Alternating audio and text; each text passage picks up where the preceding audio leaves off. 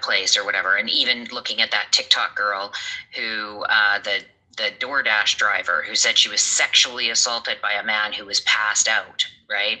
Who she filmed while he was passed out, naked. And she said she was sexually assaulted. And then what it does is it dilutes it and harms people who are actually raped, right? Or actually, touched and harmed by people. But anyway, I wanted to bring that up, not because it applies to this, but as I was reading it, I thought, oh, I need to talk to the guys about this because it's moral inflation. I just had never heard of that phrasing before. Have you? I can't say that I have, but I do see. It makes sense, right? That like we're at a point where it's like anti-Semitism, right? If everything is anti-Semitism, then nothing is anti-Semitism. Like it has to mean something. It has to be specific, right? So saying that that you cut me off on the freeway was an act of violence. It's like, well, no, it wasn't, right? Or like, oh, you were mean to me this one time, and that's an act of violence. It's like, no, it's not, right? Saying that you suck as a human being or being mean to you and being like, well, fuck you, is completely different than physical violence. It might not feel good, but not everything has to feel good. Right. Yeah. And that's actually, if we, because I do think that there can be some abuse that's just verbal when it's ongoing and such, let's say with a parent and a kid or something. But like, yeah, if somebody tells you to fuck off or somebody says you're a piece of shit, that isn't bullying. Right? Bullying is a specific thing, but people go, oh, that person bullied me. Well, no, they didn't, right? Anyway, I just thought it was interesting because I think we all know the concept. I just hadn't heard of the phrasing. And yeah, it kind of made sense. So, Jamesy, had you heard of that? It's not a term that I'm familiar with, but conceptually, like I'm vibing with what you're throwing down. This at the height of Me Too, there was this thing where they were talking about, the rape rates, and then like tagging on to the end in kind of a different, faster tone, like the end of a prescription commercial, or sexually assaulted. And like sexual assault is such a wide net that like, I don't know, man, like it's just kind of crazy to do the equivocation thing.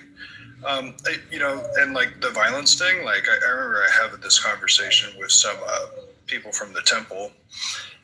They tried to say that the world isn't less violent. It's just that the violence has changed. And like it took a lot of prodding for them to finally disclose that what they were talking about was this kind of words or violence idea, which like I'm amenable to that idea, but like it's pretty obvious that you're couching something like the amount of deception involved in that cell line just kind of invalidates the message that you're trying to get across. Yeah.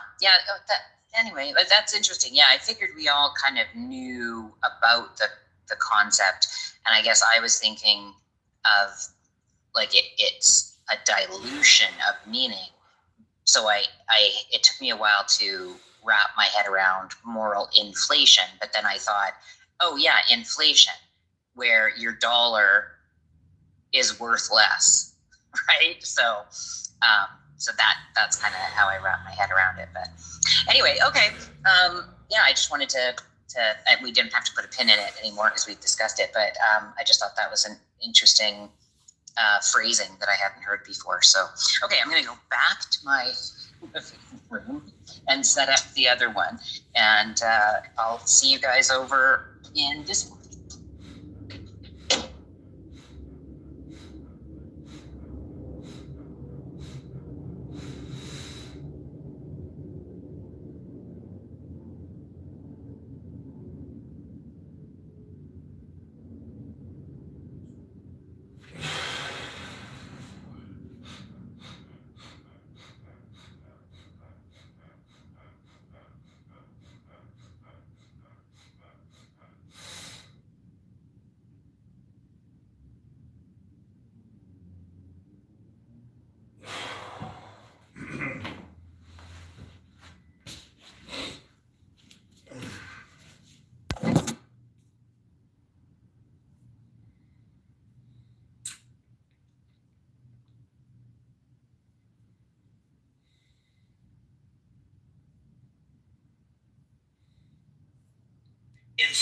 19th century, because it's always been like this.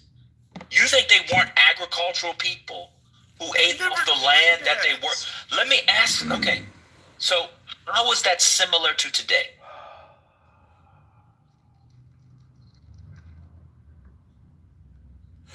How's that similar to today? How is what similar? You just said that the diets were the same throughout the South for black people throughout history. Explain how the diets are the same if the people then ate off the land. So they ate what was local. They had rice, or about Georgia had potatoes, but you had rice with every meal, and then the vegetables that you had. It was season based. So you ate certain types of things. Hold on, Toye. We don't eat season based foods now, Toye. You live in. You go to a fucking grocery store.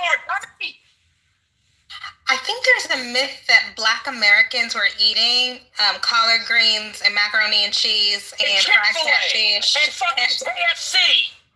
Yeah. The meat intake in 2025, nobody matched in the past. So can I ask you a question then, Megan? No, go read a fucking book. If Done. black people... You cannot ask anything. Toye, I just wanted to point out. What is anti-negrophobic? What did he say? Go eat some chitlins, eat fried catfish, and then try to act like he was talking about white people too. Get this shit out of here.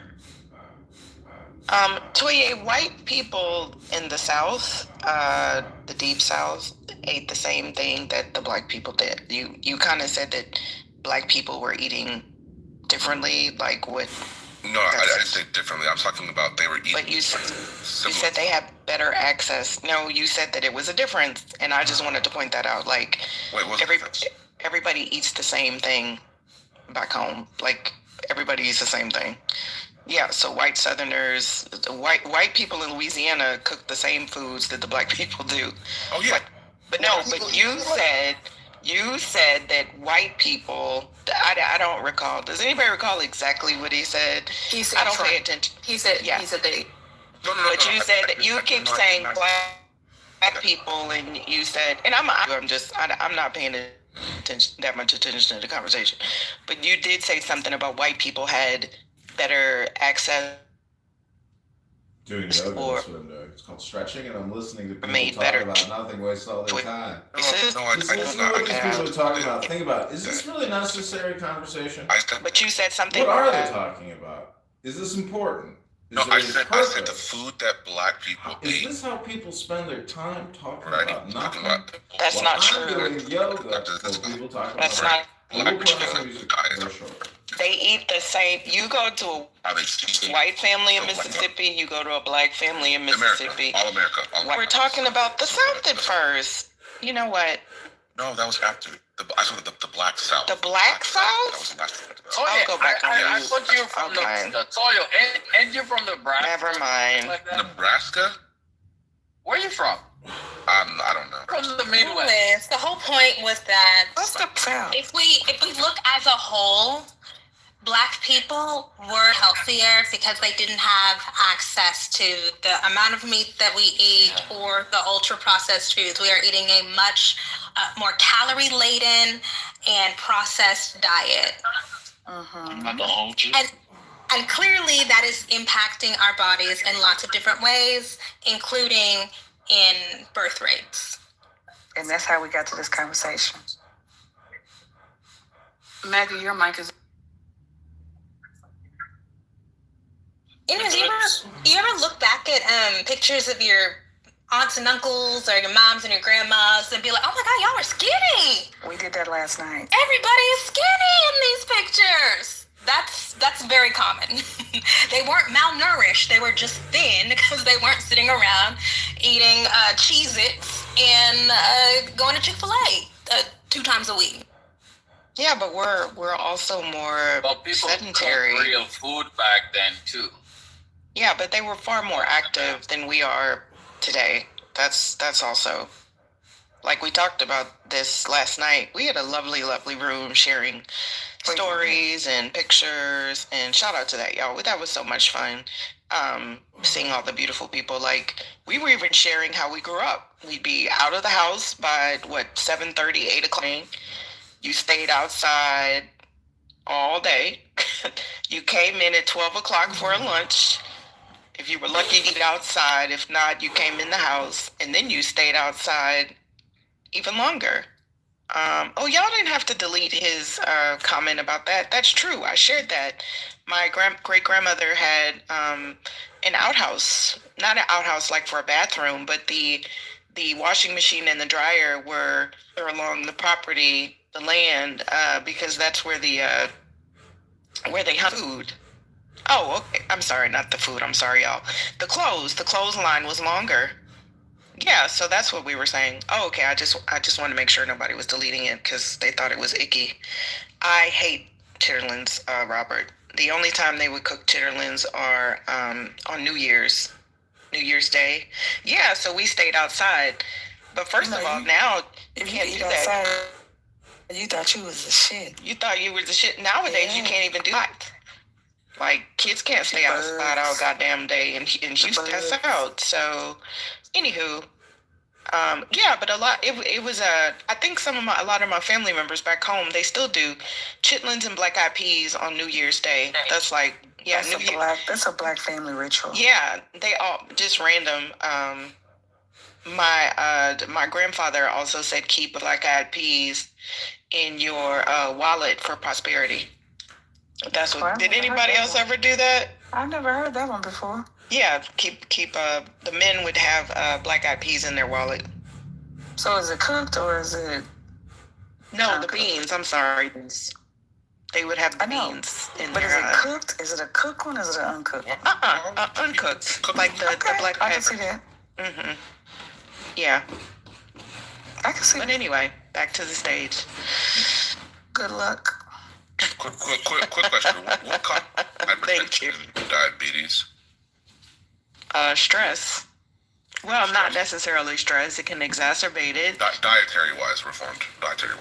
But are we really going to have this conversation? Why do we have to pick on black people all the time, y'all? Like, can we give... just 1 second. I'm just letting an old person give a rant. I'm not giving a rant. Do we have to pick people today, Toye?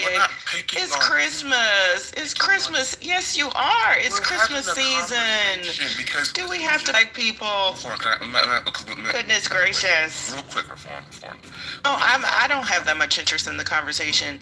I have to look cute today in honor of the conversation we had last night. So, bye-bye. I'm off to be cute today in honor of the ancestors. One thing we will say about those pictures, y'all, we were sharing pictures. Some people were going back to great. Them motherfuckers used to put that shit on. They all looked the fuck good. I mean, they were laid to the nines. So, in honor of today... Sai already put that shit on, but I said I was going to put that shit on today in honor of the ancestors. So, y'all. What was your question, Toye? What causes diabetes? Yes, the question was in relation to food. What causes hypertension and diabetes? Okay, which one would you like me to do? Those are different conditions. Okay, let's start with hypertension. Go ahead. Okay, what do you know? Why don't you answer? No, I asked you a question. It's Googleable. Well, you can get it from Google. I'm asking you a question. We don't know. I'm not a dietitian. If you don't know what causes hypertension in 2025 and you're a college graduate, that's on you, bro. Well, just make your point. Just make the points you want to make. We all know what causes hypertension. We all know what causes diabetes. What's your point? Well, by the way, the point you're going to make goes against the argument that you were making earlier. So go ahead and make your point. Go ahead, make your point, bro. The point was that in relation, I made a point earlier about black people's food in America versus white people's food in America. And we're talking about, like, black people say, oh, we ate healthier and we ate all these vegetables and they were from the earth, which not disputing that whatsoever, but are we going to act as if there wasn't a higher level of hypertension, significantly higher, and diabetes amongst black people than white people in America, from the 40s all the way to the Yes, I got you. Yes. So then if we're going to have that conversation, right, we're talking about the diets of people in relation to... so stupid. Oh my God. So yes, actually, yes. We're going. Listen to what you're saying. You said you know what hypertension is, and you're limiting it to food in the Jim Crow era. It's just, it just sounds dumb. I'm not limiting it to food. We're talking about food. As I said, when you brought up about science and vaccines and health things like that, that's a separate conversation. I'm not disputing that, but there's also other factors as well too. Correct? Are we not is food not a factor in hypertension and diabetes? Yes or no? It is. Well, okay, and, so why can't I can tell you? Can I tell you? Why are we talking? Oh my God, Toye, because in the past, Toye, the foods that cause and contribute to hypertension, you cannot disaggregate from the lifestyle of living under Jim Crow. Now, that's why I wanted to go to diabetes. So you said, and we make the claim, or you suggested it was the case, that Black people had appreciably higher rates of diabetes, and I'm guessing you mean type 2, but you didn't say which type, but I'm guessing you mean type 2, than white people. No, we actually can't make that claim, in fact. So do you have data on that? Wait. I actually can't make that claim. I don't think you. You can't make the claim that Black people have had historically higher levels of type 2 diabetes than white people in America? No, not in say the 18th, 19th, and early 20th centuries. I cannot make that claim. No. Why would they? One of the biggest driver of type 2 diabetes, I think, is inactivity. It's not moving around, exercise. They were farming the land. Hello? So you're telling me enslaved persons had more rates of type 2 diabetes than the master? Doesn't even make any sense. We're not talking about enslaved people. Okay, how about this? How about this? How about the sharecroppers? Okay, yeah, sharecroppers. Okay, Toye, I got you. Well, to be fair to me, you once said throughout. Okay, 1940s and 50s. That's a little bit different. Go ahead. Yeah. Early 20th century data shows similar or slightly lower diagnosed prevalence among Black adults. Of course. It spikes. Obviously. So I actually recently looked this up because I have uninformed and you know so much. Wait, come on. You specifically brought up a year, and we're sticking to that year and forward. Why are we talking about 1940s when you see the explosion? I look at this closely because I have a grandmother with diabetes who, sad kidney failure stuff. We really see the explosion in the 80s for Black Americans with regard to. It was in the 50s and 60s. It was not in the 80s. You just said 40s earlier. Now you moved. No, that's the time frame that MAGA brought up for different. No, I said 1840. I said 1840. I said 1840 was his standpoint on a different conversation. No, it wasn't. I said 1840s before. We were never talking about. And then he moved to sharecropping. Yes, I was, and then I moved to sharecropping. I wouldn't say 1940s and then move to sharecropping. Toye, come on, bro. 1840 is a crazy time frame to talk about. What are we talking about? It's not. Can I tell you why it's not crazy? Because you said in all of the history of the South. That's why I said in the 1840s. You remember you said throughout Southern history. You said people have eaten throughout Southern history. You did. You said people have eaten the same. You said people in the South have eaten the same across history. That was your claim 10 minutes ago. I was talking about what the diets of the Black people are in the South. I know, and throughout history, I'm talking about changed. Yes, they've evolved within the same food, but they're not changing as far as like going from eating beef and chicken to now eating beef and chicken in the South because they didn't have beef and chicken. I'm using an example, MAGA. I know. Please stop being. Toye, you're not. I'm talking about using a food group and changing to a completely different food group. They have changed to a completely different food group, is what I'm telling you. You know what the food group is? Beef and chicken. So which one is healthier, Toye? Less diabetes or more diabetes? You're telling me the types of protein that Black people have been eating. Which one is healthier? Less diabetes or They did not have the Oh my God, Toye, do you not know what happened in the 1840s? You think enslaved persons were getting beef? I know they were not, because they weren't getting the big piece of. They were not getting foods that I know that, but we're eating it now is the point, so it has changed. He's refuting his own argument. Right? I know he is, and he doesn't even know it, because he wants to argue. Time out. This isn't fun, bro. I don't know why you do this, bro. This is not fun. What were the proteins, the meat-based proteins that enslaved Now people? we're moving. They got a little. Okay, I'll answer it. The animals. I'll answer it. It was almost exclusively pork. Yes. And it was a really bad. Be quiet. Let me answer.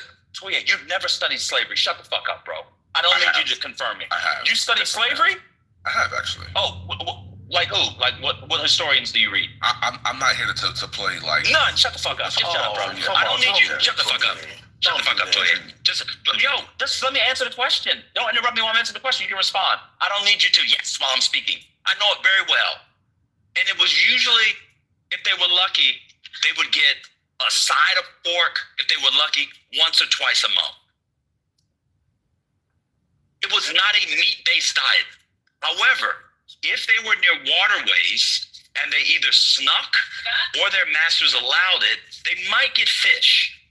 But they were not eating as a general diet of enslaved persons beef or chicken. You know who else wasn't eating beef or chicken at the time, Toye, as a general diet? White people. Beef. So yes, diets have changed. Beef would be a change. When did people start eating beef in America? Beef picked up in the late 19th to early 20th century with all the meat packing. Around what year? Mechanized. I just said the years. Literally, I'm done. You're done. You just gotta go down. You just gotta go down. No, just shut up, bro. I literally said the years. You said what years? I just, it's fucking dumb. This is not fun. Y'all got it. It's so dumb. I'm tired of talking to dumb black men. I hate what this country has done to black men. It's a fucking travesty.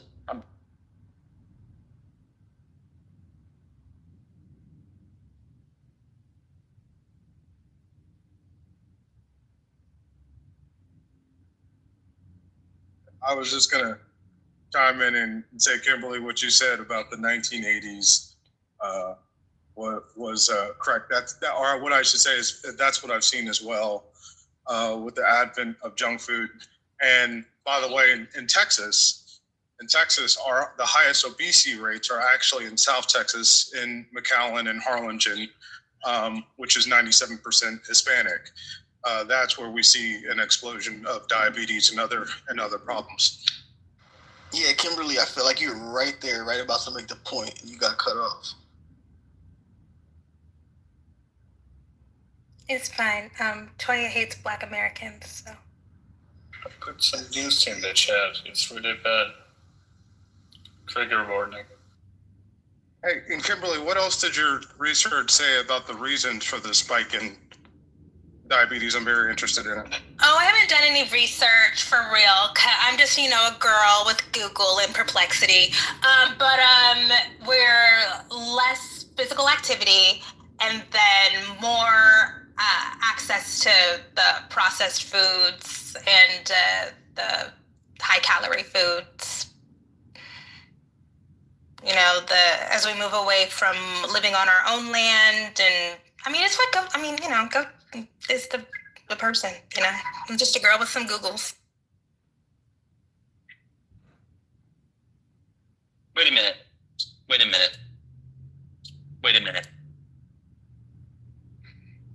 Americans started, beef was a staple of American diet in the 1500s, Toye? Is that what you're saying? No, America wasn't even a country in the 1500s. So what are you saying? So what is the point? Brought up 1800s and then people in America started eating in the 1500s. There was beef eating in America in the 1500s through the Spanish way, like the Texas. There's been beef eating throughout the world, and so we're talking. Toye, I said you said what a diet is. Not so. For example, I've eaten snail, frog legs. It's not part of my diet. We were talking about the staple diet of enslaved persons and then free Black persons in the 18th and 19th century. Just because you eat something once doesn't mean it's part of your diet. Your claim was Black people in the South, their staple diet has not changed over time.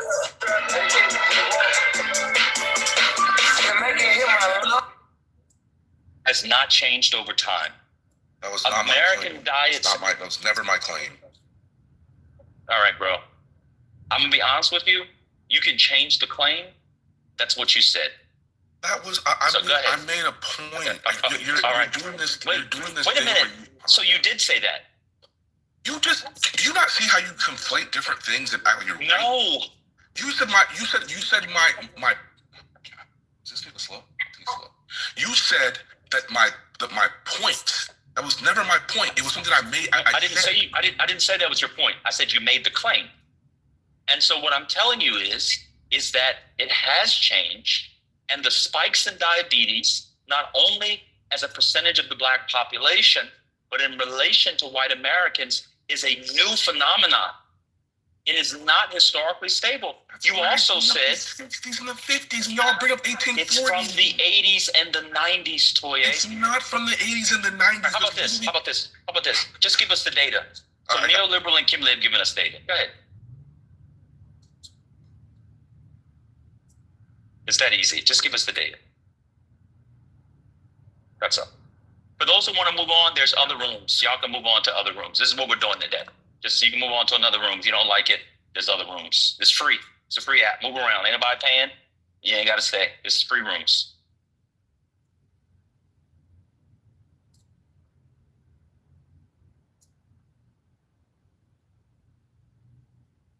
I mean, diabetes, really, type 2 diabetes generally was not a thing in America until recently. I don't think it was a health crisis. I don't know, Kimberly, you might know better than me. I don't think it was really a health crisis, or if neoliberal was really a health crisis until the 80s, 90s? I know it's exploded in recent years. I have persistent increases in the 80s and 90s. Yeah. Same, late 20th century. That's what I got too. Yeah. Toye, where's your evidence, Toye?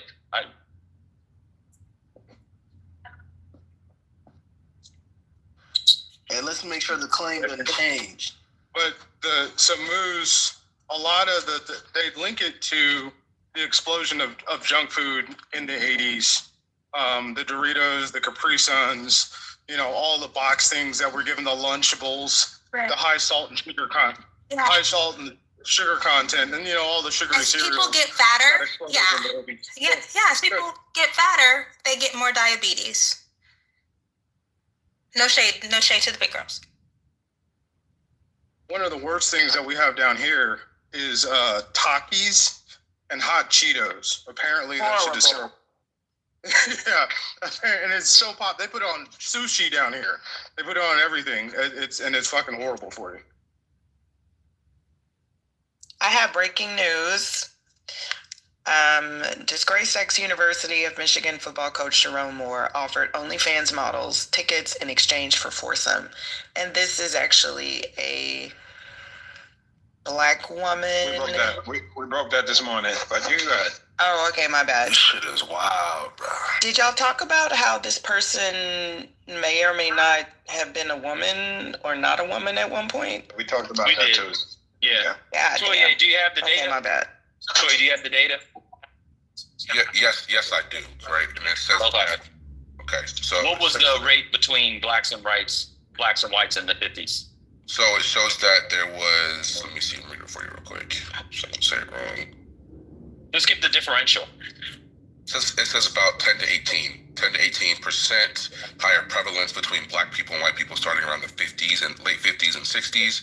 And it says that it became a global health phenomenon in America in the early 60s with the rise of major shift diet change, rapidly explosion of refined sugars that started around the 50s and 60s during World War II, post-World War II, I'm sorry. Obesity rates began rising in the 50s and 60s and became a global health crisis around the 60s. Type 2 diabetes follows obesity with a lag. It says in 1960s, diabetes was prevalent, low but rising in the 70s. In the 70s, there was a clear and distinct issue of acceleration and explosive growth. Around the 90s and from the 90s to 2000s, the growth became explosive. So once again, like I said before. So what's the referential? So what's the differential between black and white in the 50s? You said 10% more? It says 10 to 20%. Okay, what is it now? Today it's around 11 to 13%. Okay, so what is the source? There's a few different sources that I pulled up here because it read the different articles to me. Right, because you read the AI overview. The CDC, NIDDK.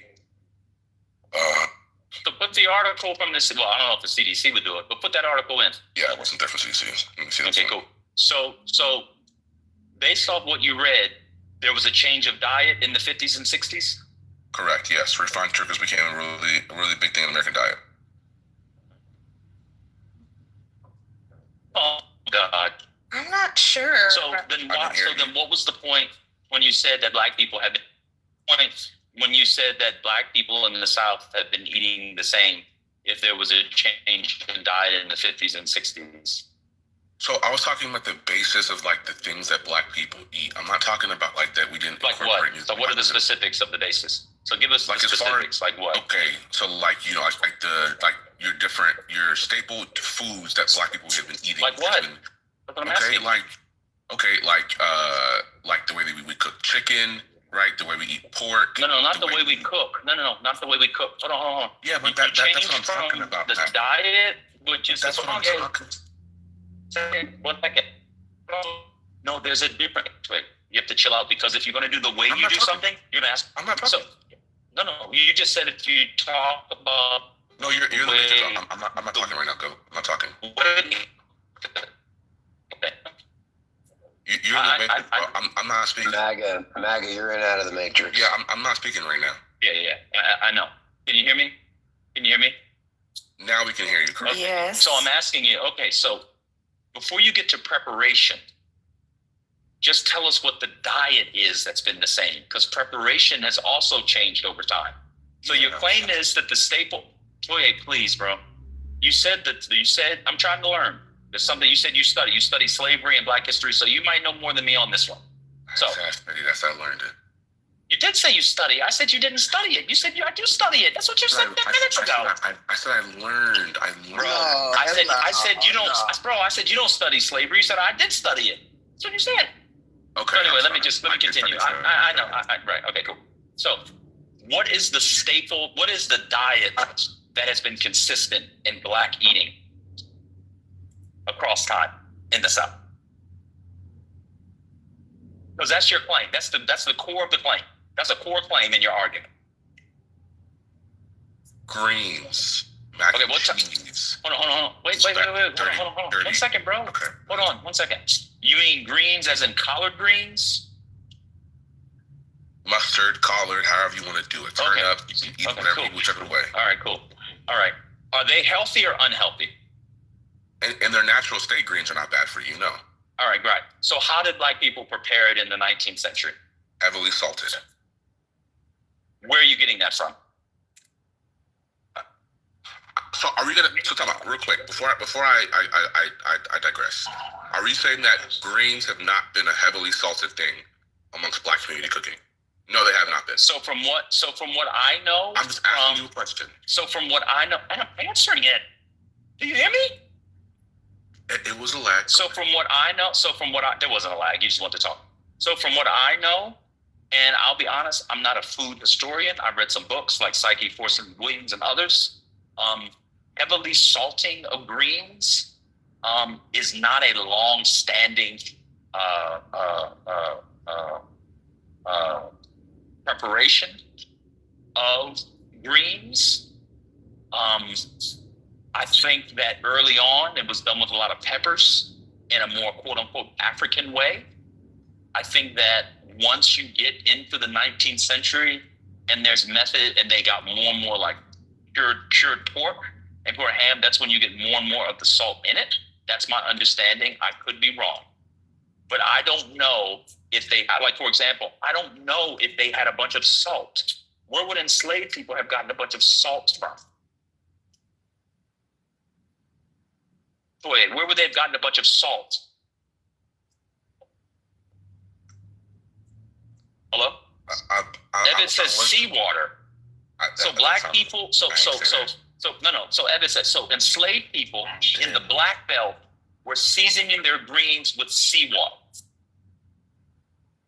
Please don't tell that to me because I ain't say that shit. No, that's what Evan said. Another white lady who's a racist.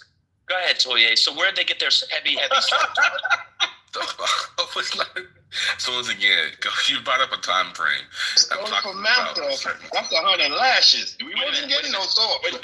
Angela said they weren't made in an African way. Of course they were. They were Africans. No. That's not what they're Pangeans, to be specific. But okay, that's fine. Go ahead. So where they get the heavy salt from? So I'm not talking about slavery, right? I'm talking about that time frame. Oh my God. Oh yeah. Can I insert right quick? My mother is 80 plus. What does that have to do? Listen. Her mom was a cooker. Her mom was a cooker and cooked in those times. I just asked her, do they have a lot of salty food then? She said no, the food was never salty. So I'm trying to figure out what year is he talking about when we use a lot of salt, other than just recently. Wait, sorry, they didn't have Lowry's? They didn't have... My grandmother didn't use it. My grandmother used like herbs and stuff. So I don't know where you're from, but I'm telling you where I'm from. So I'm just asking him. But isn't thank salty you. totally relative? Some people, what they say is salty is not very salty, and others Here you salty as go. hell. Isn't that shit relative? I'm just saying. She said her granny said the food wasn't salty at all, and I'm like, isn't all that shit relative? So what is your? So this is amazing to me. So MJ, rather than ask a question that you actually don't know the answer to because you haven't looked this up, you don't care about the people that you're now sort of flippantly talking about, why don't you provide support? Because if we came on this nasty app and started talking out of our ass, which many people do, about people and places that you're more familiar with, that you may be connected to, you would ask, where the hell are you getting that from? It's interesting to me that people who don't have an understanding or a history or a knowledge of the history of the people that they're taught. Interesting to me how flippant you sort of, I'll just ask a question. So MJ, where you talking to me? MJ, are you serious? Are you serious? So yes. So wait, hold on. Let me be clear. Your submission was you said when somebody said salty wasn't relative. It is relative. She just said it is relative. Let's not. That's not the food salty is relative. Submission. If my granny said the food wasn't salty, that's relative. So that's not a fucking measure of salt, nigga. What are you talking about? You bitch ass, hoe ass nigga. Let me tell you something. That was in addition to what Magda said. Hold on, nigga. That was an anecdote. I want you at my crib. No. You are. I got heat for niggas like you, nigga. But you are stupid. You don't know what the fuck. You need to pull up now, nigga. On this app, just like you get dragged. What's your address, Shut nigga? Your bitch ass up. Worry about hey, nigga. What's your address, nigga? Shut. Hold on. We're not doing that on Patty stage. Let's be respectful of the space. Y'all can make it private and threaten each other. Thank you. Ain't nobody threatening him. He doesn't know what the fuck he's talking about. I want the address, nigga. Brother, no. Please stop. Y'all are gonna get the house shut down. No threats in here. You want the address? Bitch, do what? Brother, please. Nigga, what the fuck you gonna do? That's what you know what I do, nigga. Oh, you know. I think you do know. Okay. You're a joke. A joke. Respect the space. I want to joke at your mama house. Bro, who is that? Okay, MJ, you've been warned. You're not gonna get the house shut down making these threats. Mothers, man, that's too much. What's going on? This is your fault, Maggie. You couldn't handle her either, nigga. Brother, what? Let's talk. We're all joking here, right? I love you, brother. Yeah. So I think, Toye, are you? Answer? I wasn't done answering. So I was talking. So this is why I was saying, like, someone brought in the chat earlier today, and they kept talking about these foods were heavily influenced. That they had like a smoked meats inside of them, bacon, right? You had a lot of ham hocks, however you want to say they put in these foods. That is the salt. That right there is what makes these foods extremely salty. Got you. And if you don't know, I got you. That's fair. I got you. And that's why I was saying. One second. I got you. 1 second, Toye. Jesus, my Lord and Savior. No, but I got you. So it wasn't a staple of the diet, is what I'm saying. What was it? Heavily salted meats were not staples of their diet. Wait. Heavily salted meats were not staples of the diet.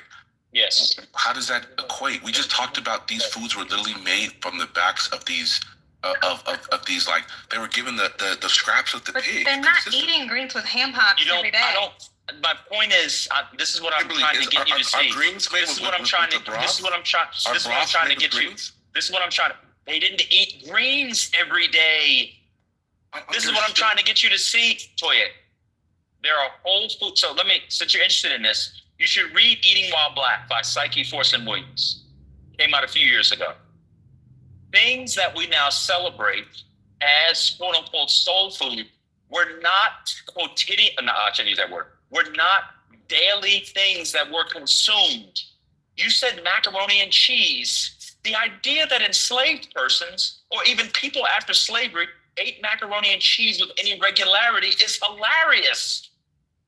It's only a dumb thing to say. They were expensive. They didn't have the money for it. They didn't have the cheese like that. They had it, I don't know, for special occasions. They had basic staples, rice, fish, the things that they grew. That's what they ate. Black people in the South don't eat that anymore. That's why we're seeing these explosions in diabetes and hypertension and other things. The way the food is prepared. You mentioned fried chicken. They weren't using ultra processed oils like we use now. And they weren't eating fried chicken multiple times a week like you and I do. I don't eat fried chicken. Well, not you personally. I'm just saying generally. Come on, man. Well, you eat these are not small. These are enslaved. Play football. These are enslaved. These are enslaved. You're not small either. Yeah. Okay. Let's talk about nobody's body, please. Kimberly's tiny. Oh my God. Now, let me say this. My grandmother grew her own chicken, so the difference with the chicken now and the chicken then, she fed her own chickens. Yeah, but that's in the 20th century. Our grandparents are young compared to the history of Black people. So when he says that the diet hasn't changed, it's changed considerably. We eat fast food today. Nobody was eating fast food in 1900.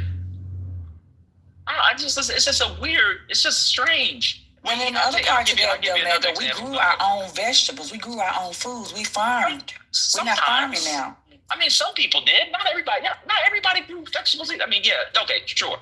Toya, another thing. We eat lots of breads. Black people in the South in 2025 eat lots of breads. They did not eat lots of breads back then.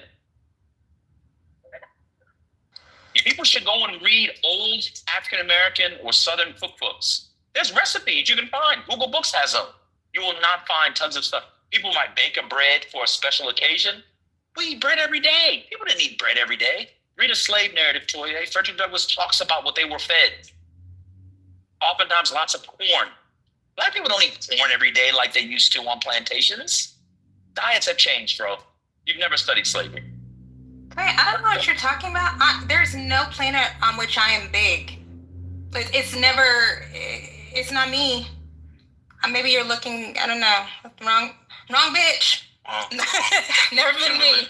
To be fair, you have a very aggressive self-confidence, and therefore that makes men want to call you fat.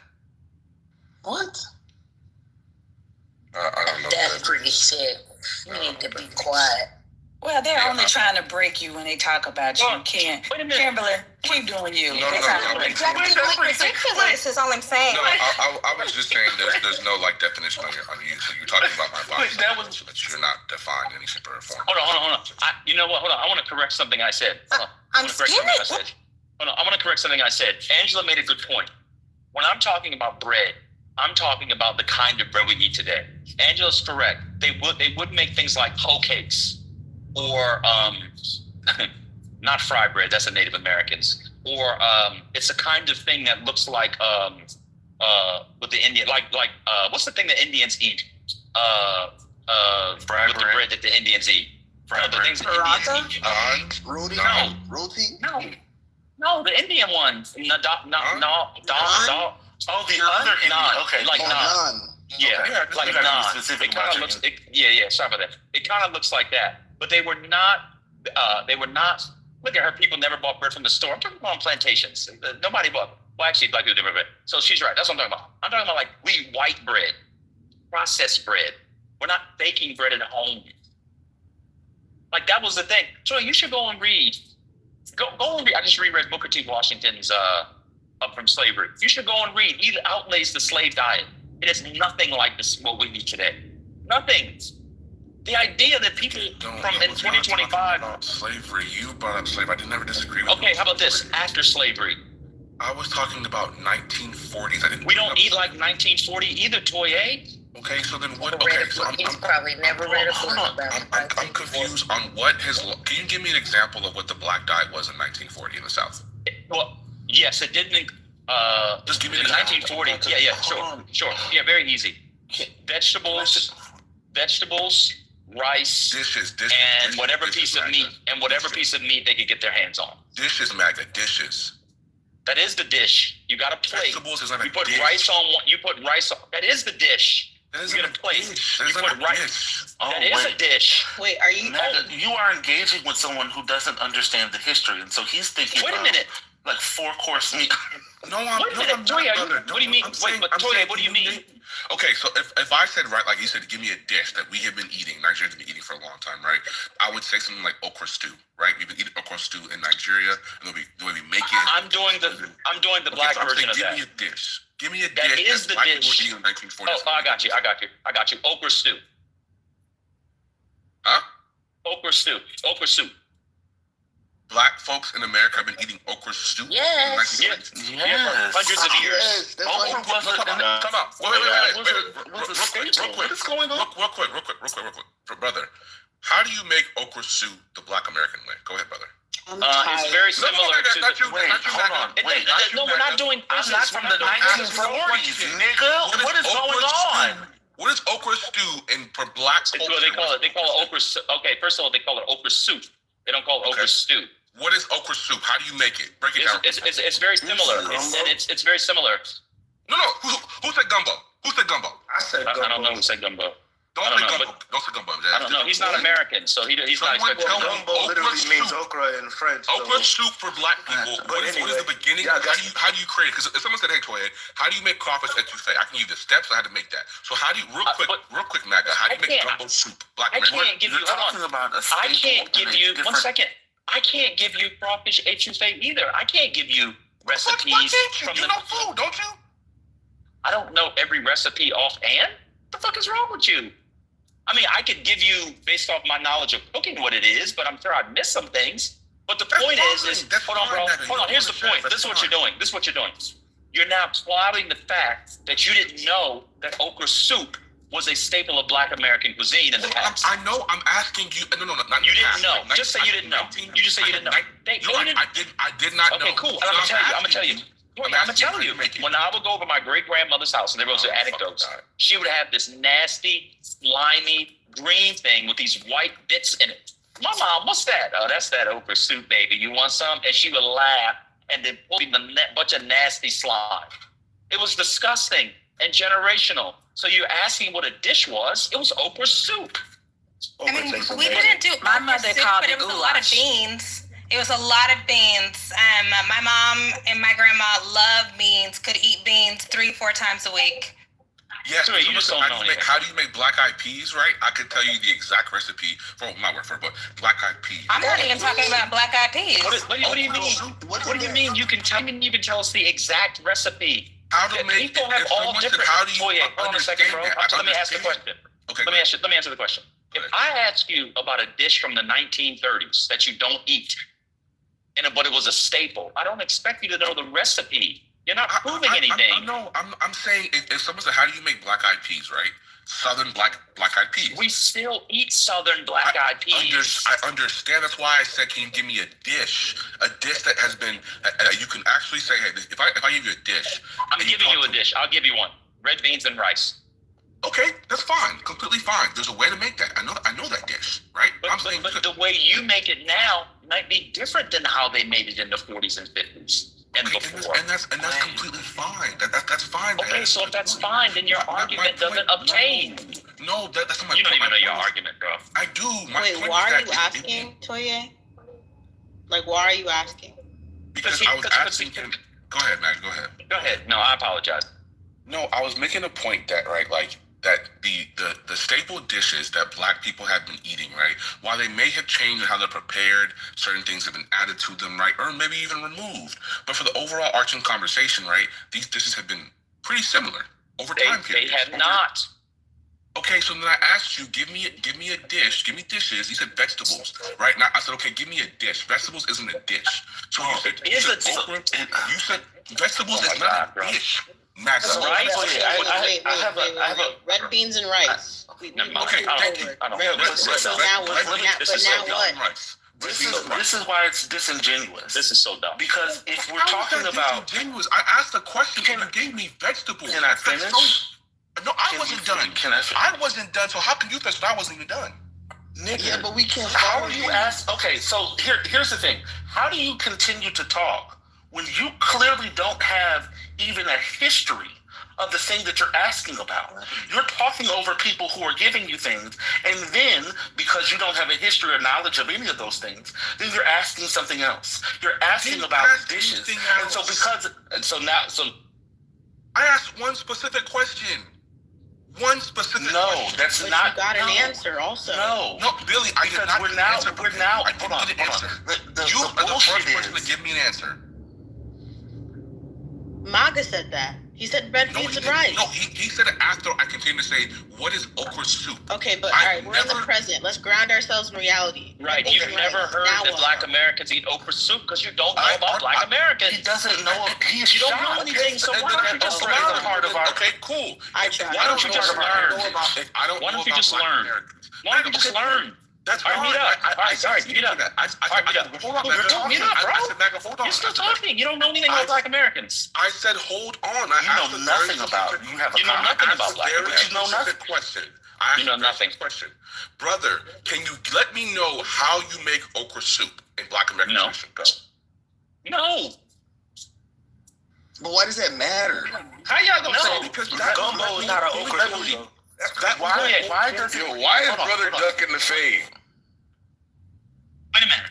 Oh, concrete. Wait a minute. If a Black American 25, and I hate to gender it, a man doesn't know how to cook something in his ethnic tradition, that means the thing is not in the ethnic tradition? What are you trying to prove? That's not what it means. Yeah. Okay, so what does it mean? What does it mean? You just came up and told me that I don't know shit about Black American culture. You don't. Okay, cool. You don't. Okay, cool. And I asked you for a dish from the 1940s, which is pretty recent, from Black American culture, right? A dish from the 1940s. Brother, you're asking me for the cooking directions. No, hey, homie, run that fade, homie. And so now, 85 years later, what you want me to do is give you. Would you like me to tell you what temperature they're set? The stove. I'm doing all that. Bro, just say you don't know, brother. Just say you don't know. I'm just saying, can you make okra soup in Black American? Why does it matter? Because that was the point that I literally made. That was the conversation. You didn't ask for the cooking directions. You asked about the food. The food we're telling you is different. The ingredients are different. They just told you. How can you make different ingredients? This is a basic. At this point, this is a basic thing. I put in the fucking chat. So you can look in the fucking chat about the okra and the relationship it has with the South. But I guess you don't want to fucking read that either. So come to me and talk that bullshit. Your brother's on his hands. Wow. Okra didn't even come from America. So in the West to the South is a tree. No, Because we're West. One mic. Niggas didn't come from America. One mic. Are you fucking? Hold on. We gotta chill. Toy, I gotta be honest with you. You just said that okra didn't come from America while asking about Black Americans who also don't come from America. I gotta be honest with you, Toye. I think you're an absolute idiot. Let somebody get some news, divine something. Let's move on. We gotta move on. You literally, I just need to recap. I cannot believe you just said, one second. It's so bizarre to me that you just said okra doesn't even come from America while asking about Black people in America. Just hold on, Toye. Just chill out, bro. Just you got yourself worked up, and I know when people get exposed for being dummies on the app, they crash. What you just said was one of the dumbest things I have ever heard, and I'm trying to decide if that's dumber than buying a $250,000 house in Mississippi over a $1.2 million house. Oh Lord. 1.5 million dollars. I'm just joking, just a joke. Just trying to lighten it up a little bit, just joking. Let's move on. I actually have news. Truck drivers, this is courtesy of my favorite, Bloomberg Law, well, one of my favorites. Truck drivers are being pulled off the road by law enforcement officers if they fail an English test, part of the Trump administration's far-reaching immigration crackdown that's threatening a critical U.S. economic pillar. What began as a push for highway safety. First, before I go on, has anybody heard of this? They're being administered an English test? The fuck? Oh yeah, this is a very huge deal. Okay, I'll continue reading. What began as a push for what the test is, but go ahead, Mickey. What began as a push for highway safety has expanded into an enforcement drive that immigrant advocates say targets foreign-born truckers who are legally permitted to be in the country. More than 9,500 cases of drivers pulled off the road, with Texas and Wyoming leading the way, have been since late June. Bloomberg News analysis of federal data shows. At the same time, Transportation Secretary Sean Duffy has sought to sharply limit commercial driver's licenses for foreign-born applicants, a move since paused by a federal court. And hundreds of truckers have been swept up in ICE raids across Oklahoma, Texas, Indiana, and New York in recent months. Shelley Simpson, CEO of JB Hunt, expects some 400,000 drivers, about 11% of the supply, to leave the business over the next few years because of enforcement actions. Commercial truckers face stricter language rules than regular drivers, but since the Obama administration, violations typically only resulted in citations. That changed after an April executive order from President Donald Trump calling for common sense rules of the road to be applied to U.S. truckers. Within weeks, the DOT issued new guidance prompting inspectors to place drivers out of service who did speak sufficient English. These are good drivers, experienced drivers, but they get pulled over and the officer says their English isn't good enough, says Vadim Shupik, the owner of an Illinois-based trucking company who's booked planes and car rentals for drivers who've had to abandon their rigs. Oh my God. Are you fucking... Here come the procurement bottlenecks. Christ. We're going back into COVID level procurement bottlenecks. This is going to be... Wait, and can you imagine that there is somebody with some sort of a load, like all kinds of shit in there, and they just pull them over, like you're going to jail or whatever? What the fuck happens to that load? I'm trying to figure out... Are you kidding me right now? I'm trying to figure out, not just logistically, but like how is this working out for people? Like I watched a video of some white guy who like watched an immigrant get taken by ICE and then like stole his truck. So like in a situation with like what you're talking about, Miki, like we're in like how is this working out for people for real? And I saw someone in the chat say they don't have an issue with it. Here's the problem. I would love to find out what the English test is, because as we well know, a lot of Americans can barely speak good English. So what determination, and are we really leaving this up to random officers to someone can speak good English or not? Like, what? This is so fucking problematic, y'all. As a daughter of, well, not my dad, but granddaughter of truck drivers and all of this, like, this is so fucked up. They passed the damn CDL test. So clearly it's just good enough for that. Right. Anywho, somebody asked for news. Back to the stage. Like, are companies going to start suing because of this? Like, you're literally stealing our employees? Like, what? Well, JB Hunt is one of the big boys. So I can't imagine. This is the law. I mean, I haven't heard about any law, but I did put the article from Bloomberg Law in the chat if someone wants to read. But this is very problematic. Yeah, very, very, very problematic. Have on the supply chain. And then how are they stopping these drivers? I'm not surprised that Texas is not one of the number one states, but Wyoming? This is crazy. Those are major transportation highways as far as like when you look at logistics in the United States and you talk about places like Texas and Wyoming, you're talking about the way they get things to the rest of the country. That's gonna be very problematic. I don't understand his logic behind that. Well, and then we already have Well, I love Cindy Stumpo when I tried to say we still have supply chain issues, because she talks about this quite a bit. Of course, she's building $20 million houses. Corrected me, and she said, "No, we don't have supply chain issues. This is just the new normal." Because even at that level of building, she still has to wait for products, like for windows and doors and stuff. And of course, she's just a build. But it's just no. She's on Chatter, Jazzy. She's on Chatter exclusively. But that's just I'm sorry, y'all. I didn't know that this was happening. But anywho, that's just the news. But that's really just no. She's even acknowledging. That's what I'm saying. There are a lot of Trumpers that are acknowledging that this is not what they signed up for. But we knew that was going to happen eventually. But yeah, because these people are going to leave. Yeah, but if you're just they were shocked the first time. That's so. But why are they pulling over these truckers? Like, what are they saying that they're, like, are they getting them at the weigh stations? Because in some states you do have these weigh stations.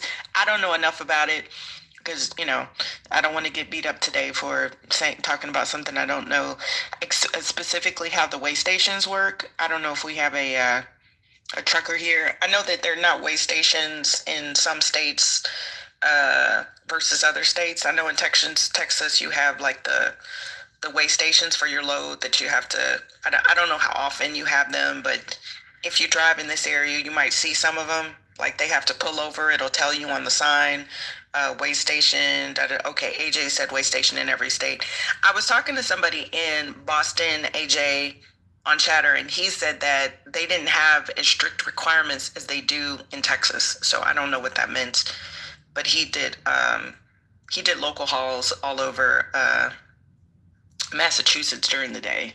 But anywho, back to the stage. Strategically placed throughout the United States, and it's really based on what you're carrying. Like out here, you see them a lot.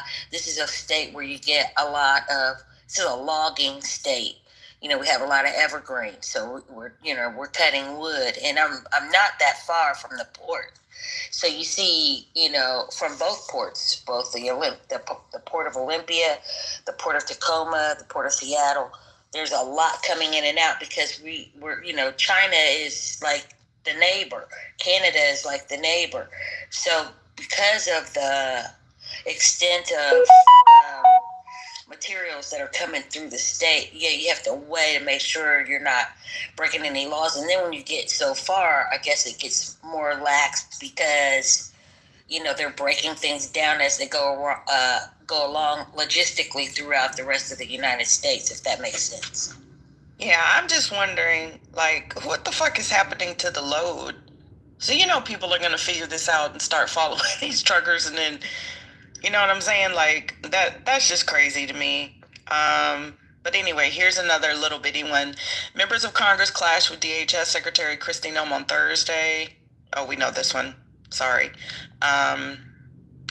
So, all right. Back to the stage. I have a little... Thanks, Miki. So I know that if a load gets left, the company, they're definitely going to send out another driver. But this has always been a law, but it's being enforced more now. I just found U.S. federal law enforcement by the Federal Motor Carrier Safety Administration requires commercial truck drivers be proficient in English enough to understand traffic signs, communicate with the public officials, and fill out reports. So I guess they have to prove this non-proficiency. Again, it says read signs, communicate with the public, and fill out their reports. So if they're unable to do that, I think this is a problem. But if they're targeting truck drivers because they're not able to have a whole conversation, if they know enough English to do their job, leave them alone. We have navigation now. We have navigation that can be set to the language of the driver's preference. All of that. We've all been to Europe, right? And Europe has multi-languages, and that you can go from the way the EU is set up now, you go from one country to the other, just like we go from one state to the other. And I don't think they require that, okay, you're a German truck driver, you must be able to speak French or English or what have you. Just another target, I think, another attempt to target people that aren't quote unquote American enough. I learned with that. Yeah, and definitely not in Europe, brother. But once again, they want to target the goddamn people that are working and paying taxes and shit. Truckers can make pretty good money. I have a ton of truckers in my family. Like, grew up with truckers. This is such bullshit, y'all. I mean, it's just dumb as fuck. Thought they said that they were gonna go over the bad guys. Now you want to attack the people that are literally at their job, doing their damn job. Bad guys, Mickey. That have their CDLs that are like, There's not stupid enough asses. bad guys. There's not enough bad fuckers. Anyway. Hey, you guys, didn't this start like back in September where that guy made a U-turn down in Florida with his rig? And Yes, 6 people, I think it was 6 people that got killed. Ron DeSantis went crazy. And he was like, we're taking all their licenses, and if they can't read English, if they can't pass, and he went crazy. So this is the new MAGA thing. So they're going to get rid of the truckers that... What he didn't say was the people that got killed were actually immigrants too. The Chinese bus driver also had an accident somewhere down south.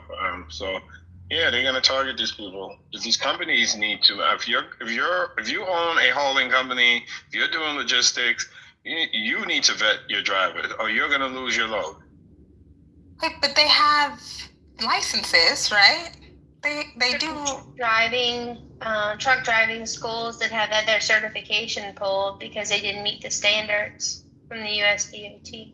Yeah, but you still have to pass your CDL. Like, you still have to, it's a particular type of license that you have to drive. So that's a CDL. That doesn't come from the truck driving school per se. Like, not every... I mean, I read English and I've driven the wrong way down the road before, so. Yeah, the CDL is administered by the, when you, like where you go to take your license, your license exam, right? Like where everybody goes. So you can take a CDL exam without having gone to a truck driving school. Like my grandfather was old school. My uncles and my cousins could drive rigs when they were 10 years old. They could break apart those engines when they were probably 10 or 11, but that's just what they were taught. There's a huge company back home called Carrier.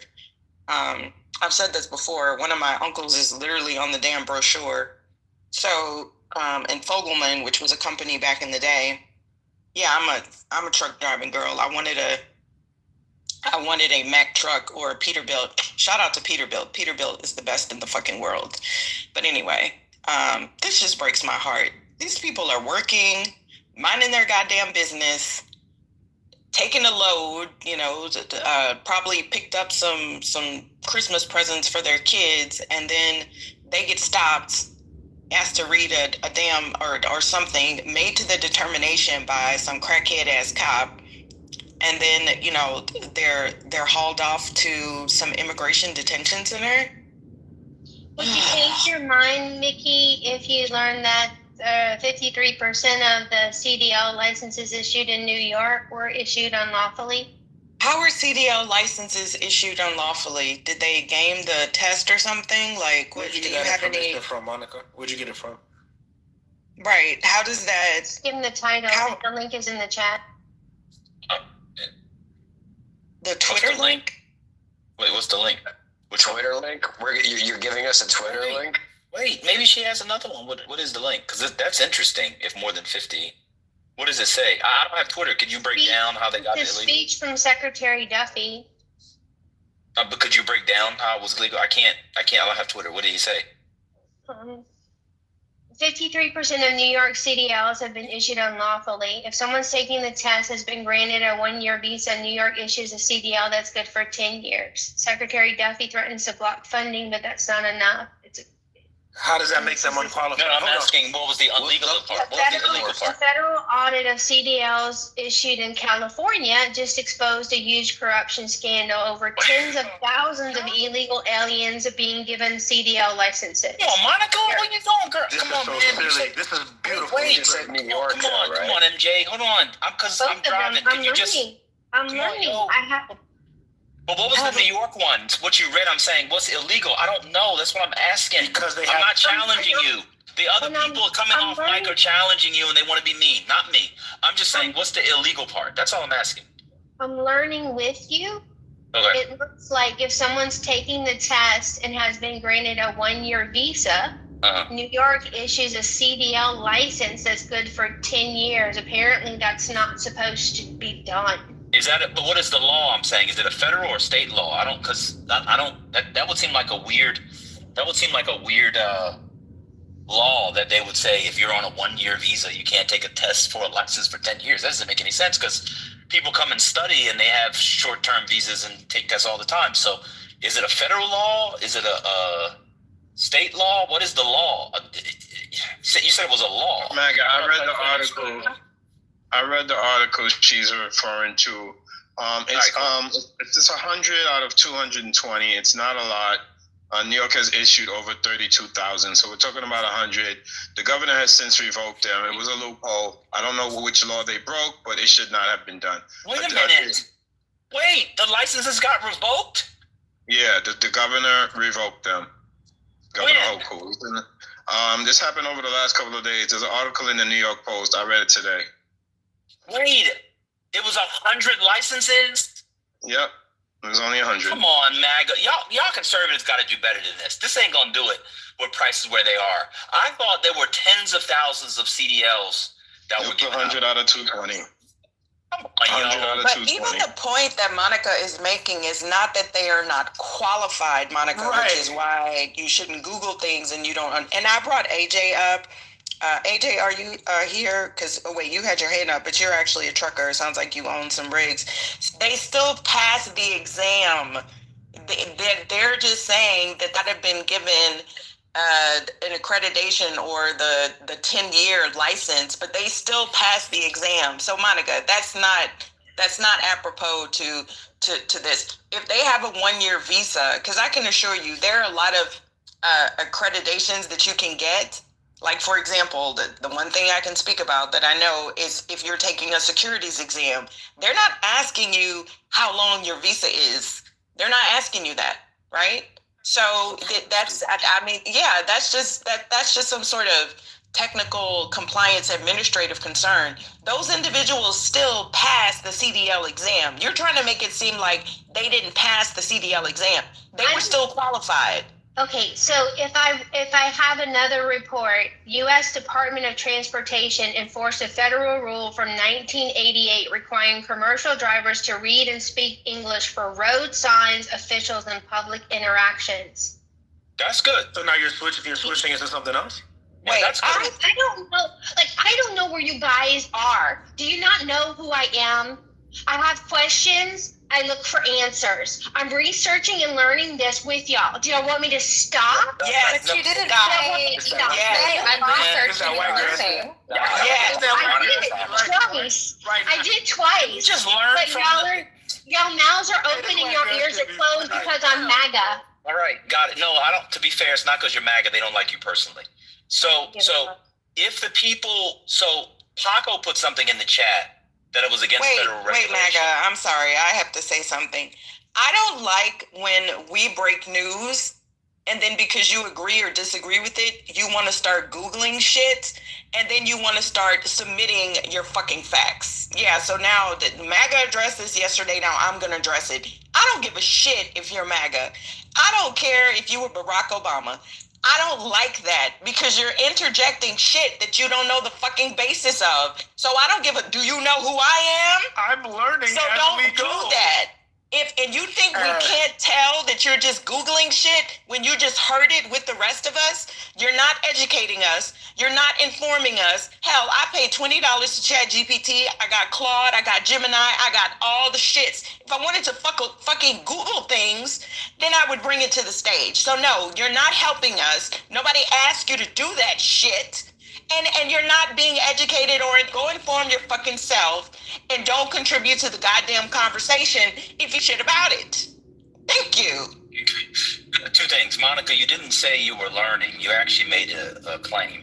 And now you're backtracking. But so if the people can read, so the law says they need to be able to read and speak English to a certain degree. The exam take care of that? Like if they pass the exam, in English, ipso facto, they were able to read and speak enough English to pass the exam. I'm actually very confused. I'm sorry. I gotta be honest, this is more confusing than Toye. I'm confused. If you pass the exam and the exam's in English, and you have to have enough English to read the signs and do things to be a driver, wouldn't by virtue of passing the exams you know enough?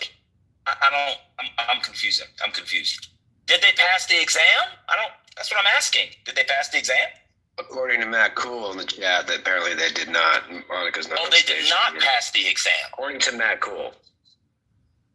Magda, I'm wondering if they offered those examinations in the language that you speak. That's possible. And if they don't check to make sure they understand the different road signs, because that should turn that. It's a federal exam. Why would the Trump people give tests in Spanish though?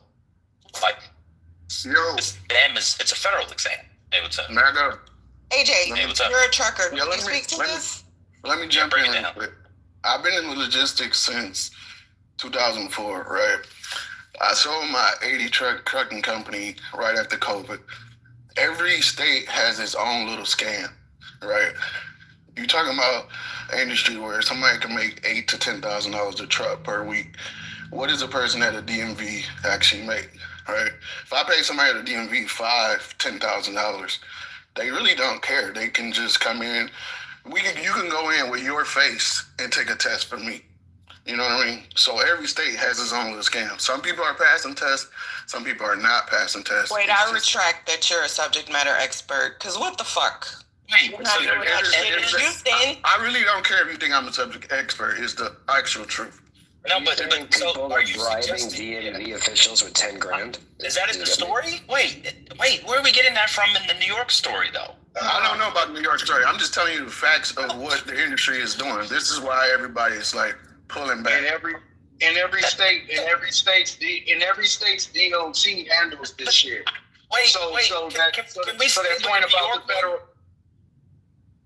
Can we stay with the New York one? So are you suggesting there was a scam in New York? No, you want me to read the article? It's a quick read. Is it hard to fucking believe that there may or may not be a scam there? Well, then who got charged, fucker? Why are you cussing at the fuck you? What are you cussing for? What's the question? He can't. Like y'all the only fuckers who can cuss. I simply asked a question. What you cussing at me for, bro? Fuck. So, was anybody fucking indicted? Fuck. So when Kathy Hochul took when she took the fucking license away, did a motherfucker get fucking indicted? Nope. Not at all. I love it. Did the Trump administration fucking indict somebody? Fuck. The fuck, y'all? I'm just asking. Is it hard to believe? No, it's not hard to believe. I'm asking about this fucking story. Did it fucking happen? If not, then shut the fuck up. Is it hard to believe that you could graduate high school? Yes, fucker. So, AJ, you came up. You have evidence that the New York one was a scam? Well, no, I'm just speaking in general, not necessarily about New York. I don't know. I don't have any information about New York, but this is an industry. This is an industry thing across the country for sure. What's that got to do with this? Okay, well, did you also know that truck drivers like to get lot lizards who are females, males, sometimes trans? And I know it has nothing to do with this story, but AJ was in the business, so he used to get hand jobs and blow jobs by trans women in lots all the time. Oh shit! Since we're doing things that aren't related to the story, since it's not related to the story, let's just bring some stuff up. Fuck it. How do we get here? Because as we know, all that matters is that we're here. Because what everybody knows and what you guys know more than anything is when the scam is done and over with, most of the evidence is in the trash by the time anybody fucking gets a wind of it. And that's the part where you guys get to hide behind and play little fucking fanatic games like, oh, it's not really happening. It was 100 people. Like, fuck off. The point is, that's not. The point is American jobs are for fucking Americans. The fucking job is for Americans. That's the point. Motherfuckers who can read. Motherfuckers who can read English and who know what a fucking legal U-turn is. Motherfuckers who are used to. Motherfuckers who. Oh, motherfucker! I've already had my DOT several times in my life. So fuck off, you non-working. Shut up with your fucking lotioned up, fucking clean ass hands, you fucking non-working. His ass is lotioned up and clean. Fuck off, fuck. Did you say his ass was lotioned up and clean? You ain't pen in your life. You ain't lifting nothing but a pen and a page, you lazy fucking. Yeah, fuck. Fuck it. Fuck. Yo, this nigga's homoerotic. Pause. He's gonna no pause. Go forward. Go ahead. So his point is that it could have been a scam, and that could. You're in the Matrix, Naga. You're in the Matrix. Matrix. Fuck the Matrix. Fuck. Okay, we did hear that. What's going on? I heard that shit, man. Why you said that?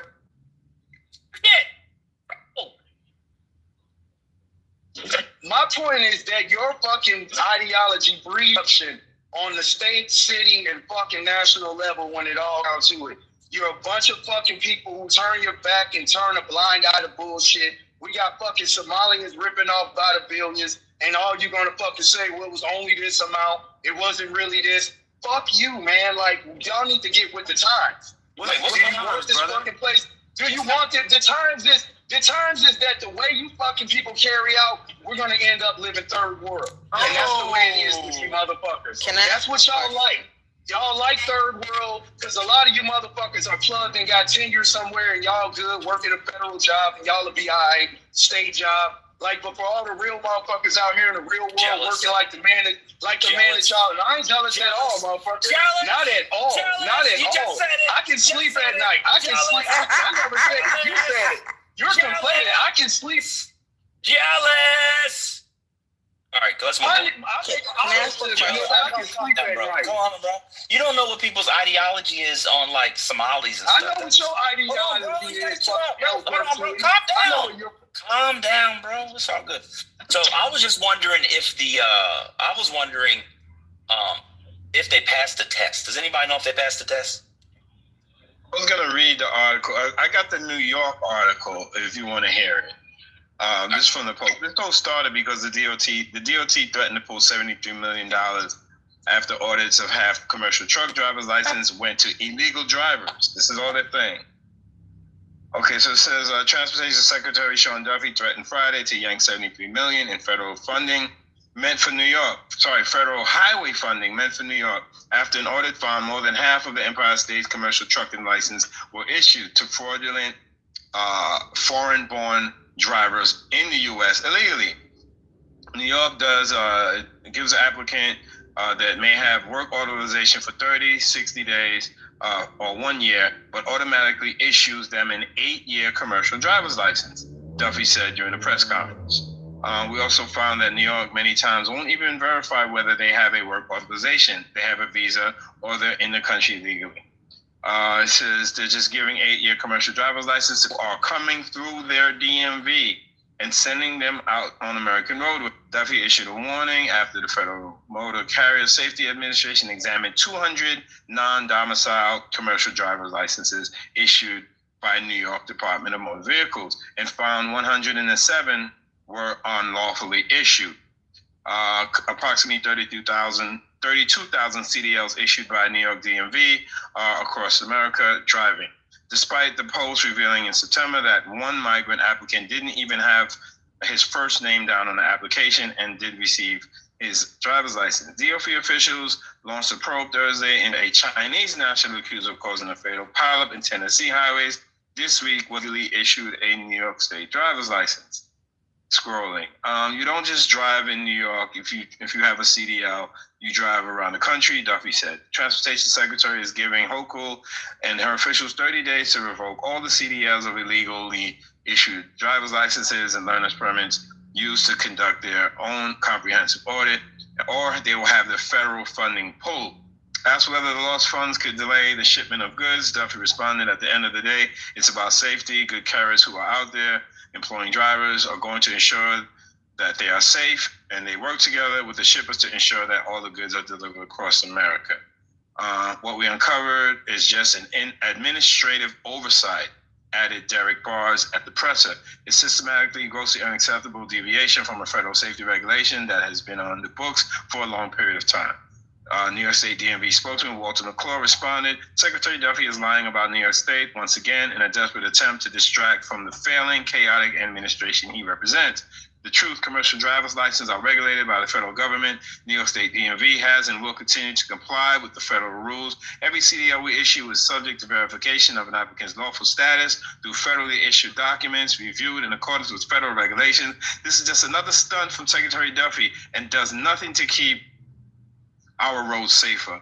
We will review USDOT's letter and respond accordingly. Half of the CDLs issued either New York or California, the federal official noted before calling both states to revoke the unlawfully issued licenses.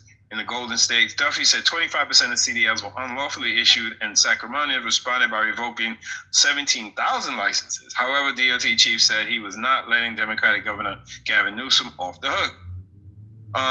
I thought Hochul revoked them. I guess I was wrong. California is the only state that unwillingly enforce English proficiency rules, the secretary noted. And how you can get a license when you're not proficient in English in California begs the question, what the hell is going on in California? That's the end of the article. So somebody got a license, we're expected to believe, and they barely put their first name, but yet they were issued a license with their address, their information, but they only provided their first name. So what do we have? Some Harry Potter motherfuckers working at the DM in New York that can just glean all your information without you having to fill out shit? Is that what we're saying? Okay. But most people that go to get the CDL, they usually go to a CDL school. There's one near me. You go through the whole process, and once you go through that CDL school, there is a written portion, right? Air brake endorsement. There's a lot behind getting a CDL. So I don't think anyone just got a CDL magically. It looks like they all went through the process, but I could be wrong. Well, it said that one migrant only barely gave his first name. So how do they do? You know what? It's New York, I guess. Whatever. Divine, that was a lot. I was just gonna say, Divine, that was a lot you read. Like, was there any evidence that substantiated the claim that they were getting these CDLs without actually any exams or anything, or is that?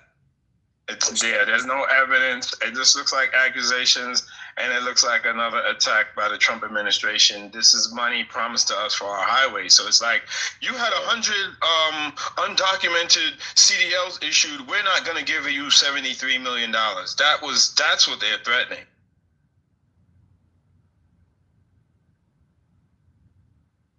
Right, and I still don't. So these people took the qualified exam. So they're saying there was something with the paperwork process, but they passed the exam, and they're saying that they just did not qualify or make sure that they were legal citizens, or that their work visas allowed for them to be issued a 10-year CDL.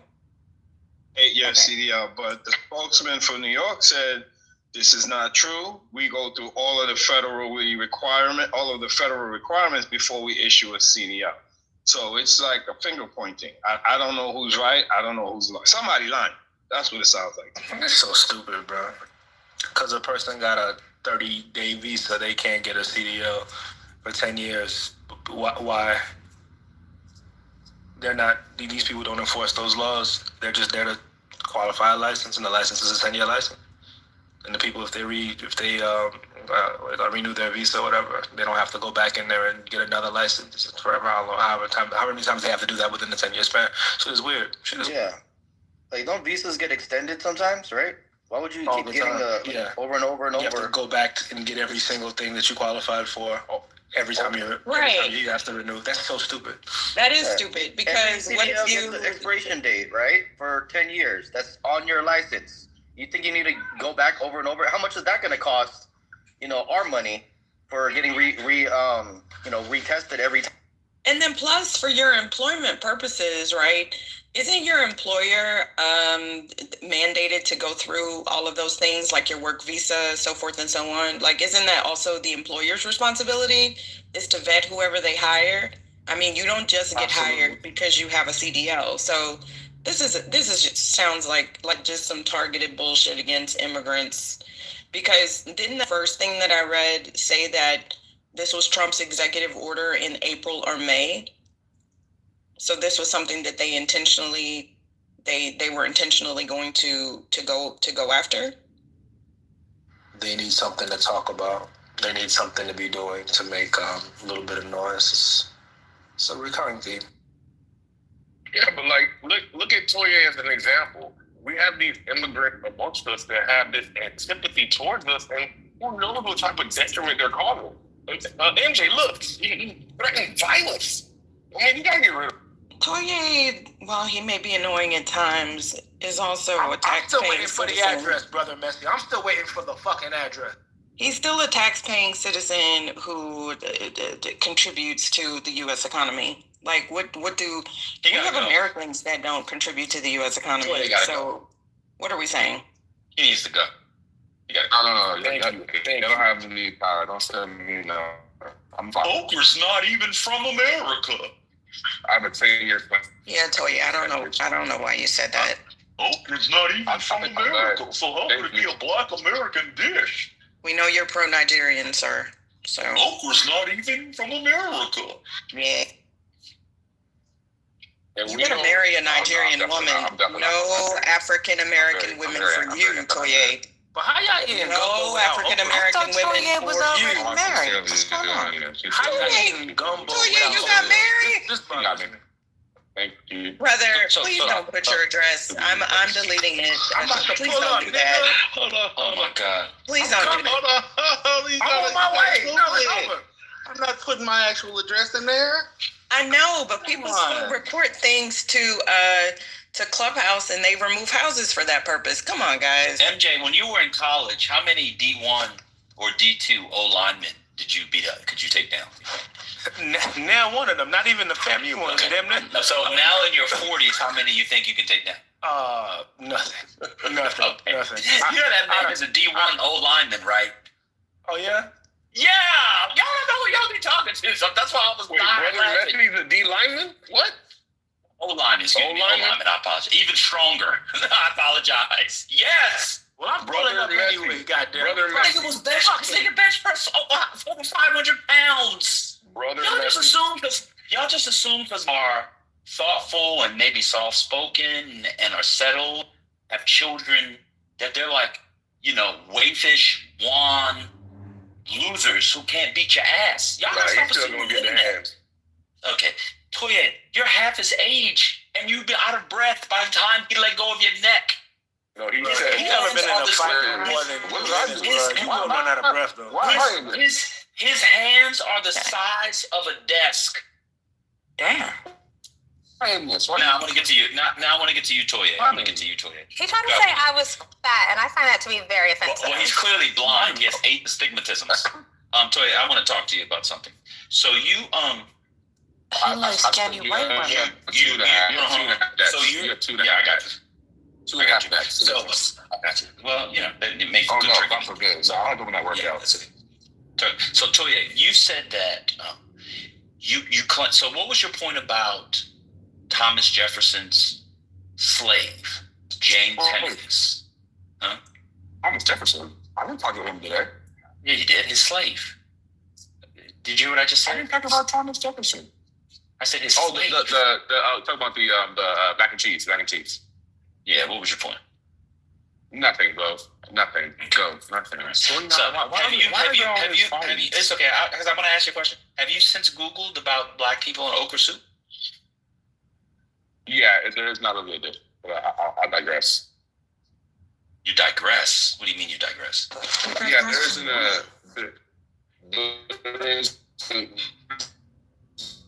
The Matrix has you. Soup that black Americans have to eat. What'd you say? I'm in the HEB. Yeah, you gotta start over. What'd you say? Can you hear me now? Yeah. I'm in HEB. Wait, you're in HEB and not Whole Foods, and you were yelling at us about better eating choices? You can afford Whole Foods. How come you're not at Whole Foods, Toye? Why are you at HEB, Toye? Wait. So what were you saying about okra soup? It's a premium grocery store. What were you saying about okra soup? That isn't a dish. It isn't a dish, a Black American dish. Wait, okra soup is not a Black American dish? No, it's not. That's like a fine. Okay, one second. I have a recipe here from a Black American woman for a cookbook on okra soup from 1860. Okay, can you read that? Where did you get that shit from? What the heck? Sure. What do you mean? Google Books. That's old recipe books. Free online. Hold on one second. Yeah, it's got This nigga nice with it, right? Let's see. Vegetable oil. Well, this is it for our stuff. They wouldn't know. Vegetable oil, table salt, black pepper, yellow onion dice, beef stock, quart of okra, canned diced tomatoes, 2 cups lima beans, 2 cups summer squash, Worcestershire sauce. That's not authentic. That's probably an update. Cider vinegar, and then cook with rice. And this is part of what makes it American, would be the use of the squash.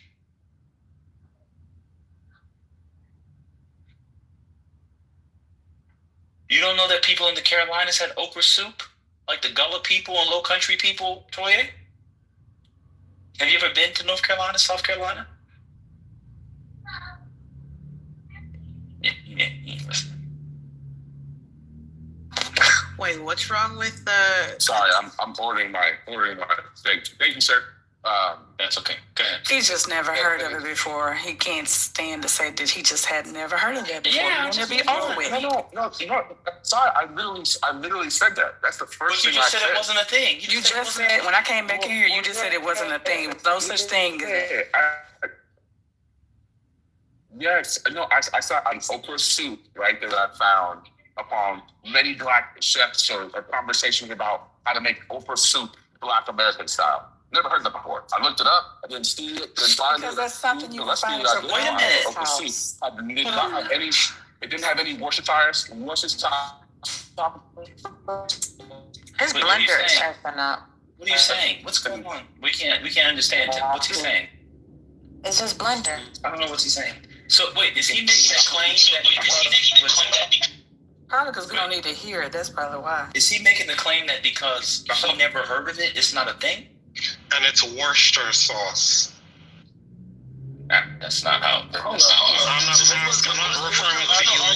That's what he's saying. What's that nigga name?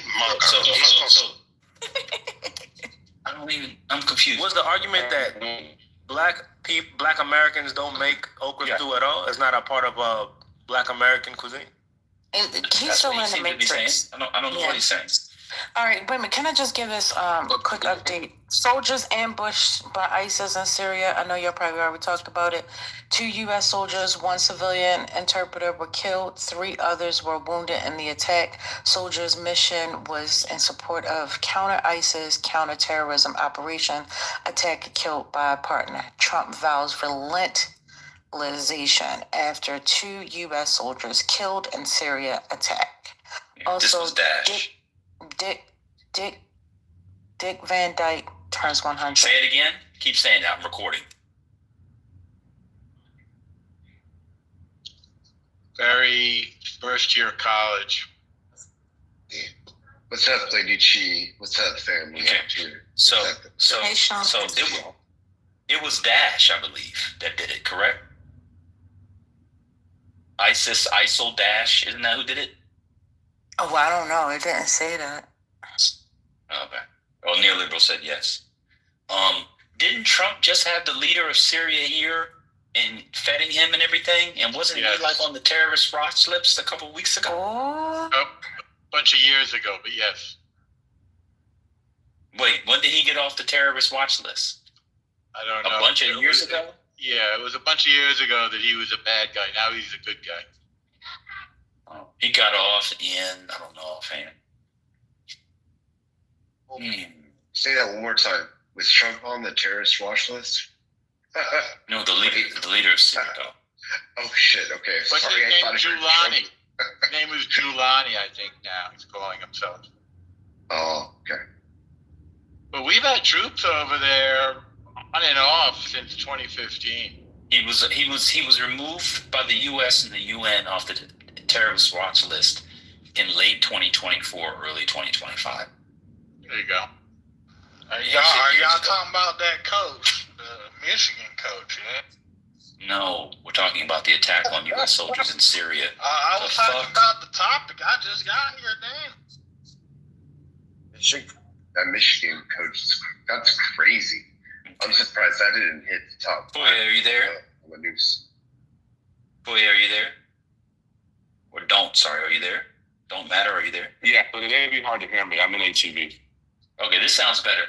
So you're saying that okra soup is not a dish that Black Americans have made, had, and served traditionally. You're saying?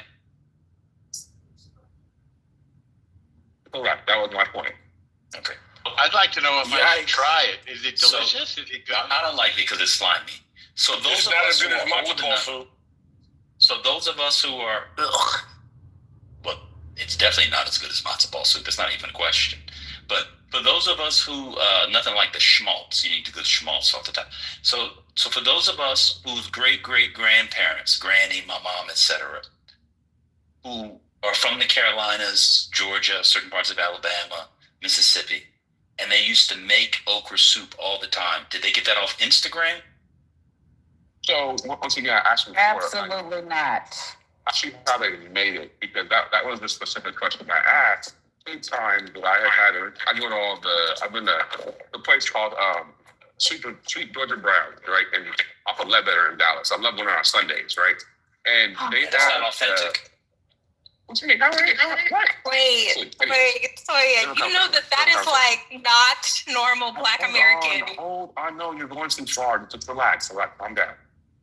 But what I'm saying is that, like, the only time that I had seen okra, right, consistently, American dishes that have predated, right, the 1940s is tomatoes and okra, right? They have this thing where they put tomatoes and okra in the same dish and they kind of mix it together. It's that same vegetable. They see tomatoes and okra.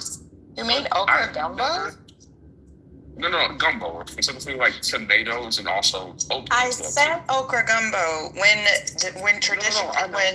we make okra gumbo, it's made with a tomato base. And it's thicker. It's not like traditional gumbo, but we still call it okra gumbo. No, I'm saying I'm supposed to be made with okra, but I'm gonna go on mute. Yeah, I mean it's just a derivative of what it's just a derivative of what we call okra soup. So it started. Can I just tell you the story? Derivative of gumbo?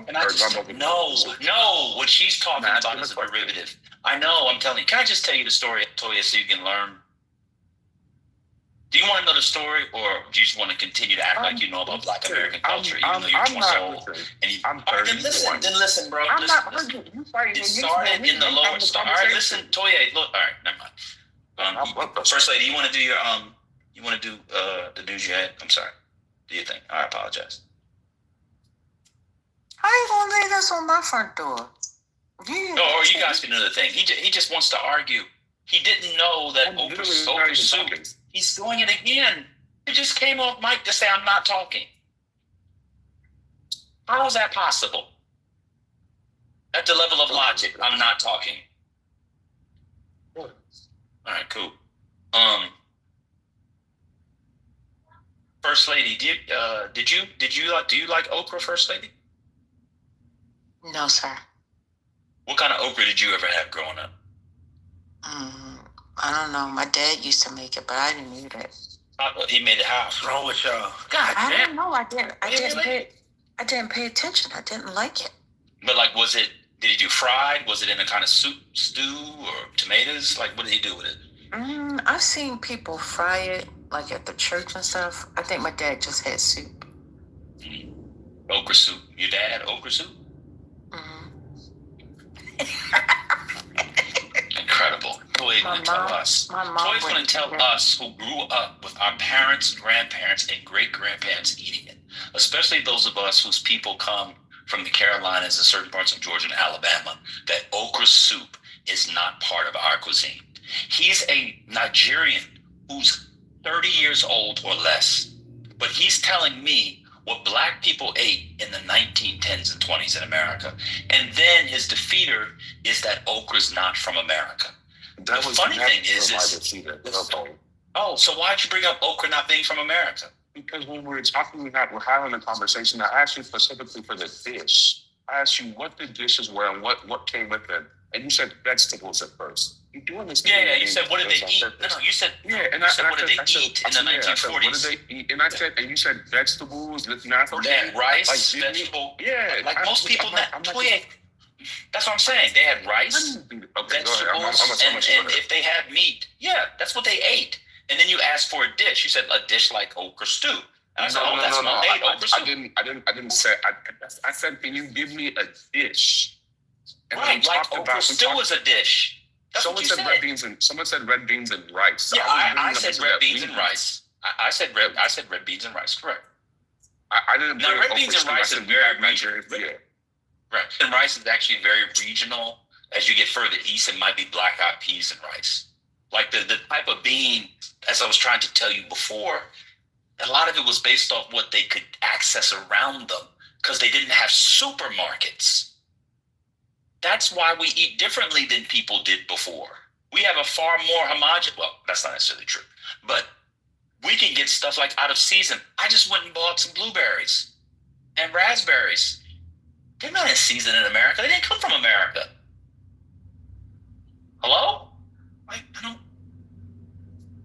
Whatever. Strawberries are out of season too. Naga, can I make an order? Please. I'd like to order some First Lady cheese. Yeah, it's just tip your waitress in the goop when you make your order.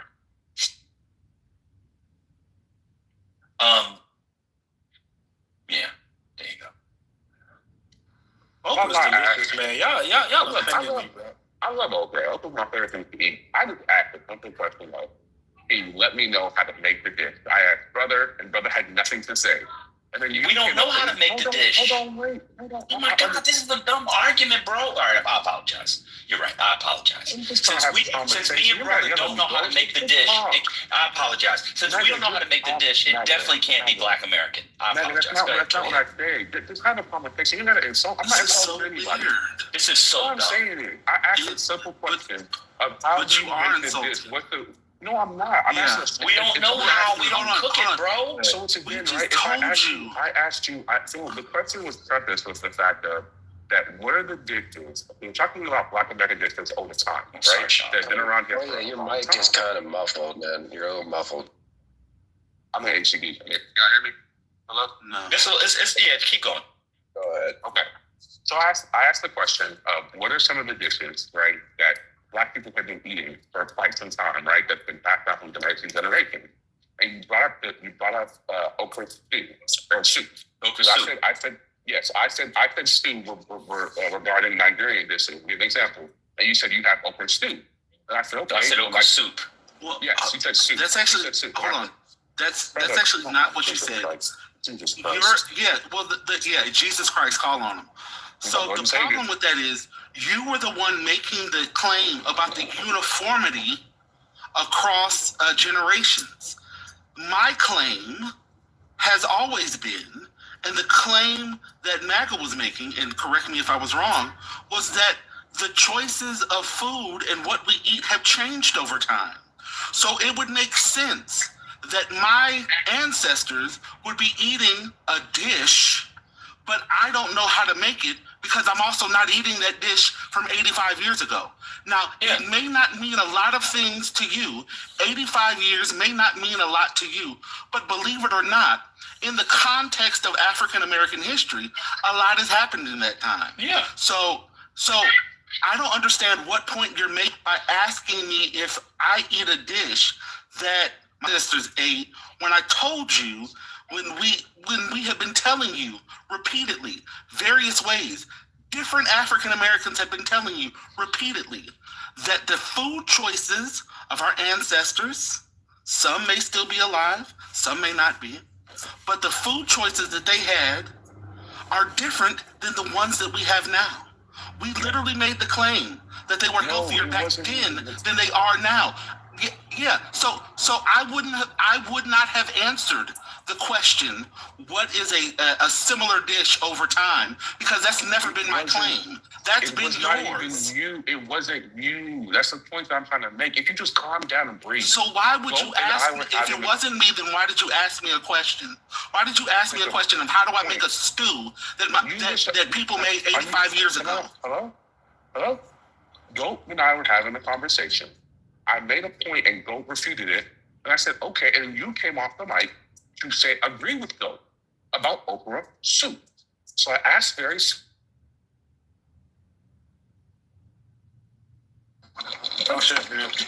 I've also never done a ring shout. I've also never done a ring shout, but those as well. Yeah, I don't want to ring shout either. I've also sung Negroes. Like I've also read about Negro spirituals and never been enslaved and done them. I've never done a field holler. I've never actually done a field holler, but I know about those. I've heard those before.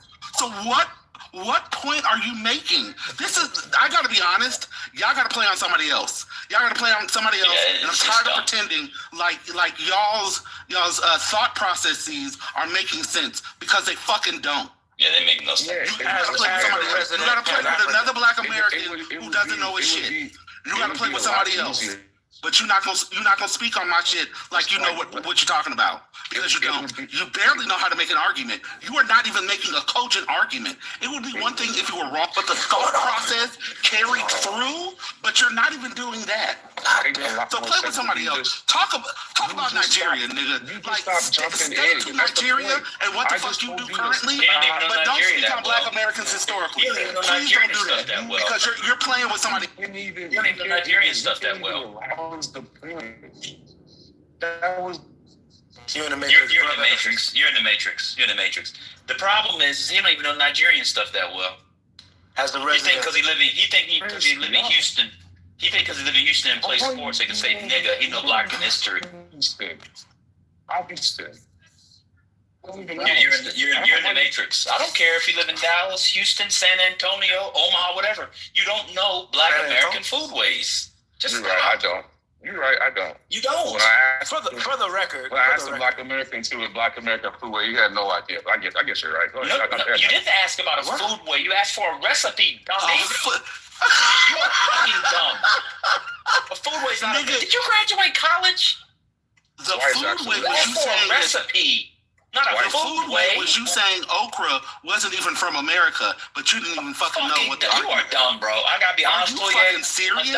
Said you were dumb, and I thought they were trolling. Play with a child. What's her name? Play with somebody else. But you are not going to try and pretend as if you understand what the fuck. You're having a conversation that is above. What's the girl's name? With all due respect. Instigator, big balls. This ain't about. Yeah, this ain't nothing for you. You know, Instigator, Gloria adopted, but they said he was dumb as shit. And I was like, oh, they're going too far. They're doing their thing. Ha ha. They were correct. You didn't ask about why you bringing other people that? Why Toya, did you hear what you just... Toya, you asked... When you didn't know about okra soup, you could have just said, oh, shit. All right, that's interesting. Oh, I didn't know about that. You continue to maintain... One second, bro. One second. You then asked us what the recipe was. I don't know the recipe to lots of things. That doesn't mean it's not a historic food way. And I say you don't have to give me the exact recipe. And then I said, well, it's made like... And then I said... And you came back an hour and a half later after somebody else brought me up to then give me the explanation. Toya, calm down. Toya, calm down. So I have to drive. Toya, calm down. Let me just speak. I'm very... Then you said... Toya, all right, then be quiet. I'm calm too. Then you said, okra's not even from America. What does that have to do with the... You know why okra soup and okra dishes are part of Black American history? Yes, why do you think? Why. Oh, explain why. Well, Michael, we do know. We do know why. We know why. Well, Michael, it's okay. You can continue. We're moving the goalposts 5 times. The conversation. Okay, so here's the goalpost. Yes. Here's the goalpost for everybody. Let me reset the room. Here's the goalpost. Toya's made the claim that Black people in America, and in particular the South, their diet has been the same across history. I'm arguing it has not, because no one's diet has been the same across history. Did not say it's been the same across history. That's a lie. You're doing it again. I would never say something so stupid like that. When even our diet in Nigeria is in the same across history. That is literally what you said. I have never in my life said that Black American food is the exact same across history. No, you didn't say exact same. No, I didn't say the exact same. Not even the same. I said that the diet has stayed the same. It's not relatively the same, Toye. I said, okay, and once again, I'm talking about the things that they have been eating, the types of food that they have been eating. The types are different. Yes, they have been. All right, Toye, let me give you another example, specific example. It's far more carbohydrate heavy now. It was not carbohydrate heavy. It's far more processed foods, nitrate heavy. They didn't have that before, I understand process. We're talking about the kind of food, right? Boy, if I take, oh my God, it's so insane. The process by what Toye, based off of your logic. We're not talking about processed food, talking about the kind of food. Based off of the logic you're making. That's what I'm talking about. Chicken is not. It has not been consistent. I'm not speaking specifically about chicken. Stop. You're listening to respond. I'm not using chicken as the count. I'm saying that if they were eating chicken, right, because they ate chicken off the farm, and then today it's more processed, that's when you bring up processed food. I'm not talking about the chicken is not more processed the kinds today. of food that they ate. No, okay, right. So name the foods, Toye. Give us 3 foods. Sweet potatoes, right? I'm talking about rice, things like that. One second. They have been eating for generations. Toye, chill out, bro. So yes, sweet potato. Very chill. That's this one. Is Give us another one. Give us another one. Give us another one. Corn, like millet. Corn. Okay, give us another one. I'm talking about. Come on, bro. Toye, come back. Give us another one. I just gave you 3, MAGA. What was the third one? I missed it. I got corn, sweet potato, and what else? Millet. And millet. Corn, sweet potato, and millet have been about the same, you're saying, for Black Americans. Millet. I'm saying, I'm talking about like the ways that you eat it may be completely different, right? You may have added different seasonings to it, or wait, hold on. Wait, you said millet? I'm not saying Black American millet. I'm talking about types of foods in general. No, give the Black American one. So corn, sweet potato, and what's the third one? Pork. All right, pork. Okay. All right, cool. So of the ones that you said, I think one is legitimate. I agree with you. However, the frequency with which it was eaten and the mode of preparation play into the health outcomes that the conversation was originally about. So, for example, Black people consume most of their corn today in the form of high fructose corn syrup. Yeah, that's most people. Right. No, that's not most people. Yeah, that's most people. Most of America consume corn. Yeah, absolutely. I don't think so. I bet you're Native American. But I actually... there's a very small percentage of them, though. It's a very small percentage of Native Americans, so... It doesn't matter. That's what... You said that's... I said most people. Oh, you said most. Okay, that's fair. Yeah. I thought you said all people. My bad. I heard... No, my bad. All right, okay, well, most people. Okay, that may be true. That probably is true. Right. But if we're talking about health outcomes, and they used to eat, I'm going to be honest with you, and I mean this with all due respect, I don't think corn was a staple of Black American diet.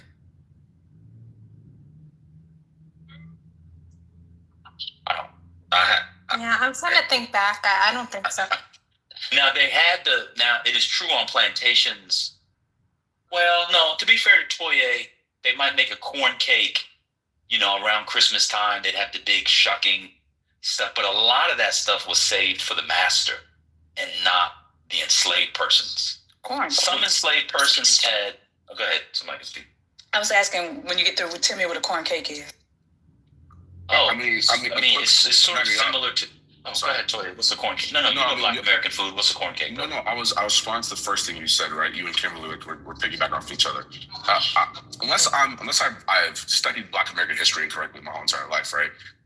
Corn was a very common eaten food because of how cheap it was to Black American slaves. So are you saying that Black American slaves didn't eat a large amount of corn?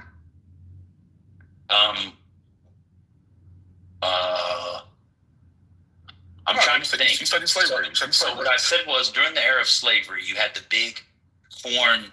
You didn't say all that. Y'all said that. Y'all said it wasn't. I did just say that it had the big corn shucking festivals. Maybe you didn't hear me. I was just saying that. But a lot of that corn either went to sell to others, like it was a cash crop. You know what a cash crop is? Do you know what a cash crop is? Do you know what a cash crop is, Toye, Mr. I studied slavery? Yes, sir, I do. Go ahead. All right, what's the cash crop? Cash to crop. There we go. Continue. What's a cash? Bro, you don't know what a cash crop is? Don't just go, please. Can we have a conversation? Wait a minute. Toya, you don't know what a cash crop is? Why did you say no? I would have just told you. Yes, I know what a cash crop is. What is it? What's a cash crop? No, I'm not doing this. Let's have the conversation. Okay, so you don't know what a cash crop is? No, are you thinking like cornmeal? Well, it could be made. That's what I'm saying. So if they made it into cornmeal and they maybe had little corn cakes, or like now people call it corn pudding or corn cake. It kind of looks like that. Orange or cornbread. Sometimes if the enslaved, like if it was the cook, but generally, no. So they would have it in meal, that's for sure. But as a no. And they certainly, and the main point is they're not consuming it today like they consumed it then. That's literally my argument. Talking about corn, isn't it consumed today? Yes. Oh yeah, absolutely. Corn is consumed in the same way. I understand. Exactly. That. So when you say that the outcomes are so the main argument was they were unhealthier based off of what they ate. But if they were eating no. That was no. You were talking. You brought up slavery to talk about health habits and eating. No. I'm talking about talking about having the babies. The original argument. You were saying people in the past ate unhealthy. You're right. You say people in the past ate unhealthy, and that got you to the point like they're eating unhealthy now because the diets have remained relatively stable. And we were saying that's not true. No. I was saying the argument. No, that's not just argument. I was saying that people have been eating unhealthy and have been eating unhealthy and had high fertility rates back in the day. And today, right, they have a lot lower fertility rates, and they're eating, quote unquote, for y'all's standpoint, more unhealthy. They comparatively ate much healthier is the whole point of this conversation. So when I was trying to explain that, you say yes? Huh? No, you can't say yes. He did. Yes to what? Yes to what? You did not just say yes comparatively healthier than today. To be honest, I think that was a verbal thing. No, I'm saying yes to what Kimberly said. That's what I'm saying. That's what she said. She said comparatively. Yeah, I'm saying yes. Oh my God. I'm saying that's what she said. That's what she said. Oh, but you just do you agree with that? That people eat comparatively worse today? Yes. Not necessarily. I don't believe so. Okay, so break it down. So I don't believe that there's necessarily like so it's about the diet thing, right? Talking about what people are eating and how they were eating that food as well too, because we can acknowledge that the slaves were eating food that was quote unquote unhealthy as well too for them, because of the fact that's all they got. It was a scraps that they got, that's not right. But and maybe was comparative. No, before you go through your fake history, make it comparative. So just say it. So was corn healthier the way they ate corn then? Was it healthier then or now? Yeah, I would say so. Okay, the chicken that they ate. For the ones that made, the few that had chicken, not many had chicken, but let's say some had chicken. Was it healthier then or now? Probably healthier then. Okay. You just acknowledged that black people weren't eating chicken like that, though. That's what you said. I said for the few that had it. Right. The fish that they were eating. So that's why I'm just going through all foods. Okay. I'm just going through all foods. The fish that they ate, that they caught themselves, was the fish healthier then or now? He's healthier then. Okay, cool. The way they prepared their breads, was their bread ash cake, corn cake, whole cakes, are healthier then or now? I don't ever think bread can be general, so I don't really know. But it's comparative. I won't necessarily say yes or no, because there's never really been a time where bread was healthy for you. No, it's comparative. We can say the same with corn. Corn is healthy for you either, but you can have it be worse. Come on, Toya, you can't be this brain dead, bro. What about soda, aka pop? Were they drinking a lot of pop back then? Toya, yes, they were. Coca-Cola was around during slavery and like 1312 and things like that. That is not true. Wait a minute, Toya, that's not true. You think the slaves were chugging down cola? Oh my God. I don't know. Y'all are about to go off. What about sugar? What about sugar, Toya? Did they eat the same or similar amounts of sugar then than we eat now? Oh, God forbid. No, they did not. They had access to it. So explain. So what you just did was the 5 things, we can keep naming, the 5, 6 things were all healthier then than now.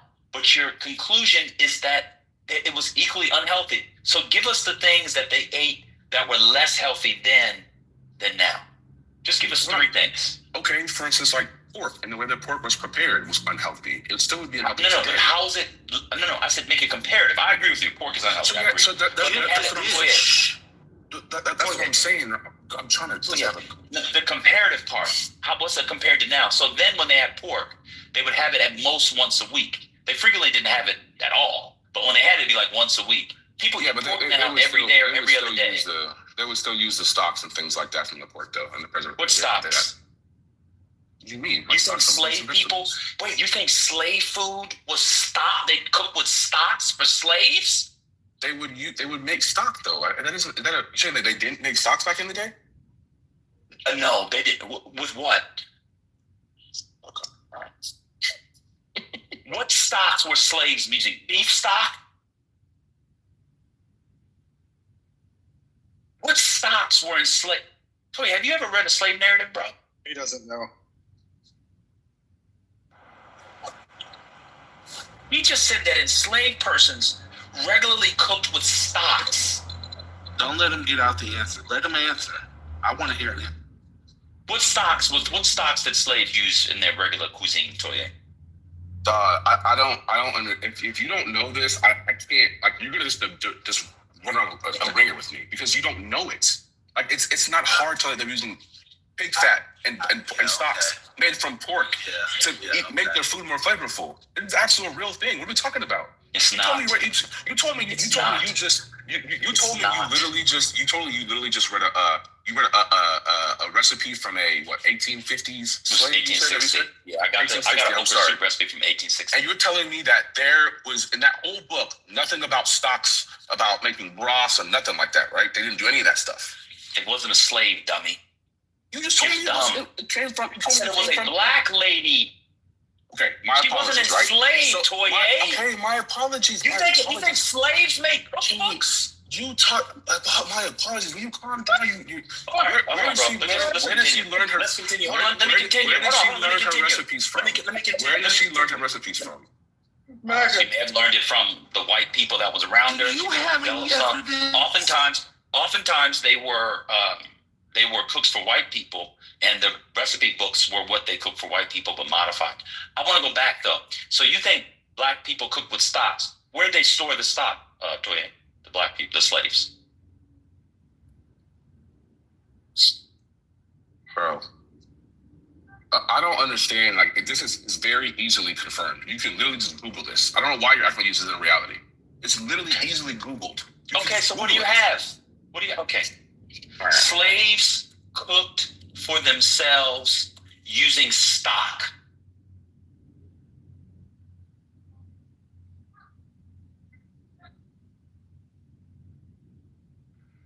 I had never heard the word stock before, but thank you. Oh, okay. So this is going to be hard to find because when they say stock, this means ingredient. So what kind of stock, Toye?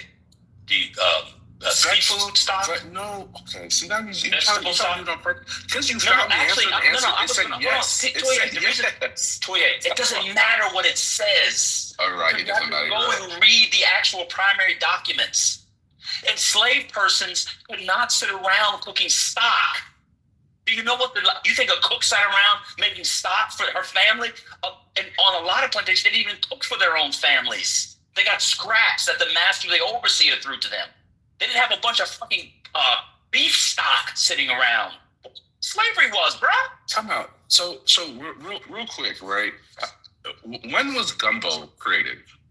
Oh, Toye. Gumbo was probably created. I don't know that. I'm not a food historian by any stretch, but I would guess gumbo, as we understand it, was developed in the Louisiana territory in the mid to late 18th century.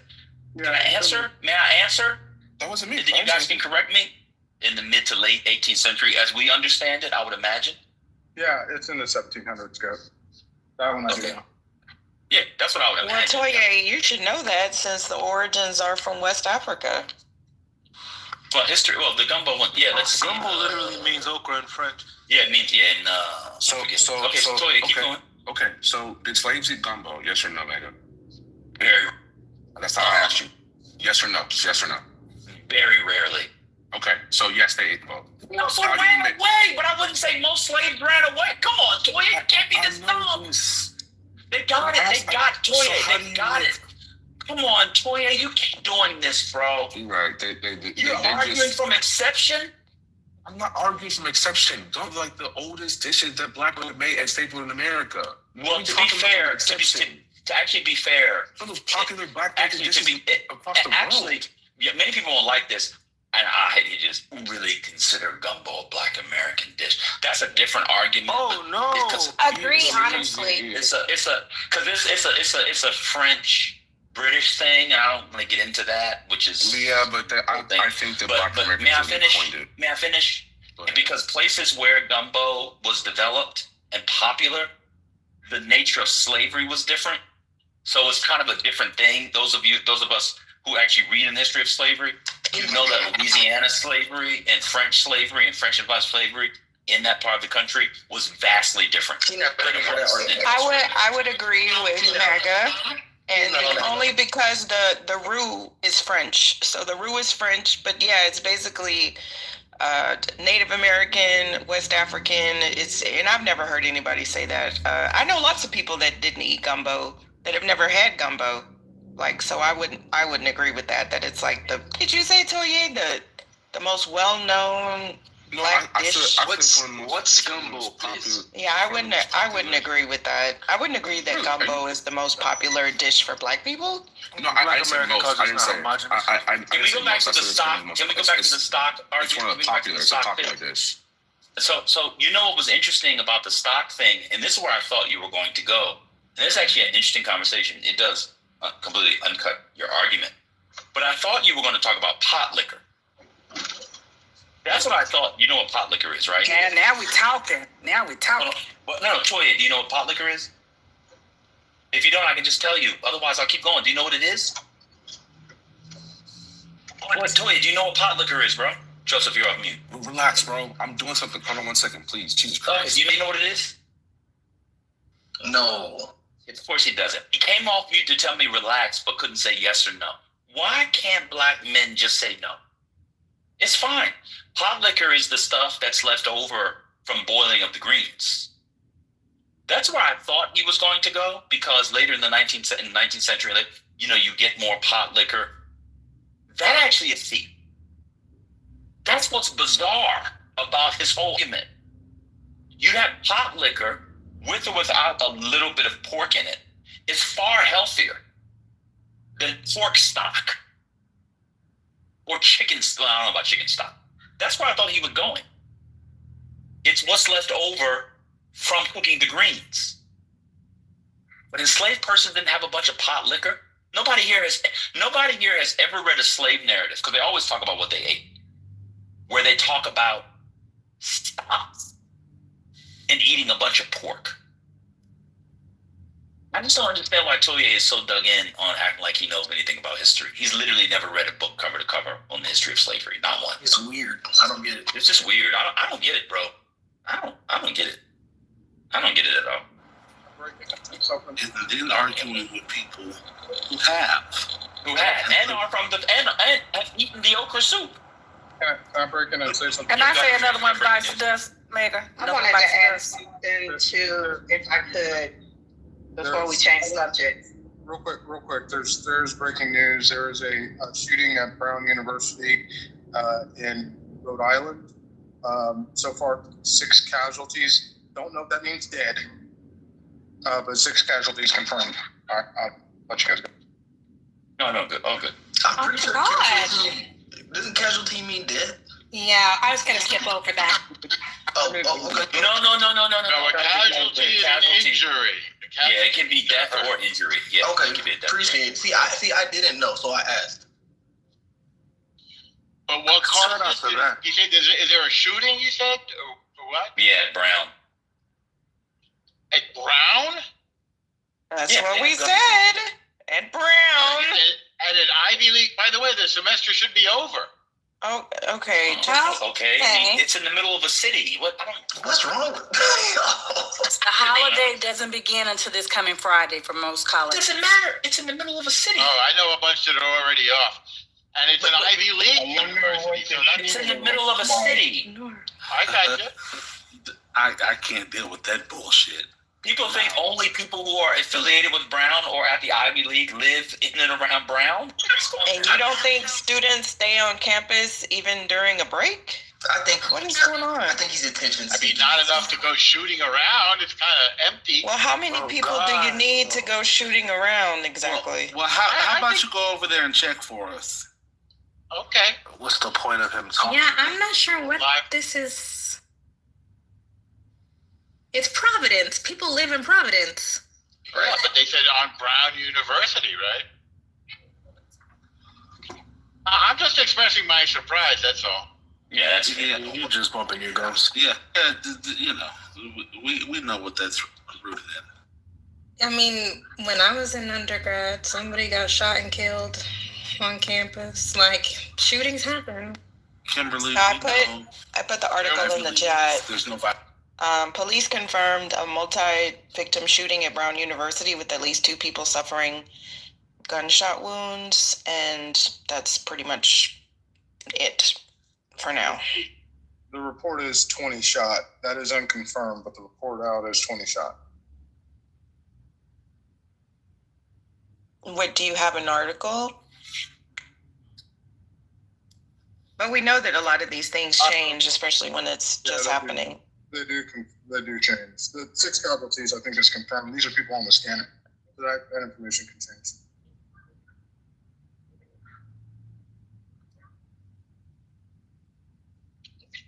Masked shooter. Sounds like another one of those crazy incidents. I don't even see a lot about it just yet. You have to use Twitter resources, which you guys don't think are. I don't use Twitter resources, sir. Yeah, I know. All right. Remember, I'm Gen X. You have to have accredited sources. You have to. No.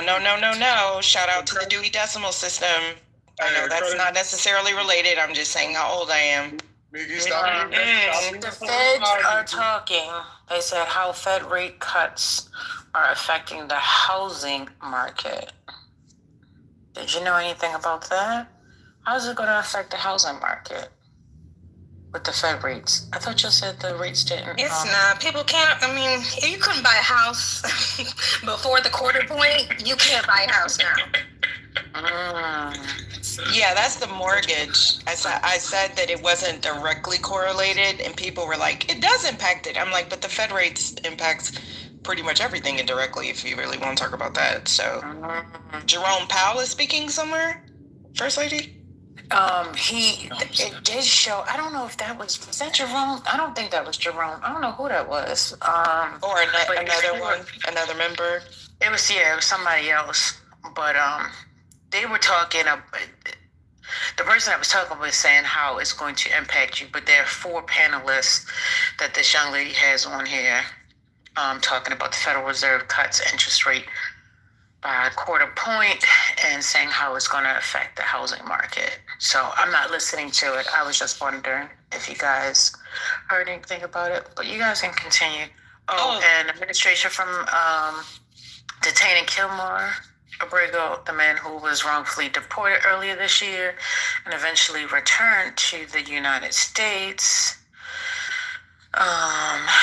Before a Friday check-in at the ICE office in Baltimore, Abrego Garcia, speaking in Spanish, told supporters, "I stand before you as a free man, and I want you to remember me this way, with my head held up high."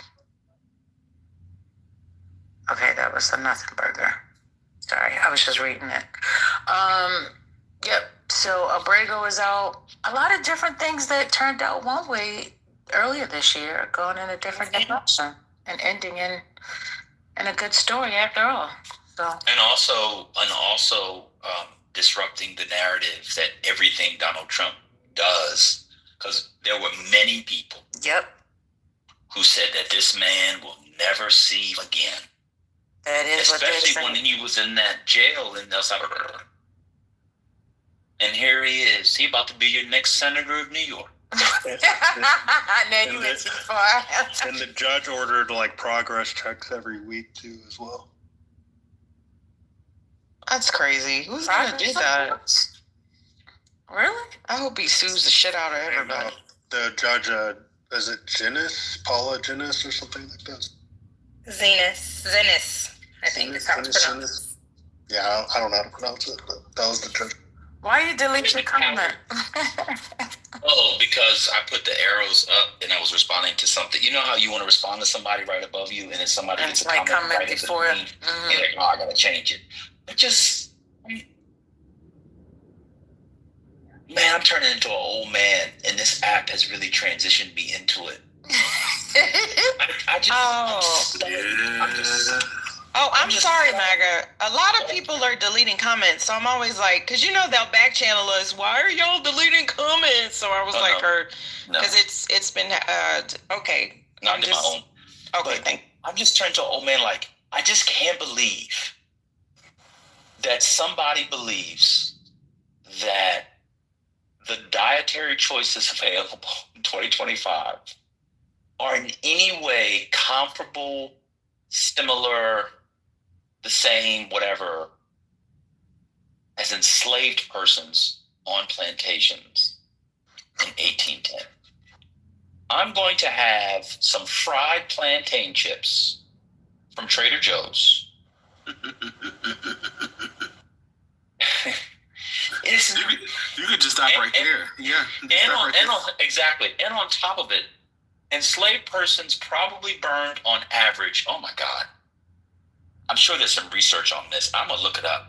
How many calories on average did an enslaved worker burn in a day in the antebellum era? It must have been thousands. I can't even imagine. It must have been thousands. Did they think that they were given all of this time to choose what they were going to eat and, have all day to simmer and, like when I'm like, what are we doing? What are we doing? I don't even have to research that to understand. Like, what are we saying? They were slaves. Well, to be fair to Toya, I think then he tried to update it to, well, what about the 30s and 40s? But that also doesn't work. Oh my God. Historians have it. It doesn't. Historians have it. Oh my God. Oh my God. Historians have it at 3,000 to 4,000 calories a day.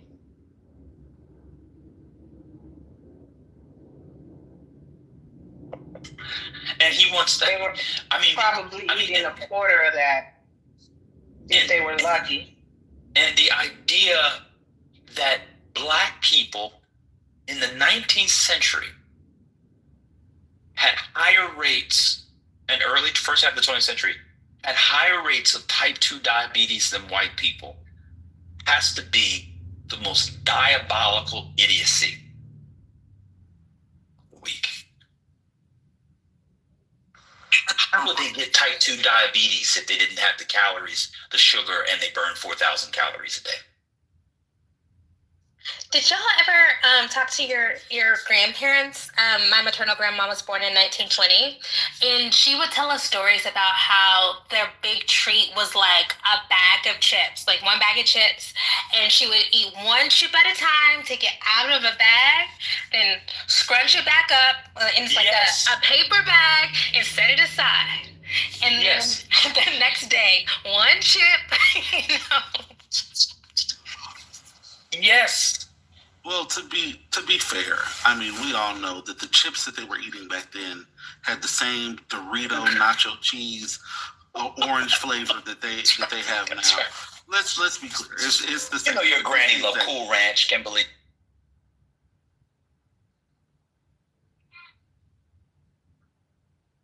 I think what triggered me, besides being old on the app too much and now not giving a fuck and it's fun, was when he tried to gaslight and lie and say, when he said, what did he say? Fried catfish and chitlins? Or what was it? Fried catfish and chitlins. And chitlins, but he was talking about all people. What are we doing? We need to DoorDash this brother some ramen, man. No, we need to DoorDash him a Plan B. No, I'm talking about you. We can get you some ramen. No, I'm making this perfect chicken. I'm fine. And I'm not doxing him because he said this on stage plenty of times. Who's him? The fact that Don't is a chef just makes this even more funny to me. Totally agree. I totally agree. Oh God. He said that he said earlier that black people, a staple of black diet from say even whatever to now was macaroni and cheese. Yeah, that part was crazy. You think black people in 1890 were regularly eating macaroni and cheese? Yep. Where were they getting the cheese? Pour the milk. You know what? I think in his mind he thinks that slaves like somebody went and cooked for them, and like they had kitchens in the slave quarters. There was a head slave. Mega, would they even have had access to an oven? I'm thinking, like, would that be too far removed? Would they? Not for them. They would have in the big if they were on plantations or they were a house. The owners, masters, they would have had an oven, but they would their food in there unless it was a very special occasion or the people allowed them. They would have had open fires. So that thing I was talking about, that bread that I was talking about, is called ash cake. People should look it up. I looked. I couldn't remember what it was, and I checked. It's called ash cake, and it's basically a cake with some grains in it and ash. That was the breads they ate. Ash cake. People should look it up. You can see it. Ash cake. It's done over hot stones. But Toye said that's the same as brioche French toast at the brunch where the sisters twerking in Dallas. That's the same. I can't believe he said he studied slavery. Stop lying on a free app. I always say this, people tend to romanticize the past, and that's definitely what he was doing, talking about the quality of the foods, that they had access to. Like, where does that even come from? He was romanticizing the past of his education. Yeah. That's what he was romanticizing his intelligence. People swear they know what they're talking about. Just go read. I actually want to look it up since we're in here. Douglas laid out what they got. An entire group. Here, I'm gonna actually. Let me actually tell you. This is when Douglas. This is in my bondage and my freedom. This is Douglas actually. This is kind of interesting. Hold on. He tells you what they got. This is for the month. This is for. I think these were given out every 10 to 15 slaves. 8 pounds of pickled pork or their equivalent in fish for the month. You know how much we eat pork? Americans eat per month themselves? 4 to 4.5 pounds. One. They got 8 for 12.5 people. We currently eat almost the entire allotment, half to more than half of the entire allotment for 12.5 slaves. This is what else Douglas says. Oh, I just lost it. He says they got, so we're learning today. He says the pork was tainted, of course, blah, blah, blah, blah. Okay. They did get 1 bushel of Indian meal. So I will give him that on the corn. Unbolted, which was he says 50%. Of which quite 15% was only fit to feed pigs, so they couldn't even eat the whole bushel. 1 pint of salt, 1 pint for 12.5 people for a month. Watch this. That was it.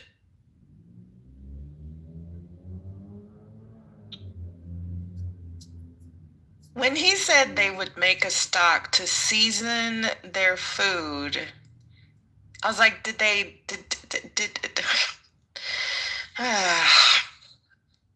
It's insane. I thought he was going to mention pot liquor, which actually can be quite healthy because it's just the boiled down juices from greens, vitamin A, vitamin D, carotene. I don't know all that stuff. I'm not good with that stuff. She said stock, like beef stock. I'm sorry, y'all have studied slavery. Where were the cows, cattle? What is he talking about? You know what? I'm pushing it now. Anyway. No. This is, you have everybody else can crash on their history, on their culture, on their ancestry. I find it absolutely insulting and completely infuriating, that conversation. Not a source, not a fact, not a data point, just vibes and fucking audacity. Talking to people who might actually study this shit,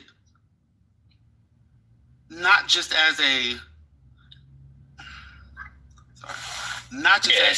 fucking clubhouse talking tactic, not just having Google tell me what the fuck the answer is to a question, and not even looking up the source. And the part that gets the idea that we're airing our grievances. The fuck. And the part that gets me is, if you like have a disagreement or whatever, that's one thing. But all the overtop, can't even get a sentence out and just say what you want to say. It's kind of revealing. The one that got me, and I have to kind of reorient myself, was when he told me, because he had never heard of okra soup, then it couldn't have been. I'm just like, and then because we can't come up with the recipe, like brother said, I can't come up with the ring shout, but I know that's part of Black America. Like, what are we doing here? I'm reading that book right now, by the way. Which one? Ring shout. Oh. Well, Toya tried to turn me into a xenophobe because I called him out because he was being anti-Black American. And I was not being xenophobic. I was simply saying, don't default to Black American stereotypes, and then you need to worry about Nigeria. And then he said that I mentioned it so many times, and I didn't. I just said it that one time. Is that the part? But I was not being xenophobic. Is that the part when he talked about your body? Well, I did say he was big bone, so. Oh, big fat. Oh yeah, but I'm stuck. Which is worse. But I had asked him earlier if he was anti-Black, and he didn't feel the need to do all that. What's going on? Why is this happening? It all stems from the discrepancy between okra stew and okra soup. But I just don't understand the incessant need to demand that you know about a person's culture, you know about a person's history, and then say, well, tell me everything. So now because you have said that what I've said is wrong, now you have to give me every detail. Now prove to me that you know your fucking history. Excuse me? But those are all deflections. Are you? But let's be clear. If anyone else does that on this app, they get dragged appropriately. The fact that he thought that was appropriate and the whole stage didn't absolutely crash on him, I gotta be honest, it's the fucking audacity for me. I mean, Alina, who's his queen, said, to be fair, he doesn't know, he's dumb when it comes to stuff about Nigeria as well. Oh, well, God bless. The last thing I'll say on this, and someone's name, that's what I'm saying, because one of his defeaters was, it wasn't on the menu at Sweet Georgia Brown. Oh my God. Which is so, but it does say a lot, right, about the ignorance. Everybody knows, as Phaedra Park would say, that is exceptional, the most decadent, fatty, expensive, like pork chop, catfish, greens, sweet potatoes, macaroni. Like, that is, Black people are not eating that. That is the exception. Yeah, I think y'all gotta calm down. Y'all getting called liars in the chat, so. I mean, but I do love Sweet Georgia Brown, though. I'll stand in that line. You know, just as an exercise, folks should try to look up old cookbook recipes. of different, regions. And look at the things that people, or just, people who are writing about it. Look up the things that, the recipes, the dishes that were being offered. Even the sweets are different. The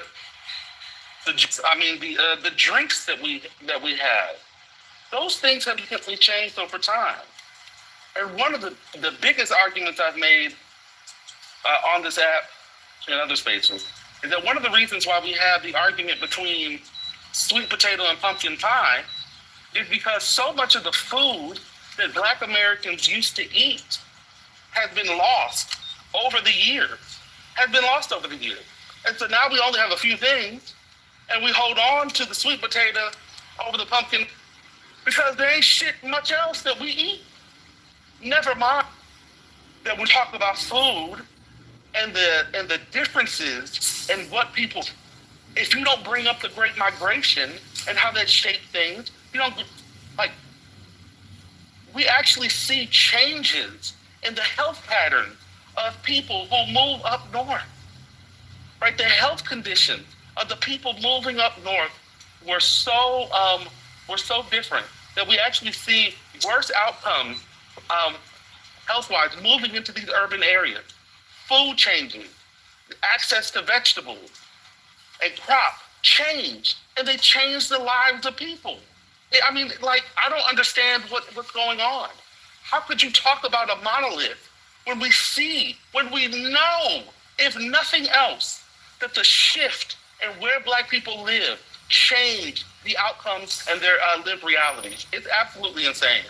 Absolutely insane. And it's disrespectful to play in my fuck. It was nasty. One of the things that's fascinating about what you said in the Great Migration, Alan, come up, because you seem to know a lot about slave history. Alan made the claim in the chat. No one's panties in the twist of that. We just want to defend our culture and our people. And it's a good conversation. Maybe if you young people started defending us, we'd be in a better spot. Yeah, if you actually care about your people, then you'd get offended. The young don't care about Black America, so I understand why she doesn't want to have her panties in the pot. And Alan said, this is Alan, the great historian. He says, are we talking about the house or field slave? House slave ate same food as his and her master. I need evidence of that. Wait, who? Who is this? Alan said the house slave, whatever that means, that's not actually it's kind of a fake term, ate the same as his or her master. I need some evidence of that. That's all. So we'll bring Alan up.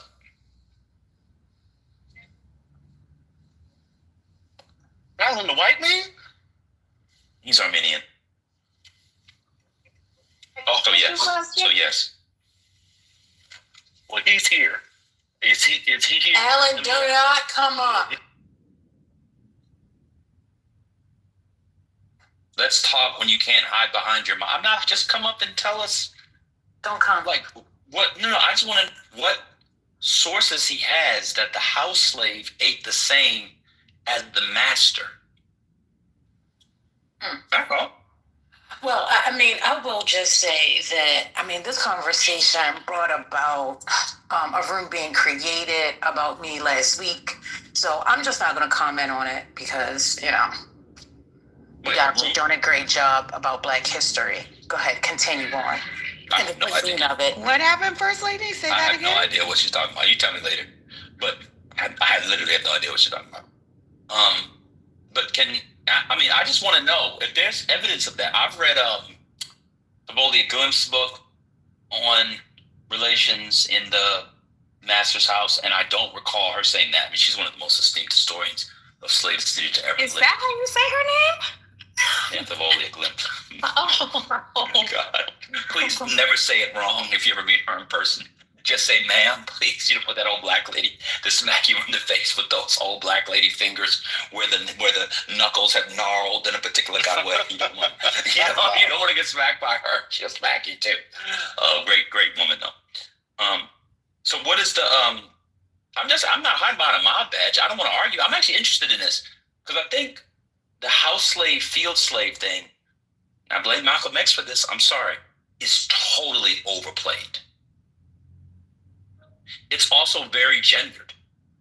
the female quote unquote house slave was victim to certain kinds of torture daily that quote unquote female field slaves did not have with the same frequency because of forms of proximity, et cetera, et cetera. So I don't know if Alan has Alan's got it right here. Okay, cool. Thank you, Alan. You don't have to hide it. Cool. Black and white difference in colorectal screening and what? What's going on? Black and white differences in colorectal cancer screening and screening outcomes, a narrative review? Everybody watch Django and Gone with the Wind. I'm confused. Wait a minute. I asked him for the evidence about house slaves eating what the master ate, and he gave me an article about black and white differences in colorectal screening, cancer screening, and screening outcomes. Yeah, because the food gave you colon cancer. I don't know. Well, now they do. If we went back to what they ate, we'd have less colon cancer. Yeah. Including ash bread. No, you don't want the ash cake, bro. When Alan dreams at night, he's the master of a big plantation, that he can grab mulattoes in his sleep that are bending over and serving him. What's happening? Way more familiar with Alan than you are, First Lady. He comes in here and he's somewhat polite, but we know who the fuck his old racist ass is. People can change, you know. He doesn't change in other spaces, though. When he goes out of here, your name is reformed. But he doesn't change in other spaces, though. That's our point. He's somewhat... He calls people nigger and everything. Yeah, he does. I wish I had my original thing so I could show you the crackhead ass shit he would back channel me. This dude is probably one of the worst people on the app, and he's not pretending. Like, he's a real white supremacist. We can call him nicely racist. Yeah, why do you think 99% of black people can't stand his ass? Listen, anyway, Black Cake is a good series. Ash cake. No, I'm saying Black Cake is a good series that talks about multiple different cuisines from different, cultures. Because what's it called? Black Cake. Streaming on what, like Netflix or something? I think it's on Hulu. It's on Hulu. It's about 2 years old. You watched it before? Because Black Cake is a dessert that's in different cultures, right? Correct. Yeah. Yes, it's I haven't seen it. Oh, okay. But that's how she connected with another person and so on or whatever. But yeah, it's a good show. It's not all about cuisine, but just especially in the beginning, they talked about how a lot of different desserts came from, this part of the place and this part and this, this group of people thought it was them that started it. But then as you continuously do more research, it was like, no, it was this group who actually started it. So, I don't know. I mean, is it possible that people are thinking the same thing in different places and started it, or? Yeah. Just in the chat, Alan is someone who had PTRs of disparities within race, education, incarceration rates for Black people. We moved on. Well, I'm just addressing something in the chat, First Lady. I mean, we've gone in on everybody else today. Like, why is Alan any different? He was making... And isn't it tired? Y'all not tired after doing that? Like, it's exhausting for me, and I wasn't even a part of it. I'm more energized now. He was making false claims in the chat. We always address false claims in the chat. I'm not... Why is he any different? He's no different than anyone else. Well, it didn't sound like you were addressing a false claim. It sounded like you were going back to history about Clubhouse. But go ahead, address the false claim. What do you mean history? This was 2 weeks ago.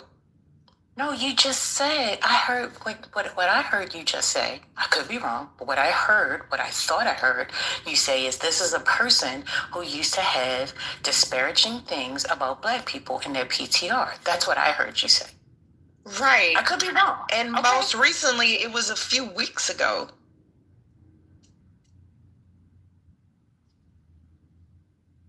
Okay, so we can't talk about Alan? Okay. Carry on. Do what you did. Is it acceptable that there's an Adolf Hitler profile in the chat, a picture of Adolf with his little mustache. And here goes the other one. Jesus Christ. I just asked if it was acceptable. Apparently it is. If you're up here, why not? Give it. I don't roll that way. Let's not blur the distinctions. I know which way you roll too, sir. You may have some people fooled. I don't roll with Hitler, and I don't need to fool anybody. I'm transparent. I got nothing to hide. He damn sure don't roll with Hitler. Now, come on now, seriously. Where's the Hitler profile? Where's the Hitler profile? Keep the same energy you would keep in healthy debates and IGB, Norm. Like, there's no need to change. I do. Top row. I mean, it's somebody who I esteem, by the way, so I'm surprised. I'm not sure where we're going with it, you know? It's somebody who I otherwise like. Yeah, I see it as well. So actually, a depiction of Trump as Hitler. It's not Hitler himself, to be clear. Oh, okay. Well, that's more reasonable, I guess. But I don't know. It says Donald Trump has poisoned the blood of America. So it is like a message. Mm-hmm. All right, well, carry on. Carry on. Commence with the dragging. You know, young people are literally Nazis. It's really fascinating. I love to read. I'm sorry, what did you say, Kim? The young people are literally Nazis. Like, there's this whole big thing at my alma mater where one of the conservative newspapers got shut down because they wrote an article quoting Hitler,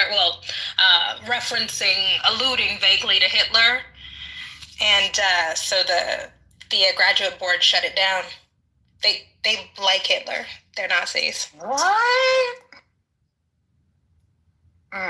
Trump was right. It is 14 at this time. Well, at least that's what's being reported. I don't know. Hold on a few more minutes. 14 deceased where? At Brown? Yeah, I can read. I was about to read some of that. So, no? All right, hostage and ceasefire in Gaza. Israel claimed to have killed a senior Hamas commander, Raid Saeed, in a strike in action. Hamas called a breach of current truce. Storm conditions are battling Gaza, where 14 Palestinians have died from. Oh, that's weather. Sorry, let me go back up. 2 U.S. soldiers and a civilian interpreter were killed in an ambush in an IS gunman in Palmyra, Syria. President Trump has vowed very serious retaliation for the attacks. I don't see an amount of people dead, but I'll get some more and come back. I'm talking about Brown. Let me rewind this real quick. I could have sworn I saw 14 dead. While you find that this is a little more lighthearted, but does involve Donald Trump, it's not news, but for those of you who are into sports, did anybody see Donald Trump doing the coin toss at the Army-Navy game? Yes. When I tell you guys that this guy is a musical theater queen, this is exactly how Niles on Frasier would do the coin toss. Don't even do it. Beaver, don't even. You can't even do it. This was the strangest. This was the strange. This guy's a queen of the highest order. I'm not gonna hold you. This dude is a musical queen. I'm sorry. This is insane. But what's wrong with being a musical queen? Nothing's wrong with it. Go look at that toss. He looked like he had never tossed a coin before. Oh my God! I've never seen that before. It didn't flip. The coin went straight up and straight down. I think it turned over like once, in fairness, Magda. I think it turned over like. Oh my God. All right, 14 dead at Brown. Where are you getting that from, girl? I'm still researching, sir. All right. Like, we all agree, Donald Trump, his mind is gone, right? Yes. Yeah.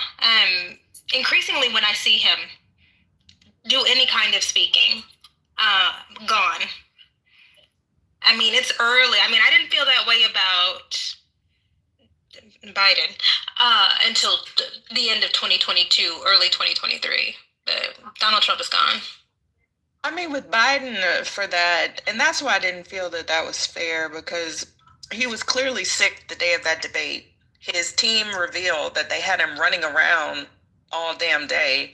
And I can tell you, after I turned 40, like as active as I was, I couldn't I couldn't run around all damn day and then prepare for like a major debate at the end of the night. I'm not sure why they didn't have him resting and he wasn't even feeling well, because his points were clear. He actually wasn't that much off on a lot of the things that he said when they went and fact checked him. Like maybe the numbers, but it's hard to recount, that information. So I admire anybody who can recount all of that data like that just based on those questions.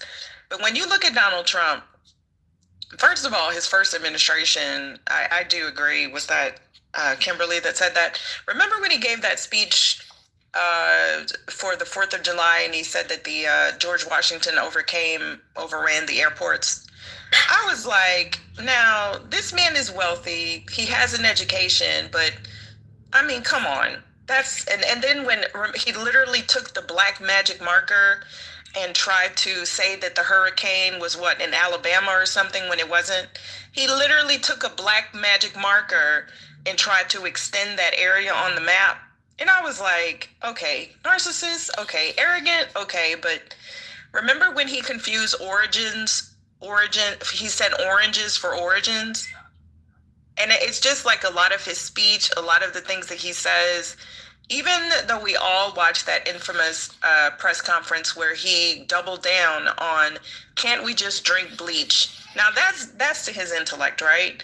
But if you pay attention to his speech now, there was he was walking to the helicopter, the plane, whatever. Melania was clearly helping to hold him up. Like if you've seen some of the recent footage, he's veering off to the right. Has anybody seen that? And then there are some people that are breaking down like those bruises on his hand that they're trying to say is from handshaking. He's clearly been getting, they're either taking blood or something. Like, come on. It is clear. He does seem to be a little bit off. He's sleeping more. He seems more confused. So it doesn't even have anything to do with me not liking the guy. Like, when it gets to that point, just go and spend time with your family and your loved ones. Like, it's not worth it. Oh my God, I'm sorry. MAGA is as bad as the Democrats. Y'all are I'm enjoying it in the chat. We not me. I was calling Biden Keeper the whole time, but I'll say us.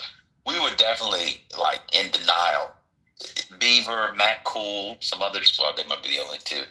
They are totally in denial. If you think that Donald Trump's cognitive is the same now as it was, dude falls asleep regularly now on camera. Insane. Yeah, like all the time. And his ass be sleeping. Like sleeping, not nodding off, like pass the fuck out, knock the fuck out. I mean, there's even things in the way that he speaks, right? So a big tell. Okay, Beaver, bye, bitch. You want to say quiet piggy? Oh, wait, are you saying that is an insult that he's given? I'm going to give you a pass there. But otherwise, be careful, motherfucker. Huh? Yeah, carry on. I'm okay. His syntax, the way that his syntax has changed, very short, very few words, limited vocabulary. He repeats phrases over and over again. There's not jokes when he speaks extemporaneously. You can see he's really struggling. I mean, I'm just saying, it says close attention to how people speak. Very clear.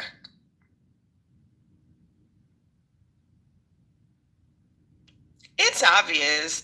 And especially when we said that that Biden was doing so badly, and then we found out that he actually has a cancer diagnosis. So he could have been getting treatments. I know I'm conjecturing now, but like, have y'all seen him out and about? Like, he's so much better, right? But yeah, it's you'd have to be even his rants on social media are getting worse. Like, if you do you keep up with that, Beaver? Like, do you literally keep up with his rants on True Social? They're getting worse. Like, he's even alluding to the fact that he's getting worse. Like when he said, "I know it's not right for me to talk about these Somalians and their all of the terrible things that he said."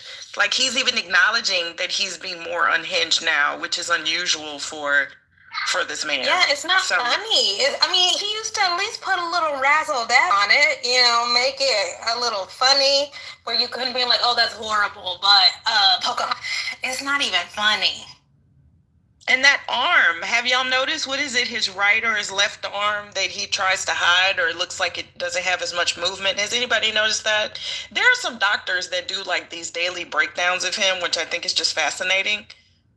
Like MAGA, the walk. You could clearly tell that there are some instances where people are holding him up. Come on, guys. Like this is still the last sleepy Joe. Like what was his last let me recant my statement. Good night. 14 people dead from Gaza. Gaza have left 14 people dead, including 3 children. Sorry about that. It was from Gaza, not the active shooting situation.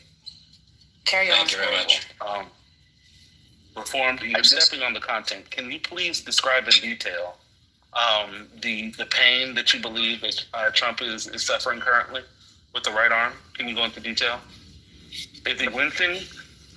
No, it looks like it's immobile. It would appear, and I'm not. I follow a bunch of these people on. Is that what you're saying? Well, not like an old dude that's literally turning to wax and mummifying before our eyes. They're surmising, and I'm going to see if one of these guys that I follow on Instagram, that he had a mild stroke, and that which would make sense. Like the veering off to one side. He looks like he can't stand up. His words are slurred. And yeah, it looks like that arm is almost immobile. Have y'all seen that? He could probably be having various mini strokes in between as well. Yeah. One of my favorite things is when magats like Matt Cool tries to talk about how, sharp Trump is and Biden wasn't, and then say, had stage 5 prostate cancer. Matt Cool, break down for us what stage 5 cancer is, brother. Break down stage 5, brother. I think that's death. Where are the funny names? He just calls Letitia James Peekaboo. That's not even funny. And I just want to, Matt Cool and Beaver, just go ahead, feel free if you're not going to come up, put it in the chat what you think of Trump's highlights from his UN visit. Allegations of triple sabotage. The most prominent personal complaints involve 3 technical malfunctions that Trump later labeled as sinister events and triple sabotage by the UN. An escalator stopped moving while Trump and First Lady Melania Trump were riding it to enter the building. He later claimed it was an attempt to make them fall onto sharp edges. The broken teleprompter that malfunctioned made him to actually speak off script, which every president in history has been able to. Sound system failure. Trump alleged that the auditorium sound was completely off, stating that world leaders could not hear him unless they use interpreter earpieces. He just bashed the UN for an entire, I believe, 80-minute speech.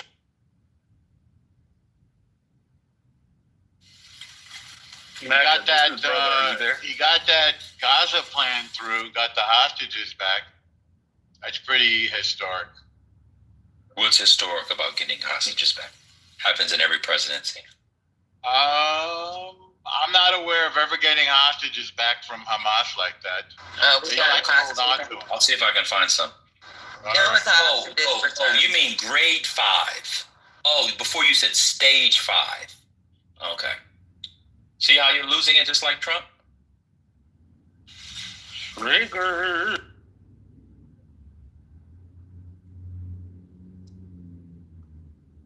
I think when he got the Security Council resolution on it, I think that was unusual. That's an achievement. Well, what's the achievement? Getting the Security Council to sign off on his 20-point Gaza plan. Okay. Fantastic. Got anything else? Well, somebody mentioned the UN. Yet they neglected the most important thing.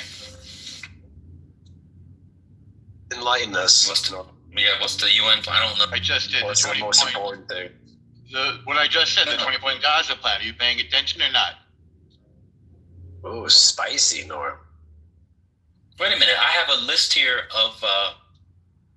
There was a prisoner, Gilad Shalit, in 2011. One of the most high-profile exchanges ever. Israeli soldier. We got one person back. Hold on, bro. Let me just read it. Let me just read for people who don't know. Norm, why can't people just learn? I didn't know this. You know what? You don't want people to learn, fuck it. I won't read it. Never mind. Damn.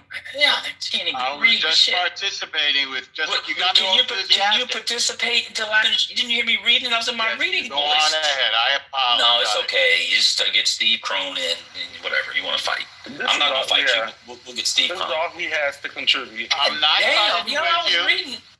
I'm not fighting with you.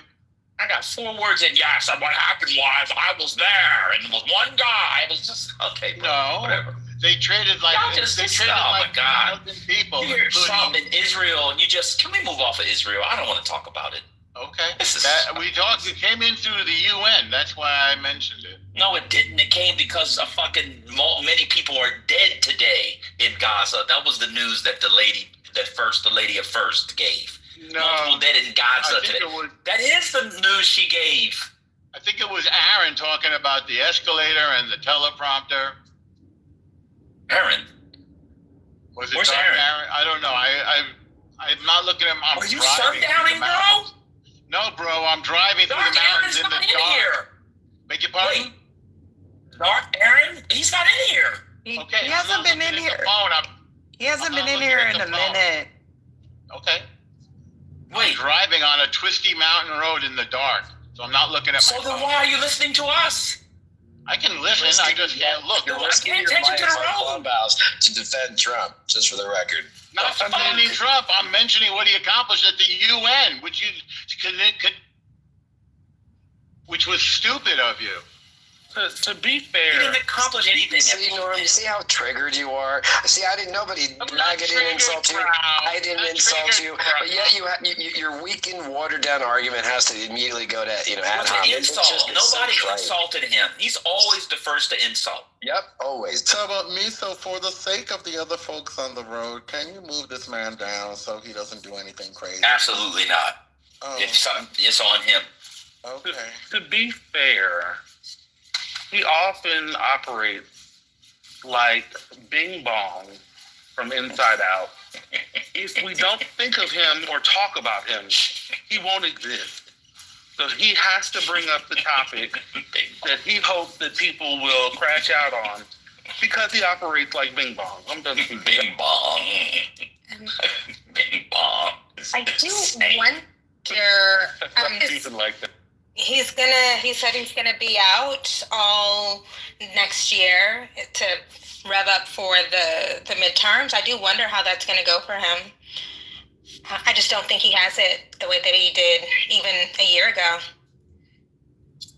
So you're driving on a dark, windy road, which is dangerous for anybody, but you had enough time to look down at your phone and see Hakima's PTR?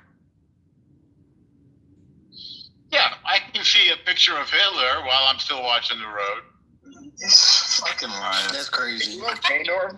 Like, you don't think that's at all stupid? You want to talk about stupid? That is stupid. He's been up there for an hour. No, I'm pretty good. I'm a pretty good driver. Dangerous and stupid. Not to mention, you could actually hit another driver, by the way. All right. Well, thanks for explaining how cars work. That was very helpful. Real quick, I'm going to give you some more breaking news. This is This is just breaking, very, very unconfirmed, but there are more shots fired at Governor Street, which is a few blocks away. The original report that the suspect was in custody turns out not to be the case, and there's a new report of more shots fired. Oh, I know where Governor. So you're saying they got the wrong person? That should be the goal, and this is why they got the wrong person in custody, is what you say? Yeah, they thought they had somebody in custody, and it turns out not to be the right one. Oh, Mega, I just heard they said that Back to you, Maga. Beaver said back. Trent is live at the scene. Back to you, Maga. Nicole Malakatowski, however you pronounce her name. Yeah. She said that what they're proposing will help bring down the premiums by 12%. This is the House. This is the House plan. What is their proposal? Bring it. I don't know. She's just babbling on CNN right now. But 12%, what they're proposing, I can't see how that would be possible. I don't know, man. Now it's Saturday. So the people who said that there wouldn't be a vote, they have to be quiet. People like me who suggested they would solve it by Thursday, we were wrong. So the people who said that they won't get anything done all until the midterms, they still have they're in the lead, First Lady. So you and I are in second place. I don't really understand this. Open enrollment ends on Monday. Well, they can extend some of the plans that they offer. Well, that was in the Senate, where was to extend the enrollment. So hopefully, whatever they're proposing, they will add that in it as well. I'm not sure. Oh, I mean to be covered on January 1st. So they could extend it, but you wouldn't be able to be immediately covered, I assume. Oh, I don't know. I'll look it up. Yeah, if they extend it, they will. Okay, does not extend. Oh, wait a minute. Hold up. So the House GOP's healthcare plan, the vote expected next week, does not include extension to affordable care subsidies. So they're not looking at subsidies at all. Expands availability of association health plans, which allow employers to purchase coverage and lower cost of benefits. This is the one where they were planning they were saying it would lower costs for all people, not just people on ACA. Oh. But I don't know how that's going to work. Okay, funds and cost sharing reduction programs meant to lower premiums for certain ACA enrollees requires more transparency from pharmacy managers in effort to lower drug costs. What? How? They should be doing that anyway. Yeah, that's it. That's all that they gave. It's crazy. The Republicans want to lose the Senate. This is what I'm getting. I don't. You could take the issue off the table. I don't know why they want this on the table. So they clearly don't want to be in charge of the Senate. Fuck it. 2 tears in a bucket.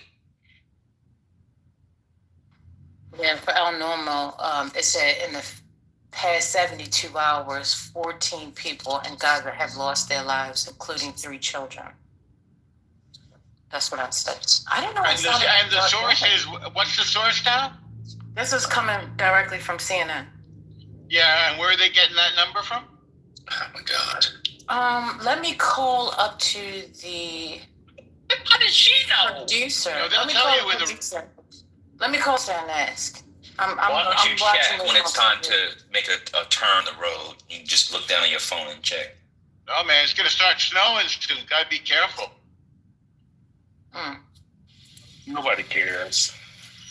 Yeah. Oh, I care. The only one that matters is me. Huh? No one else cares.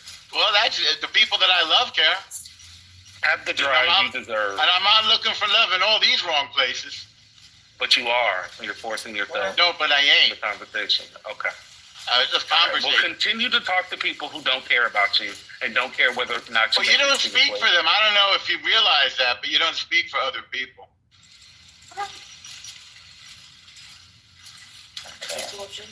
Okay, moving on. I hope my spirit doesn't. Maybe I know everybody doesn't like me, but on the app, and sometimes I just think about like the spirit one emits in the world. I just hope my spirit doesn't do that. I just hope they don't. I just hope it doesn't. I just hope it doesn't. And if it does to people, please back channel. If it does to anybody, I'm asking, please just back channel me and let me know why, and I'll change it. I just Not I don't you want to have that reflecting spirit. on your life. On my clubhouse, my clubhouse personality. No, I just not don't. your soul Yeah, I said I hurt her salvation. Not feelings. just. So Jazzy said you hurt her After reflecting. feelings. All right, she can back channel me. I apologize, Jazzy. I just Don't feel bad. You done hurt everybody's feelings on this stage at least once. yeah, but people, my feelings get hurt too. But I'm saying I don't want that spirit. Goat is mean to me all the time. I'm not mean to you. Yes, you are. I'm not. Yes, you are. Okay. You might want to eat. You're in the matrix. Concentrate on the road. Look out for that tree on the bend there, Norm. There's a moose coming up. Avoid it. Or don't. And then we'll just see where it goes. That was funny. That was mean. But don't run into a deer. Just since we were talking about people in the South, people think that you can like knock down the deer. It will fuck up your vehicle and you just FYI. Wait, what's wrong with him running into a deer? I was saying, Goat, you might want to ease up on the stay off my okra. That's what I was trying Let's to start with understand. what's right with it. Stay off my what? Well, What's I right can with tell it? you one Stay off thing. my okra. I can tell you one result of him running into a deer. He'd I have said to what's go. right with it. What's right? Not That- result. Right. What's right with it. Actually, yeah. What the result would be right. And one of the results would be him having to go on mute so that we don't have to hear him. That would be a result, and it would be a right result. Y'all don't have any deer experience. That would be wrong. Oh, it would be right It's scary. because Wrong. we wouldn't have to talk to him for at least 10, 15 minutes. I mean, some people feel that way about you. Exactly. And some people But I feel wouldn't the same dare. way about I you. wouldn't dare. Oh I my wouldn't God. dare wish that you Yes. would hit or that you would hit a Some deer. people feel the same way I about wouldn't. you. But They don't I want to wouldn't talk to dare you wish that either. upon you, sir. Lady. Okay, well then you can just Just go, wasn't turning Hurricane, it because I'm not going to around. deal with you today. So Yeah, y'all got to I get just your wanna little turn it boy, around, get because your I little wasn't friend, talking get to your you. little friend. I was Now you talking get your about friend. somebody else. Get your friend. You You don't want to get him. That's fine. Don't worry about it. Don't worry about it. Don't worry about it.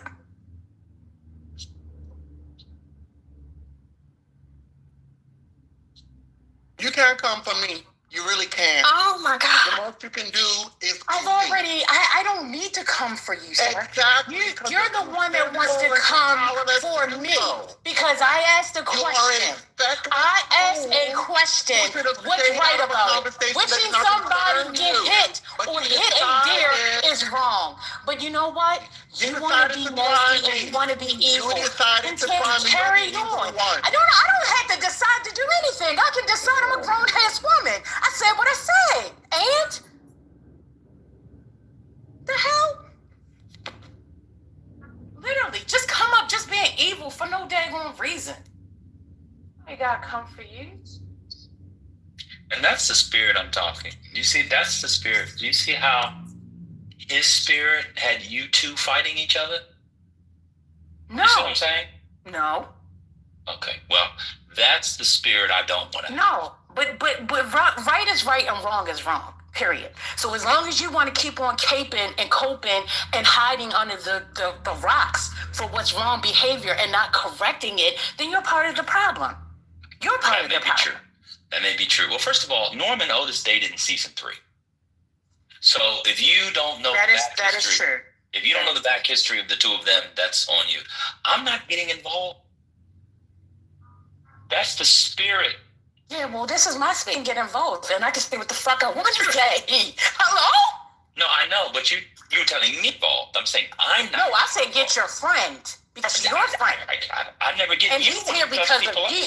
He's here. He wants to visit you, sir. But He's it's not not here true. for me. I think he is. He's not here for me. I think he He's actually not here is. for me at all. I think he is here for you. No, he really isn't. He's not here for me. I think he is. And it just, No, he's it not. just proved why he's here for you. I literally think that's why he's here.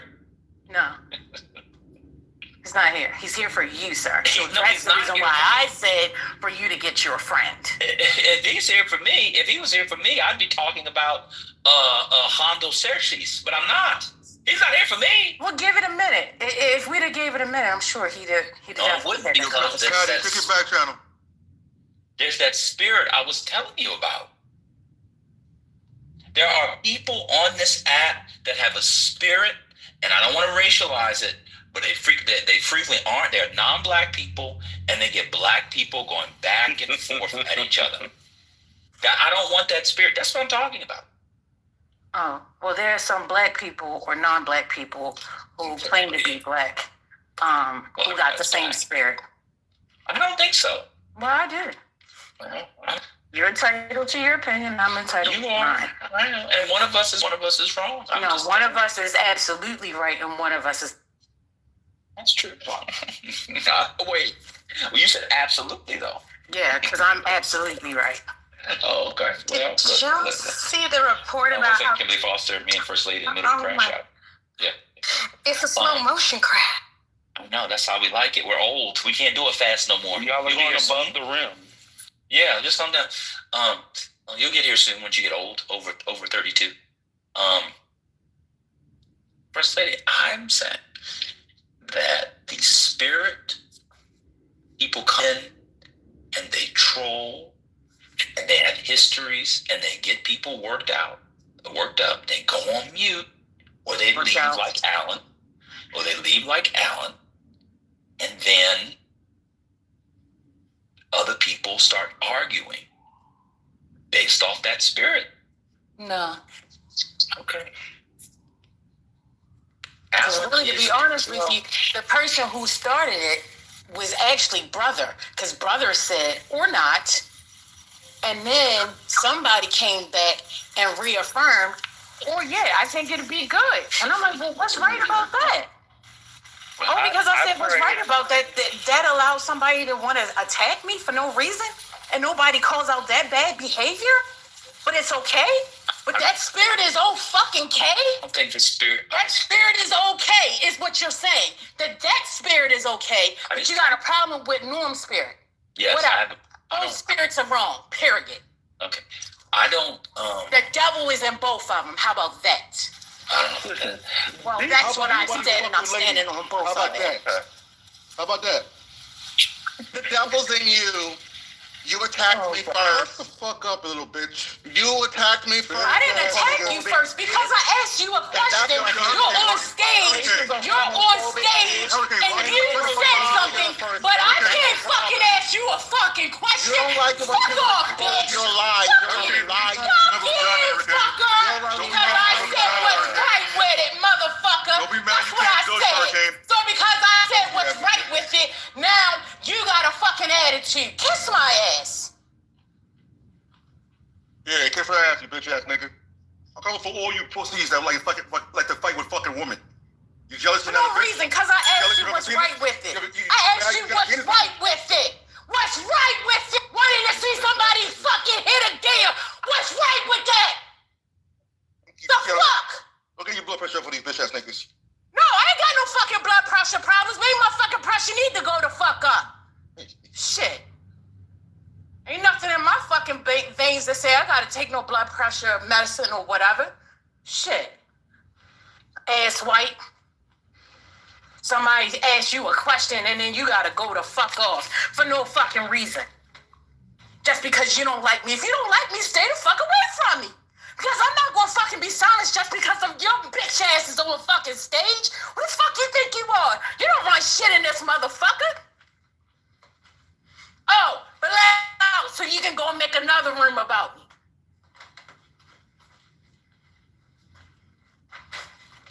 So we could fucking be successful. Off of my motherfucking back, bitch. Now go tweet that.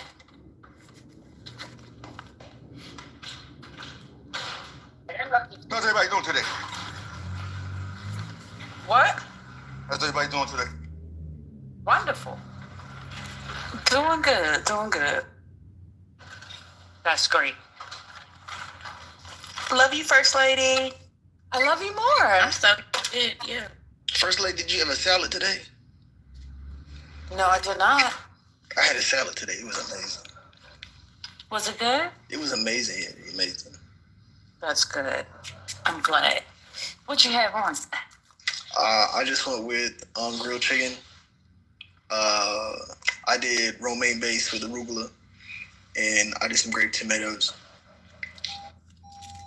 I ask you a goddamn question, you want to sit there and want to show your ass. You want to pull down your motherfucking ass and show it. Fuck you!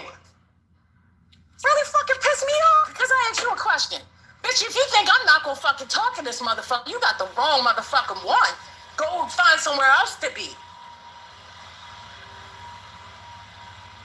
Any other?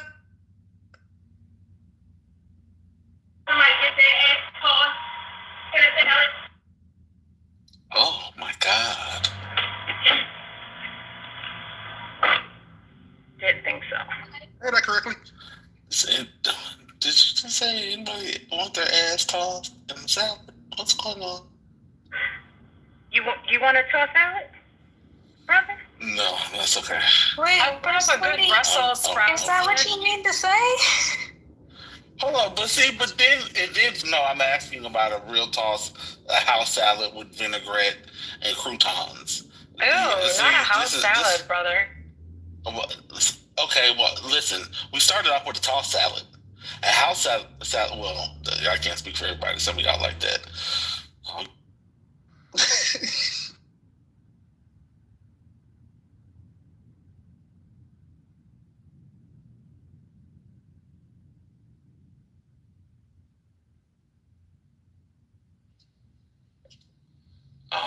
Aren't you Christians supposed to be in the holiday spirit? What's going on here today?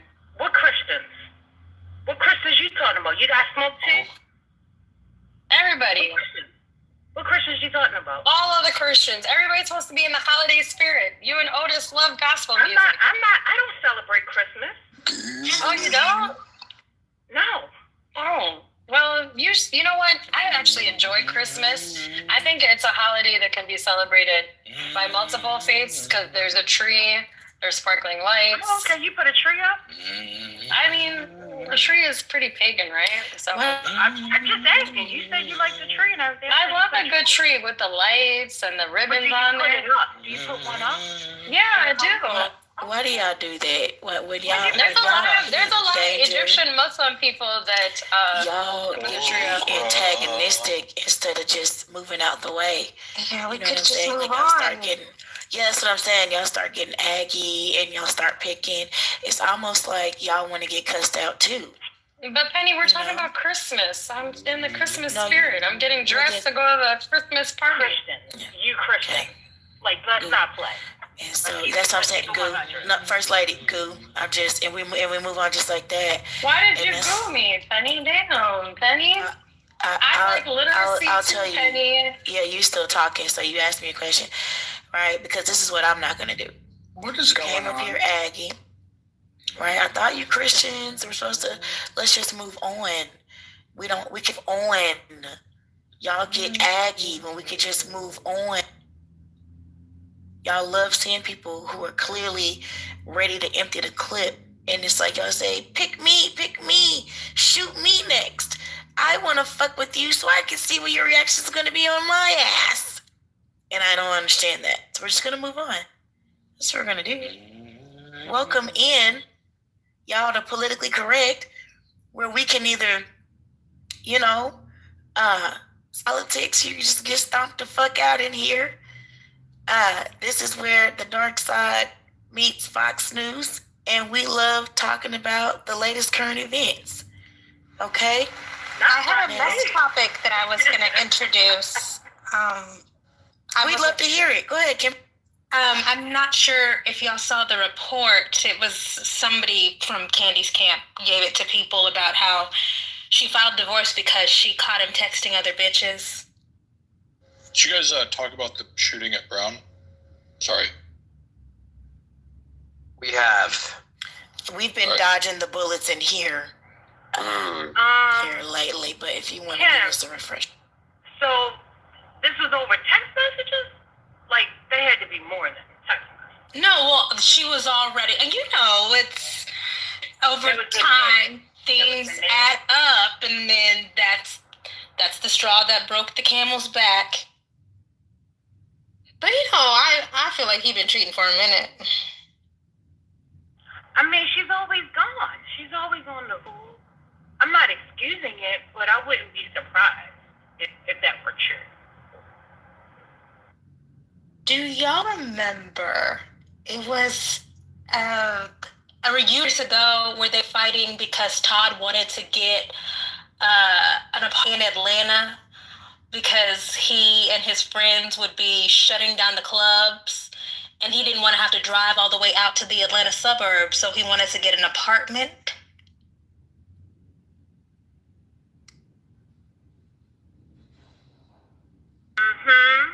Cheating. That was an apartment to fuck bitches in. He been cheating. Is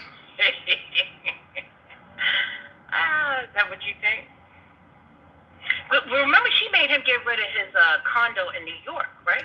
Didn't she make him get rid of it? Exactly. Like he sold it or something? Exactly. He been trying to find little nooks and hideaways. Yeah. Well, to the Brown situation, allegedly, well, apparently, let me correct my words, the person they had in custody wasn't the right person. And the person at large, if I'm not mistaken, is shooting somewhere. I think that's what Trump came up to say. I heard that before I left out the house. So, what's going on with them capturing the wrong person and saying they got the right person and putting it out there? They did that the same thing with the Kurt situation. Oh, we got the right person. Oh, we got the person. Come and find out it wasn't even the right person. Why are they reporting this kind of stuff? Wait, there was a shooting today? I saw it. Yeah, Brown. Where? Brown University. University. Oh, damn. Any fatalities? There's no details at all. They're just saying multiple people shot and suspect is still at large. Wait, I thought we had it said 6 casualties the last time we checked in. And you guys saw 2 U.S. soldiers were killed? Not confirming any fatalities. That was brought up. I have a special announcement for those of us who remember Riley. This is on his Instagram, as we still follow each other, but he's been named as the ACLU Pennsylvania's new president of the board of directors. So y'all remember Riley? He was on the app. Great brother, great dad, great husband. So I just saw that and just wanted to acknowledge that. Shout out to him. That's an awesome sauce accomplishment. I don't think he's on the app anymore, but shout out to Riley. Anyway. It's another school shooting in the chat. Apparently, we are in December. This school shooting is now number 70, approximately 5.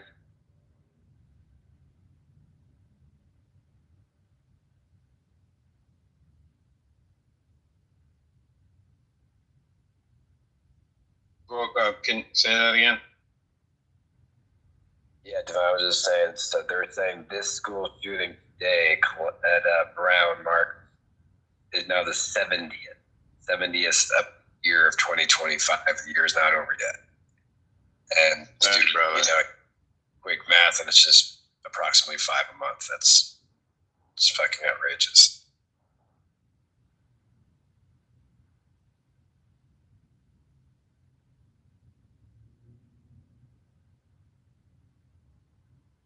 I think a while ago we had a conversation here about weed. I saw something on CNBC about Trump going to sign an executive order reclassifying marijuana next week. Yeah, Jim and I spoke on that briefly. What is it supposed to do, Kim? Let me pull this up. President Trump is expected to issue an executive order as soon as Monday that would allow for reclassification of marijuana. A person familiar with the matter told CNBC, such a move would allow cannabis companies to fall under different tax regulations and encourage investment. That'll be a great day if he really fucking does it. We're hearing that since the last administration. Most states have already done that, right? We just need it on a federal level. Yeah. Some states. Some states. Wait, so what happens with this reclassification? Okay, so the cannabis companies would be allowed to actually get bank accounts, right? So because of the current classifications, if you were a weed company, you were debanked, basically. You can have a bank as a weak company if you're in the industry. What it is, you can't get financing or funding from the bank. Well, maybe I'm mistaken, but I thought I had heard that people would regularly have their bank accounts shut down because of that was early on. Maybe on the full weed side way, because the CBD hemp side was that way. Mm-hmm. And you had to go through like merchant processors. Used to rob you for every fucking sale you had. But now there's some banks that are willing to open accounts. Oh, okay. Yeah. But yes, now they can get investment, like you said, Haitian. And research. Research is another big one. Yeah. Judicially, or when it comes to like felony charges, because we got a lot of brothers still doing football numbers behind having weight. So what does this have? How would this coincide with the agriculture thing that they did last week? Remember that? They did something with agriculture and marijuana? Like, would this complicate things? Say that again? Firstly? Agriculture, didn't something last week or something they Talking about the hemp bill? Yeah. Yeah, so the hemp bill, what they're trying to do is take it out where almost you can't really have any THC in the plant, right? Because what happens is you get the same. Okay, I don't know if you've seen THCA on the market. THCA is basically marijuana. So when it gets heated, it basically turns into that. So that's why they're trying to get around that loophole. That's a loophole that we have to be able to sell it. So they're trying to restrict sales, but I don't think it's going to go through because that's supposed to be a whole another year from now.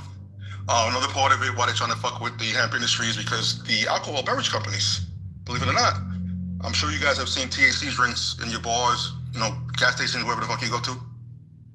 So that right now is like they're out there, and the companies are pretty pissed off because it's about $28 billion add extra to the industry with that. So you're going to start seeing more. Like, for example, you have a Circle K gas station by you? A what? Circle K? No. All right, well, anyone who had those, you'll start seeing them in there. They have the refrigerators where they're supplying them. Now, who's supplying them is the beer beverage companies.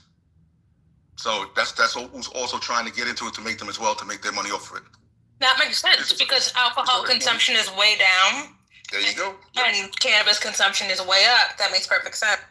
So that's why they're trying to get illegal for people that's actually in the industry, and they actually want to be able to take that over on the alcohol side. Yep. This is just random, but did y'all see that they were attacking the CEO of Uncle Nearest, Fawn Weaver, for something, I guess, how she treated somebody that approached her? Since y'all mentioned alcohol, but I'm really disappointed in what's happening there. But back to well, yeah, if it happens, that in my opinion, it'll be good. I mean, young people just aren't as into the vices of the elders of the day, of the old. It's actually kind of interesting when you look at the data in terms of Gen Z. They're just not doing some of those things that were considered standards for decades. I barely drink alcohol, Mickey. I drink THC drinks, but not too much alcohol consumption. Well, Trump pissing the Canadians off so that they're getting less of our stuff too, certainly.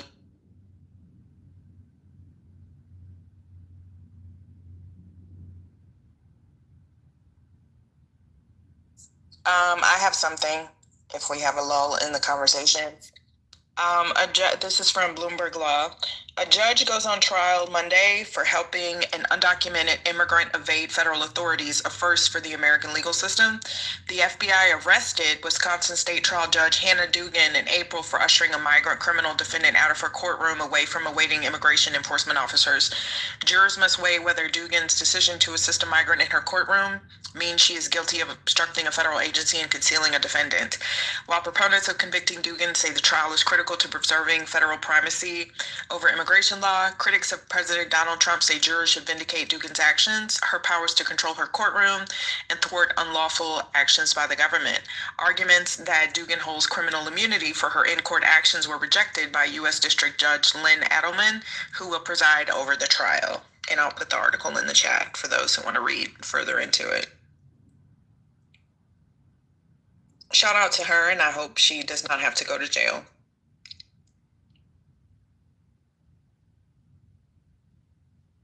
Where was that? Was that in New York?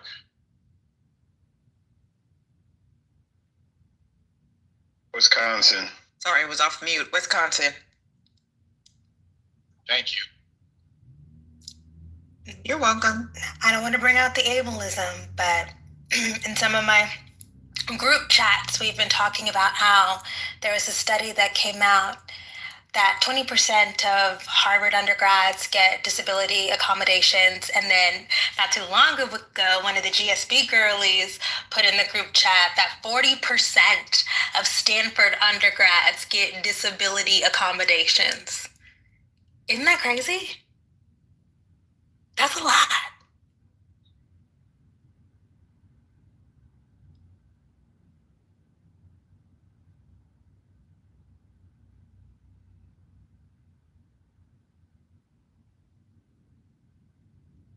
I would say good evening, suburban blacks, but niggas think that's a pejorative, so I'll say good evening, regular blacks, El Normo, and everyone else in between. Thank you. Have a nice.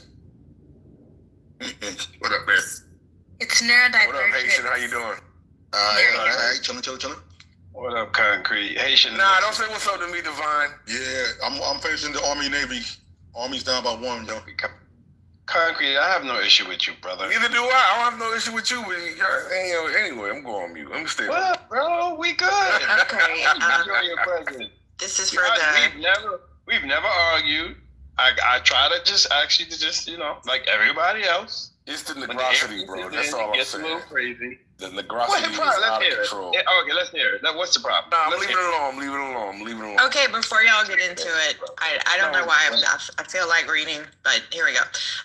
Trump's change to what harm species adds risk in logging areas. For those of you that are worried about the endangered species, the Trump administration's pending deletion of the Endangered Species Act definition of harm. So now he's after the animals too. Wonderful. Will have an outsized impact on imperiled species in Northwest forest targeted for logging, especially the northern spotted owl, environmental attorneys say. Habitat for several species, including the threatened owl and the endangered marbled murrelet seabird, don't know what that is, overlap with federally managed forests in Oregon, Washington, and California, where logging is expected to increase under the White House emergency orders in a new law that requires a roughly 75% increase in timber harvesting in national forests by 2034. Without adequate, suitable places to live and reproduce, species go extinct, said Melinda Taylor, senior lecturer at the University of Texas at Houston School of Law. Repealing the definition of harm would undermine almost all of the regulatory framework in place to protect endangered species. So Trump administration, once again, just fucking shit up for absolutely no reason at all. Isn't that lovely? Just wanted to read that. I do agree, Agent. There a lot of clear people will lose their mind at taking away the habitat for the animals. I happen to agree with them. I'm just not gonna, go out and, put red dye on your fur coat kind of person. But yeah, that's just kind of fucked up. Why do we need to redefine what harm is? Anyway, I just read that and I wanted to share. Back to the.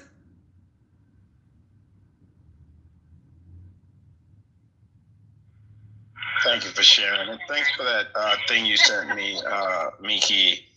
That the Cadillac series with Diggable Planets doing I'm Cool Like That, riding around in a Cadillac. That's a nice little series. I appreciate it. Do you follow it? Yeah, because they have all of the OGs. They had Selena Johnson. They had they just had Hurricane Chris and hey baby.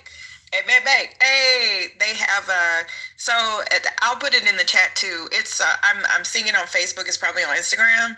So people ride around in this nice ass Cadillac with the leather seats convertible, and they have a lot of current and older R&B stars, hip hop stars, rap stars that are singing like their music, and it's actually kind of cool. So they have Big Daddy Kane. Hey Lisa. So yeah, I'm gonna put it in the chat. I came across it on Facebook, and now I'm just like fascinated by it because it's kind of cool. But I'm gonna put it in the chat. I'm glad you like it. I saw that as a New Yorker. I'm like, oh, he's gonna love this. Yeah, I never saw that. And another great one, you're probably familiar with Tiny Desk. Love Tiny Desk performances. You know, those little intimate performances. Rakim did one. I mean, everybody's done Tiny Desk. I'm sure you guys are familiar. Oh yeah, I love Tiny Desk. Yeah, I'm gonna share the Diggable Planets one because I'm cool like that. But if y'all follow it, they do a lot of groups. Like I saw Selena Johnson, and some others. So yeah, shout out to Cadillac for doing that. I think that's kind of cool. Wait. Oh, y'all saw what Owen just put in the chat? Wesley Hunt is something. He's something. I saw him in an interview yesterday say, someone was interviewing and he said, maybe it was old, but I just saw it yesterday. He said, you know, we've never had a black statewide official elected in Texas, which is kind of astounding if you think about it. It really is astounding if you think about it. But you know, everybody thinks Texas is good for black people. You can't even elect an official statewide. That's a different discussion. And I mean, South Carolina has elected black people statewide in the last 10 years. I mean, anyway, Georgia, North Carolina, anyway. But Texas is served. We got HEB. I mean, I had to look because I was like, Barbara Jordan? Nope, not Barbara Jordan. Nope, not she. And he goes, well, you've also never had a Army Ranger. You've also never had someone with the Army family lineage as me. And he named like 6 things they'd never had, which I guess was to him. And he said, and I'm paraphrasing, but this gets to the gist of it. He said, I'm so much more than my skin color. Obviously, being black is not about skin color. That's like the dumbest thing anybody could say. So, oh well, this is not important, and being then you can't about racism. No one's going to take this seriously from him. I'm sorry, go ahead. Okay, but the claim is what is just because it was a black Republican woman making fun of his ashy ankles. That was the racism claim. What? Y'all gotta click the links. I don't have Twitter. Oh, you don't. Sorry. Okay, wait. Let me find it. It was about his ankles. Okay, he was saying that the racism was a black Republican sharing a picture of him and his wife at the White House where he was wearing I don't know, those flooded like ankle pants, and his ankles were ashy. Wait, let me just read it. Wait. The gray ankles got dude looking like he just did a tap dance routine in a bag of flour. Oh, that is racist. She's black. Oh, the one that said it is black? It's a black Republican. That shit is funny. Can we not do any more dashiki wars, please? Had enough. We all like jump Toye. It's like, come on, man. What is dashiki wars? What the fuck are you talking about? I'm talking about the Negro social protectionism that y'all have to engage in whenever y'all feel that the community is under attack, right? Oh, I'm sorry. I'm sorry. I know y'all have one. So one second, I'm gonna land. So yeah, y'all have numbers, and you have a very loud voice, and you have structural power. So obviously, you can always drown out your dissenters, but it's not healthy. You have to be able to face people who don't agree with you, and you have to be able to deal with it in a intellectual way. You're not any of our parents. You can't scream, fight, and this. I'm sorry, guys. I normally don't do that. Wesley Hunt thing? I'm curious. Confused. What's he talking about? So wait, Maga. I'll bring him back up. You not do this, bro. You gonna do this again? So ChatGPT says that do judicial races count for statewide offices? No. Executive. No. Executive. Oh, okay. Well, then there's a couple of those. Okay, my bad. Go ahead and pontificate. Concrete. Is this about the Wesley? No, this is about the prior jumping of Toye that y'all did. Are you going back to that? No, I'm not going back to that. I'm talking about. Can we finish the Wesley Hunt convo first? Yeah, of course, brother. They just broke the news. Oh, okay. So the lady's a black Republican? I put the link in the chat. Yes, she is a black Republican woman. She is in NRSCC, the Republican something. Senatorial campaign? Yeah, she's black Republican. Yeah. Where'd you put it? It's a link to a Substack post in the chat. Okay. All right, let me see. What's the lady's name? Oh, here it is. Well, with Jennifer DeCastro. Oh, that's hilarious. That is hilarious.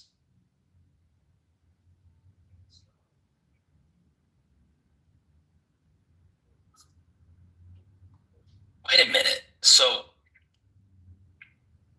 his claim is that she was being racist. Wait. Owen, what's the quote? Making racist comments after controversial. Wow, that's crazy. Wow, that's crazy. All right, I guess the moment's over. Go ahead, Concrete. Fuck it. You lost all steam for that combo. You interrupted in the middle of it. I forgot what I was going to say. Okay, okay, good. Okay, cool. Thank you. I appreciate it. You just gotta, there should be some balance. It can't just be all fucking dashikis and incense. It should be able to, like, the non-dashiki wearers should be able to, contribute and, challenge ideas. It can't be, unless you wear a dashiki, you can't speak here. That's all I'm saying. Thank you. Have a nice day. We don't give a shit. Do you believe that okra soup is part of Black American food cuisine? Yeah, I don't care, sir. Sorry, I don't care. So then who's the dashiki wearer? All I care about is whether or not somebody can be able to make their points without getting jumped by all the people who say they know everything, right? The I know everything crew shouldn't have to use fucking, group fucking attack in order to, like, make your point and win your arguments, right? This is pathetic. He's a pathetic man. He came back 2 hours. He wasn't even in the conversation. He's pathetic. I don't know who moved him. Wait, what's going on? I didn't move him the second time. I don't know who moved him. So the I Know Everything crew should be able to walk somebody down intellectually. We should be able to, as the audience. Concrete, why do you feel you can come in? No, I'm sorry. What are you doing? What's going on? Because I was given instructions by people that we're not going to argue with people. We're just going to move them down. If you haven't, let me just make this announcement on behalf of Politically Correct. If you have an issue with how this room is run, please feel free to back channel one of the mods, and they will communicate that to Patty, our First Lady. But allow stage time for you to fuss, wag your finger. But it's okay for you to wag your finger. Okay. This is Clubhouse. Put it in the suggestion box, Concrete. Just put it in the suggestion Concrete, box. and you just got booted from the room. This is Clubhouse. This is a free social audio app. You were not required nor mandated to be here. You were not required nor mandated to agree with anything that occurs in this space. There is the leave quietly button. And if you're unable to do so yourselves, and you constantly make appeals to the moderators of the space, then we will exit yourself. Wait, that didn't come out right. I'm gonna boot your ass out of the motherfucking room. Okay? God damn it. What you're not gonna do is, no, I'm just kidding. Please don't come up in here and attempt to moderate the space, number one. Number two, attempt to tell us how we should moderate the space. You're welcome. See, if you let somebody slide, they gonna ice skate. He was the apology police yesterday, and now he's the mod police today. See how they go? See, when you let somebody shenan, they will shenanigan. This is why I told y'all yesterday, you got to get dead on people's ass in the moment. You can't let time go by. You got to let him make it a little too long. Tomorrow is not promised. You got to cuss that motherfucker out today. You have to do it today. Thank you. Yeah, that's how they be dropping me in the Google, and I be doing the same thing you do, Penny, or they come at me. I attack shit right away. See what happens. No, he put himself in the audience. Oh, he What's did. going on, everybody? We appreciate that. Said, I'm gonna Thank go you. down. I thought he said, oh, okay. But there was an awesome sauce room last night, y'all. Somebody put me in the Google. I was about to, but I'll do it myself again. Thank you, though. I didn't put you in the goo. Hey, inflation. I don't have any problem telling you when, and why. Put me in the Google, Miki. Me and you. No, I don't want to center. It's not about me. But no, I'm addressing. We did have an awesome sauce room last night, y'all. Sometimes those, middle of the night rooms, I don't know why we're all up, and we're having a good time. So we shared pictures. We talked about the good old days. It was a bunch of like Gen X people. I think the youngest person in the room on stage was like, 35? And we just shared pictures. Spirit had some really beautiful pictures. Haitian, oh my gosh. Pastor Rodney, who only had one friend and listened from the goo, came on stage. Pastor Rodney was awesome sauce. So we were just sharing, vibing, talking about the good old days. Even Joe B was sharing her pictures from when she was little, Eduardo. So yeah, y'all, it was so cool. So shout out, I saw some people. I slept right through it. But you did, First Lady. We had a time. I woke up every now and then. I checked out a few people pictures. Yeah, we had a time. It really was. But no, wait a minute. I was the one that introduced you to Pastor Rudd. Yes, I gave him that name. You did. Shout out to Pastor. He was singing. He has 6 girls and 1 son. So y'all, we were sharing. His grandbaby is like one of the most adorable little people. We saw baby girls with braids and the little beads in their hair. Y'all, we were sharing pictures of grandkids. That's how the old folks was vibing last night. Okay, so that was beautiful. We did. We had a good ass time. So shout out to Rob showed his baby girl. Oh my God, she is so. Anywho, let me hush because we were just ooh and ah the whole for at least 3-4 hours or something. So yeah, I woke up to Marshall and neoliberal talking about something. Oh yeah, I went to bed. What's going on? It was like 5 o'clock in the morning. I was yes, like, oh my God, Marshall this is embarrassing. Like at 3 and said he couldn't sleep, and I was like, "You got it," and I went to bed. So I don't know what time the room closed, but anywho, we had a good time. That was good stuff. I like when people get along. I like that. You would have been proud of us, First Lady. We really did. I was. I told you. I was there, you. But I wasn't there. You know? I thought I saw you come off mic like once or twice. I did, and I tried to get in a conversation, but y'all was talking. I said, I ain't going to get in there. I think Kimberly was talking about something, y'all. Y'all just completely took it off track. No, Concrete forced us off the path because he's horrible. No, I'm talking about the whole stage.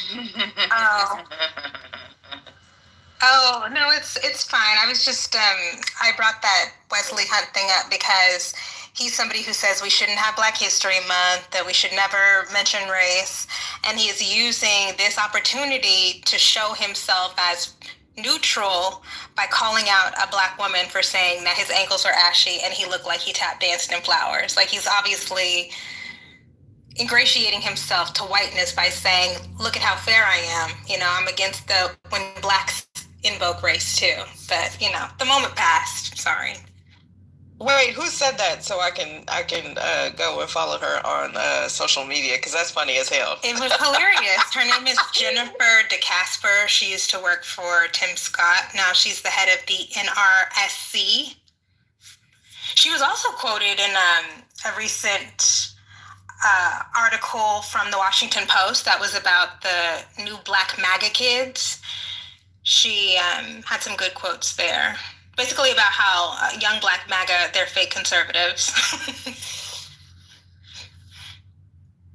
This is true.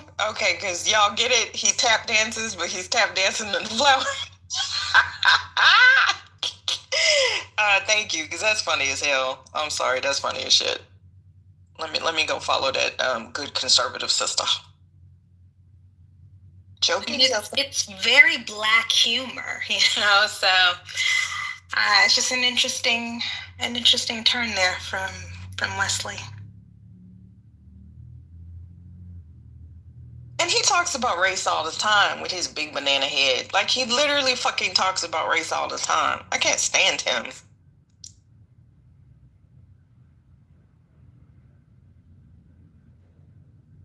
Concrete sucked the air out of the room. Was it, were neoliberal and MAGA earlier talking about the numbers for Jasmine Crockett? Was I mistaken? Oh yeah, there's oh my God, man, yeah. Out of is it TSU? I think I'm pretty sure they have. They do a lot of polling, and Crockett is +8 over Tellerico, and a lot of that is because she's bolstered by Black support. For Black support, she got 89% of support, so that's to be expected. For better or for worse. She does look like she has a lot of support. I mean, I know like Facebook or Instagram, whatever, we can't really translate to what people are going to do at the voting booth, but she seems to have a lot of support from other groups. But I've never really paid attention to who supports Jasmine Crockett. So, interesting. I wonder how much money she'll raise. So do y'all, Matt saying something in the car. That's what I wanted to hear Matt talk about it. Do y'all think that if Jasmine Crockett wins a primary, that in the general election, Dems are cooked, or what? Yeah. I finally watched, I'm glad I can get this off here. I finally watched her ad. That ad she used to kick off her campaign. I found it to be horrible. I found it to be really bad and tone deaf. Is it the one with the Trump voiceover? Yeah. Yeah. Matt said in the chat, her only being 8 points above him isn't that good. It shows he has a path. She should be 18 points ahead of him at this time, at least as a national figure. I invited Matt on stage. Trent, please don't say things that like your information was better than the president's. Not today, Trent. I can't save you. I cannot save you. It's not a good day. Read the room, Trent. Not today. Girl, you know Trent can't read a book or a room. Girl, how about? Yes, he's here. I just wanted to say hello to who's on the stage, all right? Last time I was up here on this... We can't hear you. Your mic is really low. Up and down, so what's it? You said my mic is low? Yeah, it was really low for me. I can't hear you. I'm sorry, Mackendall. We were in the middle of a conversation. Patty pointed out I was being rude earlier, so we're going to allow the previous conversation to go. Matt, can you expound on that? Definitely. I want to expound. Get in line, sir. It's not your turn to speak. So just in terms of name recognition, right? She should become Fedifin. 8 points is not good. I mean, that's like, oh, cool. Okay. 51? What was it? 51, 40 something? She should be well into 60 plus, ahead of him in terms of just her name ID, right? She's just, y'all want to get, oh my God, y'all shouldn't be saying this. Being like, how could y'all side? Yeah, I really don't care. Unfortunately, she's not as ahead as she probably would want to be. I don't really know how, I guess I could say partisan this race is going to be. I don't really know how ugly this race is going to get because he doesn't want to go low with her. I don't think she's going to even attack him, aside from saying that she's more qualified than he is because she's been in Congress longer, which is fine, you know. But this shows that he has a path. So I'm looking forward to seeing Ling, and I'm also looking forward to seeing her debate with Wesley Hunt, who apparently has known the GOP for being racist towards him. I don't know why he would think they wouldn't be. He's a black man running in Texas for a party. Story, Matt. It was a black woman. It was a black woman he's calling racist. Oh, well, there we go. Didn't know that. See? It's kind of interesting that they want to debate each other, the two losers who will probably not win in the general at all. I think that's kind of hilarious. I think that's also intentional to get more black voters activated to supporting one of the two of them. Congrats that she's 8 points ahead of a no-name Texas state representative who, has never done anything nationally. But yeah, congrats. Hope she smokes it. I want to say this as gently as possible. I think Jasmine has a complicated relationship with the truth. I saw her give an interview maybe a day or so ago, and the interviewer asked her, how do voters respond to your attacks on President Trump? Are you worried that they would respond negatively? And she said, well, we looked at the numbers, we looked at the polling, and the data says that it actually brought more of them to me.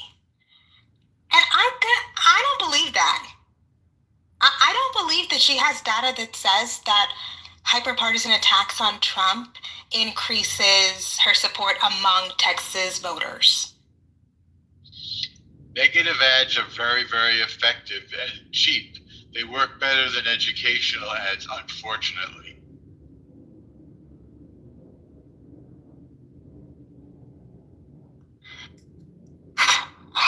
Okay, I just think we should learn from what has worked recently. Spanberger didn't do Trump. Cheryl didn't do Trump. Mamdani didn't do Trump. I don't foresee Trump working in Texas.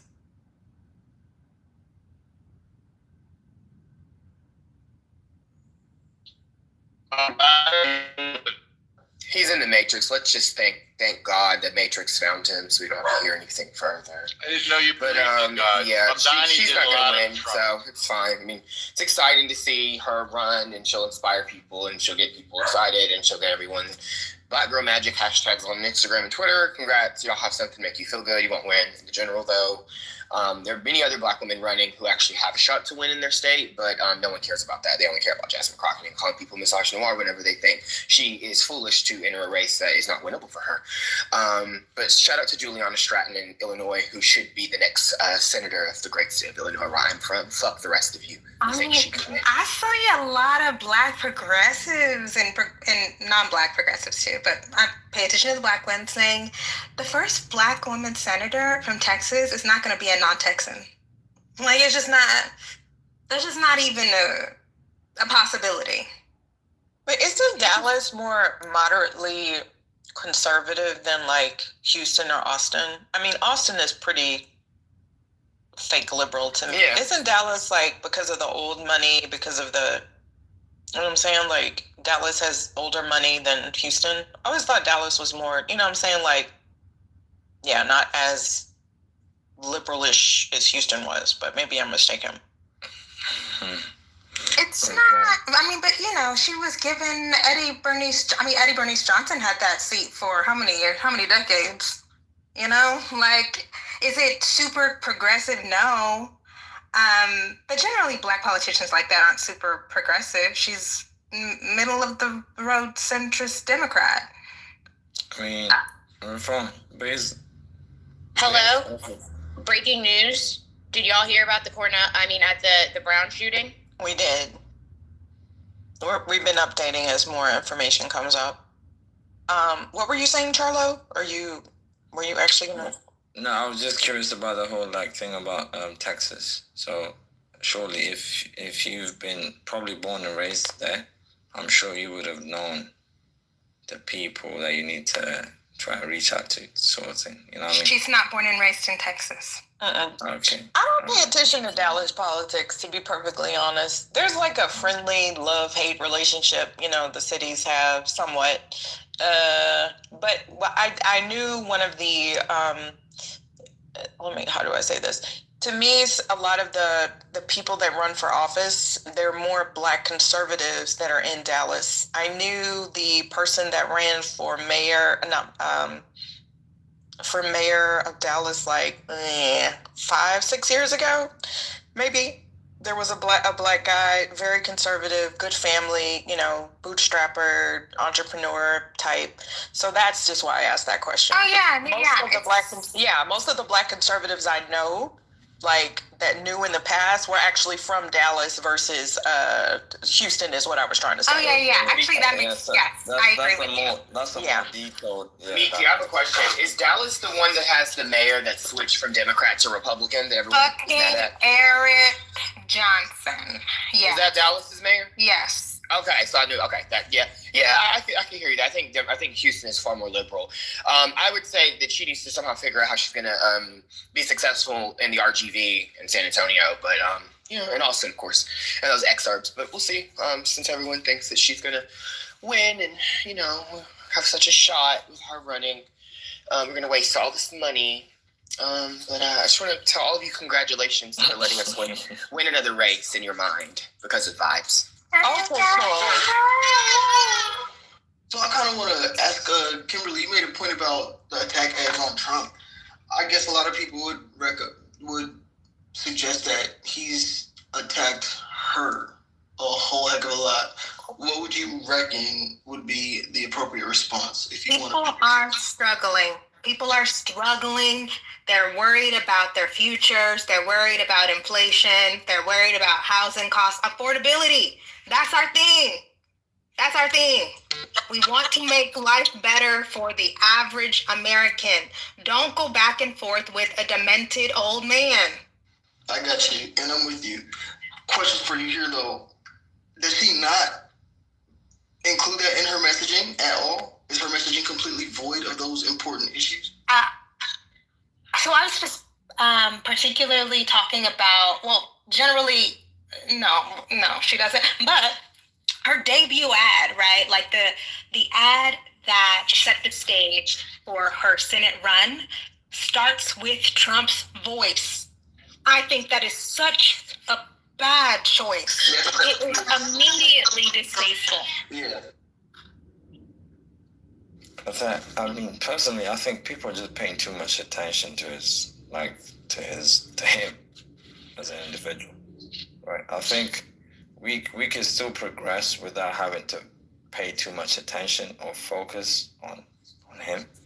I think the reason why Trump is all over people's heads is because we remember Apprentice. Everybody remembers Apprentice, right? I think that's probably why it's just stuck in people's heads. What's going on? Hey, it's 2025. What's going on? Yeah, but I'm saying that The Apprentice, you remember? Come on. Yeah. Anyway. Okay, so nobody cares about The Apprentice. It's great. Yeah, you can tell yourself that. Yeah, God. He's a mogul, man. So. Well, I put an article. He's a mogul. Oh, sorry. So what? Shut up. I put an article at the top just because I wanted to share outside of Mr. Sharon, he is the freak coach of Michigan, the 7 Black women running for Senate, which is just freaking awesome sauce. I just want to take a second to say, this man said Black Girl Magic. That's amazing. But in here. Shout out to the ones in winnable races like Juliana Stratton. Shout out to Anna Presley, who should have ran. None of them are going to win? No. Yeah, Stratton, because we need J.B. Pritzker to throw more money behind Stratton. He's being fucking lazy. I don't really know what's going on. None of them. We're going to have Krishan, or whatever his long-ass last name is, from India, who probably becomes the senator. Because, unfortunately, Pritzker's not doing the Pritzker thing, so I don't know. I said in a smaller room that so much of success in elections is timing. And, I have concerns generally about Crockett. I have other concerns, but this is just not the time. It's just not her time. And for a lot of those other women, it's also just not their time either. No, we gotta read the room, okay? We have to read the room. I think that Ayanna could have done well. She was ahead in all the polling. If she would have ran, she chose not to enter it. But she's also a different kind of candidate than a Crockett, right? And in Massachusetts, of course, right? Where it's way more liberal. Like that, to me, that's just stupid. She should have ran, right? I mean, Stratton should have more support. Y'all need to stop talking about how no one's supporting Jasmine Crockett and go support Juliana Stratton. So, yeah. They don't even know who she is. Lieutenant Governor. They don't even know who that is. Y'all need to figure out who she is. That's what I'm saying, because they don't even know. I mean, the Jasmine Crockett thing is just because she... That's all. I haven't seen her... She announced several days ago, I haven't heard one issue. Oh, Mega, man. Where's the rally? She didn't do it. She hasn't done a rally. Where's the issue? She had no events. Did anybody say anything about the shooting at Brown University? No, break that down for us. We haven't heard about it. Go tell us about it. Yes. There was a shooting at Brown University in Rhode Island. 2 were shot. Mr. Orlando. Cool. I'm so sorry, Mr. Orlando. I was putting in the chat that we did. Thank you. Yes, sir. We did. Yes, sir. We did. It's quicker to just let people say it, and then I realized that. That's why I said it. People can just say it. It's just quicker to just let them say it. Oh, good point, MAGA. Yeah, I just realized that. I don't know what her issue is. What's her platform on energy for Texas? That's what I'm saying. She doesn't have What's her platform on immigration and the border? How does she plan to win not only RGV, but, soup up El Paso? What's going on El Paso? Democrats, you have to run up El Paso, which is all the way out west in Texas. What's her plan to deal with businesses in and around Houston? What's her view on the Supreme Court at the national? If she wants to be a senator, right? To add more justices to there? Does she want to get rid? I actually don't know one thing that Jasmine Crockett stands for. Right. I'm not being dramatical. I'm not trying to I'll open it up. Can anybody tell me what her issue is? But isn't that the point of the campaign? No. Yeah, well, the campaign started. So what is the issue? But she's already... Okay, so she's already in Congress. What's going on? As a constituent, I'm just going to raise my hand as a Crockett constituent, okay? I couldn't tell ya what Crockett deeply believes in. Why did you get into politics, right? What are your issues? What keeps you up at night to say, oh, I'm here because I want to make this thing better for Texans. Texans tell me that they are struggling with this. I'm going to commit myself to improving this thing. I don't know what that is. And to me, it's a big problem, dude.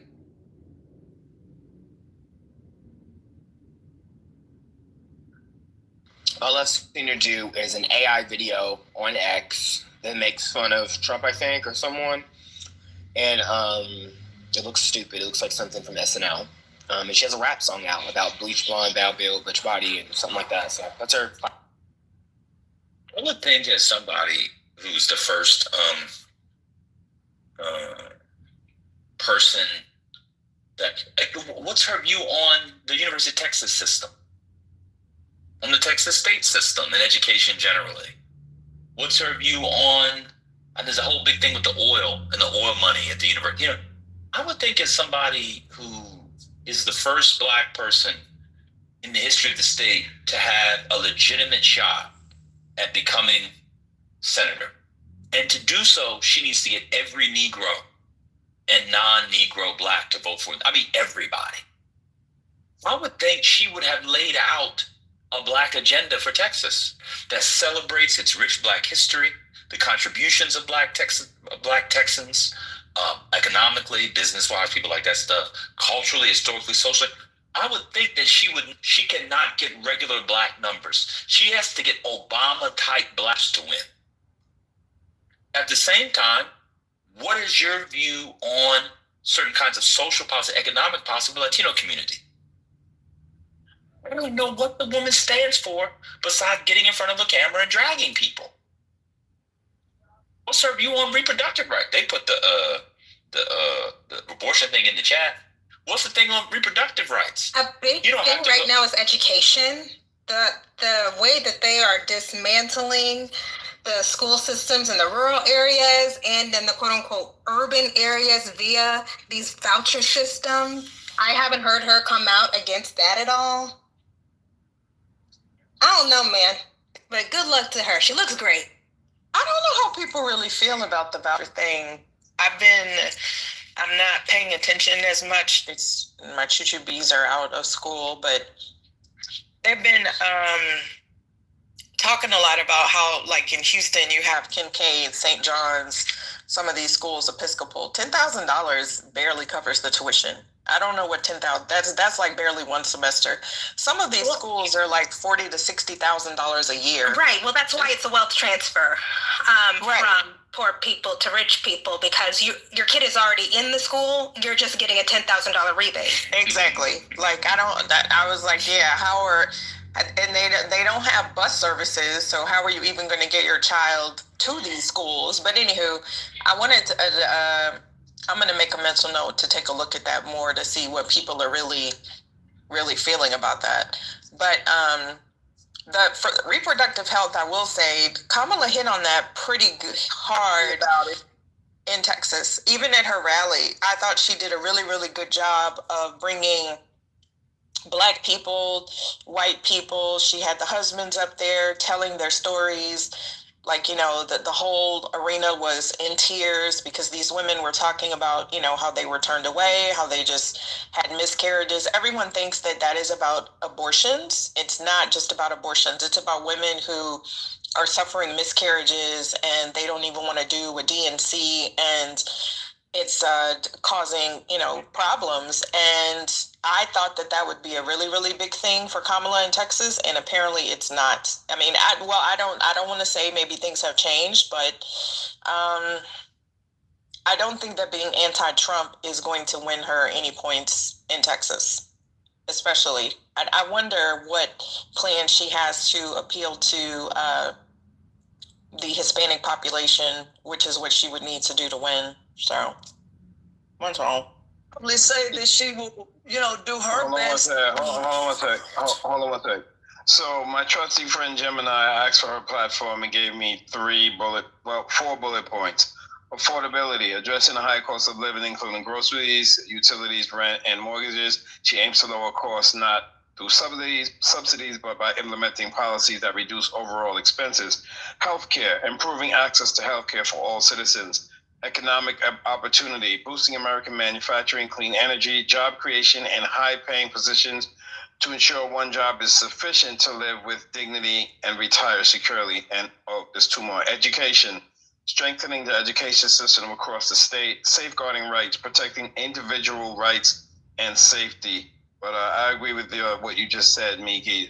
She has to reach out to certain populations that are within her constituency and say, hey, this is my plan for you. This is just too broad. She needs to be a little bit more specific with what I found. Your Gemini output, is it grounded? Meaning, is there a direct link to something from her campaign or a video or something? So each bullet point does have a link. Well, okay. No. There's one link for all of these bullet points. So let me grab it. I'll put it in the chat. On her website, there's no. Exactly. Platform. That's why I searched MAGA. I'm like, where's your platform, lady? It's not even on your website. I had to ask. It's all about her. Yeah, it's literally. Yeah. I mean, everything is about her. This is already the worst high-profile Senate race I've ever seen.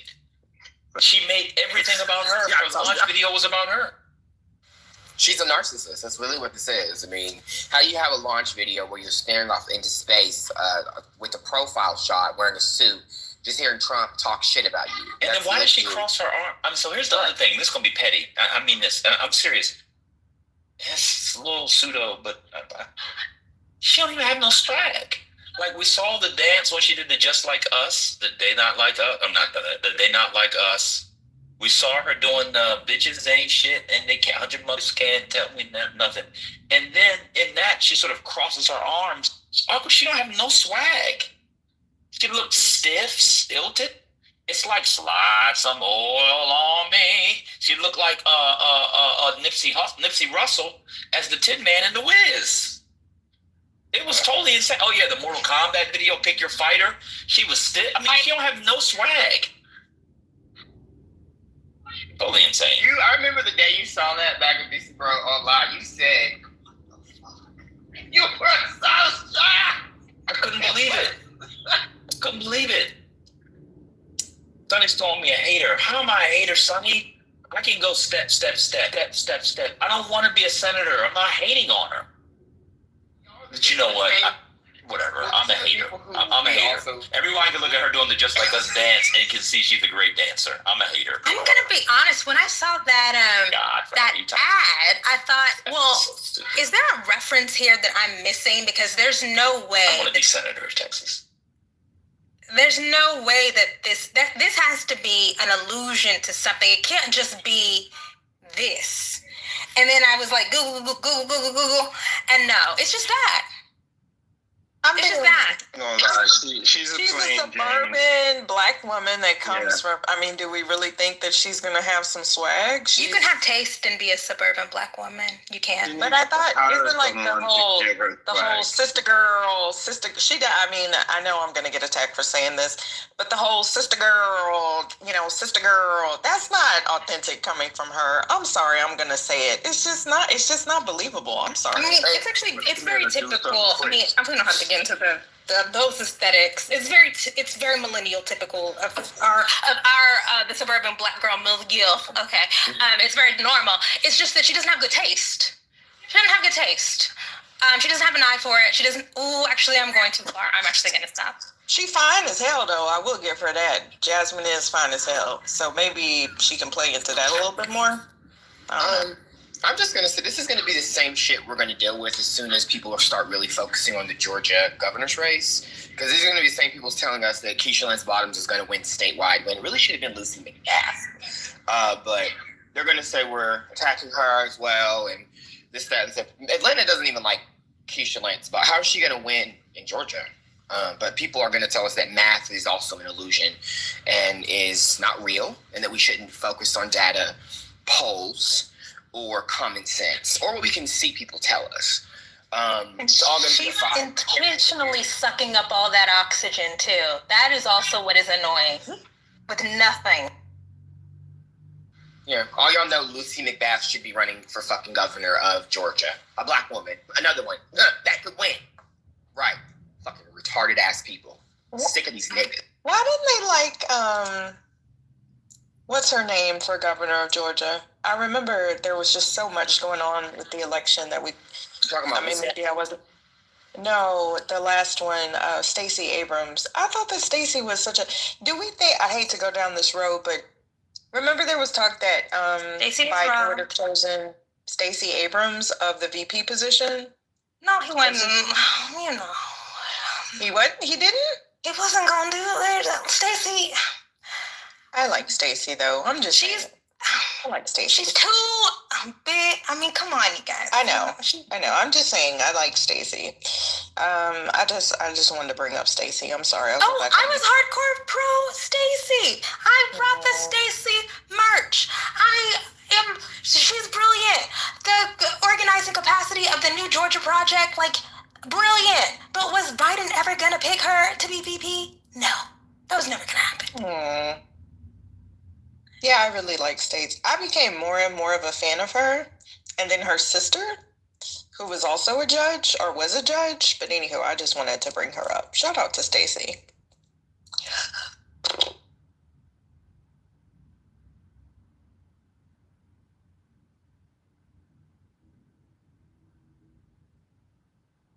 I still want to see who's donating to Jasmine, though. Where is the money coming from?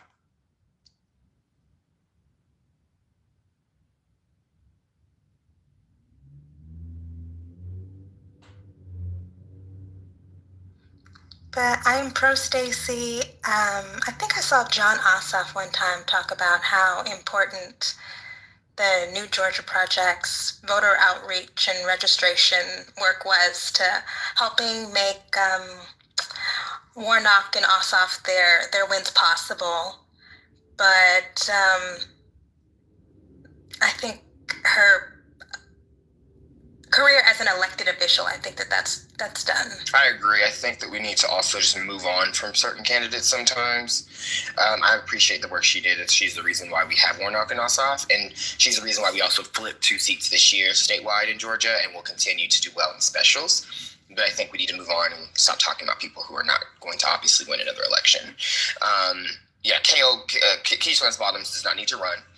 And it should be Lucy. That's pretty much it. And if it's not going to be either of those women, obviously, then it should be Jesus. The black man who's married, unlike Cory Booker up until last week, who has children he produced with his penis and a vagina.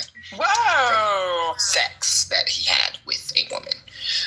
A marriage that exists, right? That's not for political Leave purpose. that lavender marriage alone. Hey, it worked for Tim Scott. He looks like he has lots of sex with his. Have you ever seen a more awkward, fake, intimate duo than Tim Scott and his wife? It's worse than Trump and Melania. I feel so bad for him. So bad. He couldn't have paid enough to get the upgraded "I really love you, honey" model thing. This is insane. So I've been reading the thing that Maya put in the chat from Texas Monthly. And somehow I guess she probably didn't have say over this. But the title is Jasmine Crockett Doesn't Care What You Think About Her Senating. Huh? I'm going to coin it. Actually, you might have already coined this, Mega, but it's toxic black girl magic. Why would you not? Let me read a quote. Texas Monthly asks, why are you the candidate to break the Texas Democrats' 3-decade losing streak in statewide elections? Crockett says, quote, I plan to run differently. Democrats keep doing the same thing, expecting a different result. People think that if you sound like a Republican, you'll get Republicans to cross over and vote for you. It hasn't happened. We've not won these elections, but I can tell you that people voted for Mamdani and voted for Trump. People voted for AOC and voted for Trump. People voted for Barack Obama and voted for Trump. None of those people ever bent the knee to Donald Trump if they were able to win over the same people. Are we allowed to? But how much am I allowed to comment on that before it turns into misogyny? That's maybe one of the dumbest things I've ever heard. Yeah, that is the dumbest thing I've ever heard. Yeah. New York City is D plus 45. Yeah, but AOC's district is D plus 35. What the fuck is she's in what is it, the R plus 15? She's in an R plus 15 state when it comes to Trump winning. He won by 15 points. What is she doing? That doesn't even make any sense. Why would you running statewide in Texas compare yourself to a mayor and a congressman in New York City? Yeah. No. Yeah, she thinks she can use the Gavin Newsom trolling on Trump and stuff to win in Texas. When Gavin knows that he runs for president, he ain't winning Texas statewide when he runs. He's trying to. That's not going to work in Texas. Why would that work? Also an executive, right? Like, he can do things not just because of the politics of the state, but because of his position. No, I'm off code. I saw a thing today. Let me see if I can find it. I was nonplussed when I read it. Okay, this is in the root. Read the title. Jasmine Crockett on why she wants to work with frenemy Taylor Greene. What? So now we've reached out to her, try to collab on a security bill. I just wanted to sit down with her and find a place of common ground in our shared experiences and work on this, because I feel like there's a bill that could get passed in chambers. It would be on where two people that are diametrically opposed on almost anything are in agreement. Oh my God, what a sentence that was. Fuck, that sounded like a Clubhouse submission. Ooh, syntax. So, yes, this is a mess. Whatever.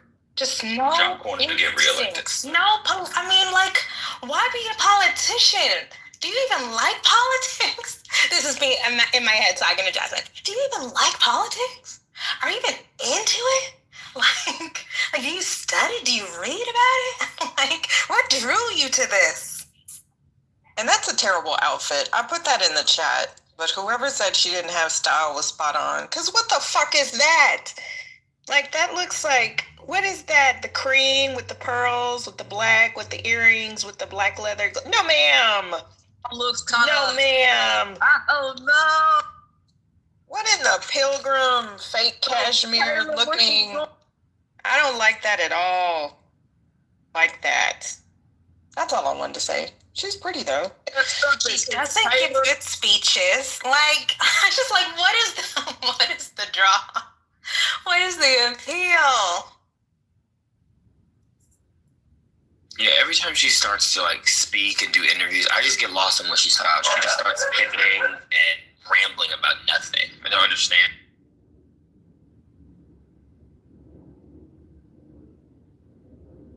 But God bless her. Wish her the best. We have then, if folks don't want her or whatever, who do we have here? Beto O'Rourke, I hadn't heard him talk about running for anything. Tallarico. Come again, please. James Tallarico, the state representative from Austin, is your other option. That's who we're saying y'all should be supporting to not be dumb and have a shot at the general. Yeah, Beto is done. That baby done run for everything under the sun. I mean, he gave a good fight, but he's still helping. He's a great. No. Wait. Okay, I'm a Beto fan girl. I'll be honest. Okay, but Beto is incredibly useful as a fundraiser, as an institution builder, as a support at James Tallarico's event in San Antonio a couple days ago. Beto was right there. Not too much on Beto. No, I love Beto. But I'm saying, like, in terms of running, no, I think he is actually someone who truly cares, because he is like Stacey Abrams. He is still out there doing whatever it is that he's doing. I follow him on social. I love Beto. I was a huge Beto fan. A lot of people were disappointed. Like, he almost beat Cruz. He almost did it. Like, we were.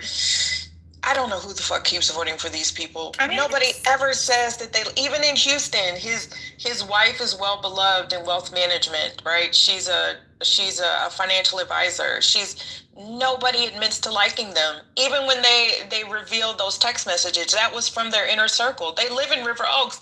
Nobody in River Oaks even likes Ted Cruz. But his funky ass keeps winning. It's like the strangest fucking thing. Nobody admits to liking Ted Cruz. We're in a hyper-partisan era. And Beto got within 2 points. That's the closest a statewide Democrat has gotten in how many decades? Like 20-something years? I know he came so fucking close. Ugh. Was this the year that he said, "We are coming for your guns," or was that after? Yeah. Yes. I wish he wouldn't have said that. But did he say when he went up against Abbott, or when he went up against Cruz? Because I really don't remember. I think it was Cruz. But let me. I thought it was Abbott, but but it's the rule. Race. I'm sorry. Was it the governor? My bad. Let me so period. About taking away your guns, that don't really work out in states like this. Excuse me. We do need. Excuse me. Gun law. I was wrong. I double checked. It was actually in the presidential. Oh. Remember, he ran for president. Yeah, the third. Well, which one did he do first? Did he do president? Cruz first, president second, third, Abbott, right? That's right. Cruz, president. Okay, because I was like, he was just all up in there for a minute. I still think, and I remember in a clubhouse room, we looked at the data. It was those rural Hispanics, because when you get to those outlying counties, that's where it's hard to win over the numbers, because they associate a lot of the Democrats with being pro-abortion, and a lot of those people are uber religious. So yeah, that's why it's just going to be hard to get those individuals to change their vote. I just don't see how that's going to happen. But maybe since a lot of older populations, the younger people are leaving the areas and those folks are dying out, maybe we'll have a shot. But those are the ones, because as we all know, the major cities are not as red. They're more so purple and leaning to blue. But city proper, it flipped or something out here, but a lot of the main things is still held by Republicans, like the judge, Tim O'Hara. He's mean as hell. He curses at people, tells people to sit the F down in commissioner's court. I don't go out there and speak no more. He has kicked my pastor out of that place because my pastor was essentially trying to say that people should have the right to, speak up here and share their opinions. Nobody threatened nobody, nothing like that. All my pastor was talking about. Hey, Commissioner's Court in Fort Worth, Texas. You know what I'm saying? I hate Commissioner's Court. Look him up. Tim O'Hara. He's terrible. He backs Donald Trump. That's what I'm talking about. I'm trying to be really clear with y'all. He backs Donald Trump. He likes Donald Trump. Look up Tim O'Hara. Go look him up. Horrible man. I went back to look at the 2018, the demographics that O'Rourke won. And so it seems like he really lost it with the white rural voter. The Latinos, he was up. Obviously, the diverse metropolitan urbans, he was way up. It's the rural juror, those people that he lost. But honestly, the Spanish language, the El Paso people, he did well with. The border people, he did well with. I'm looking at his numbers too. He did good with the RGV as well in 2018. Like, damn, he really. Yeah, it was something. Like a candle in the wind. There was a county that for the last election with Colin Allred and Cruz, there was a county that had not voted red in like 100 years or something. I'll look it up. But for the first time, they actually voted red. I can't remember where, because Texas has a lot of fucking borders. Let me look it up and see it. Let me look it up again. Hey, CEO. The most. Good evening.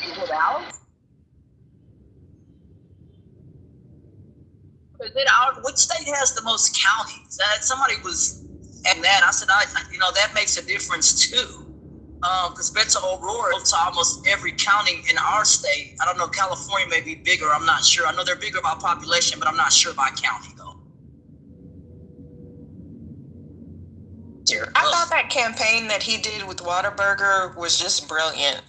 Like, I actually watched it, and I don't watch a lot of that stuff, right? Because it's like, oh, it's a politician, make your decision.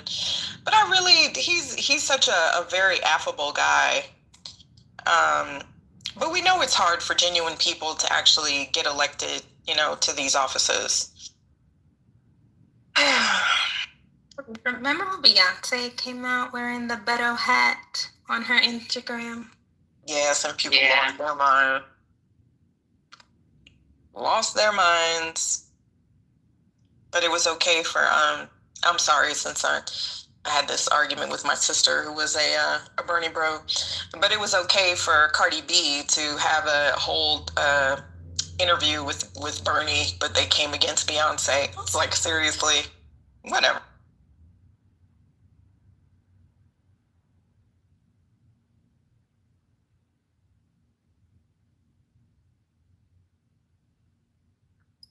I'm curious. I'd love to know who Jasmine's injector is.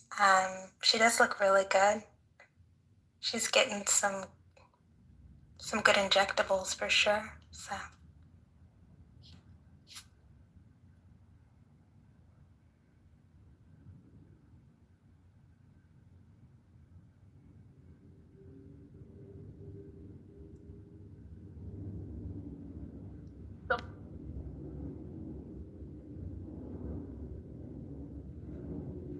I put it in the chat. It was Starr County. I don't remember where it is in relation to the border, but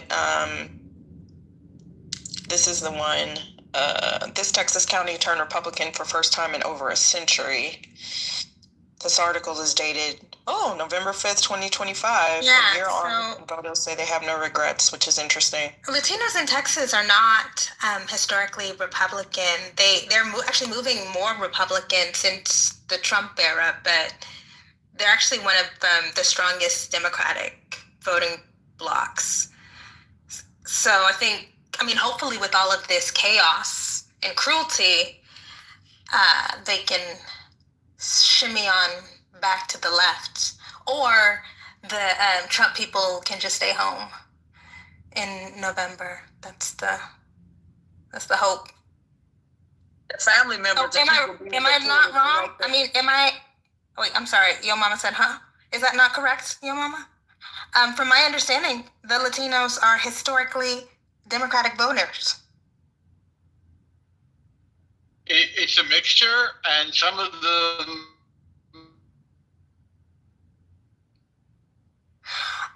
Okay, to be clear, these Latino counties, it was a big deal because they flipped red in 2020, in 2016. Is that not a big deal? I'm not saying this to be a contrary, and Nikki, feel free to correct me if I'm wrong, but Hispanics are tend to vote more conservative, like from like religious perspectives. So like it's been a red state since 1980. George Walker. No friend. Oh, sorry, my bad. Thank you. Yeah. And so our Hispanics here, like the ones that like can legally vote and all of that, I thought they tend to vote Republican.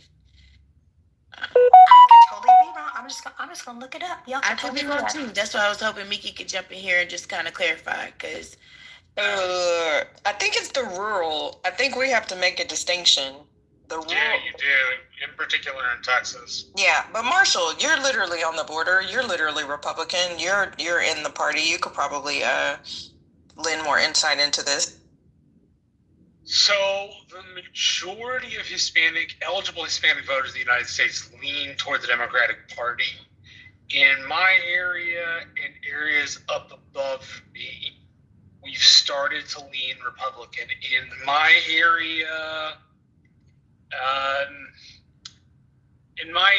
that's shifted. The races have shifted by about 10 points.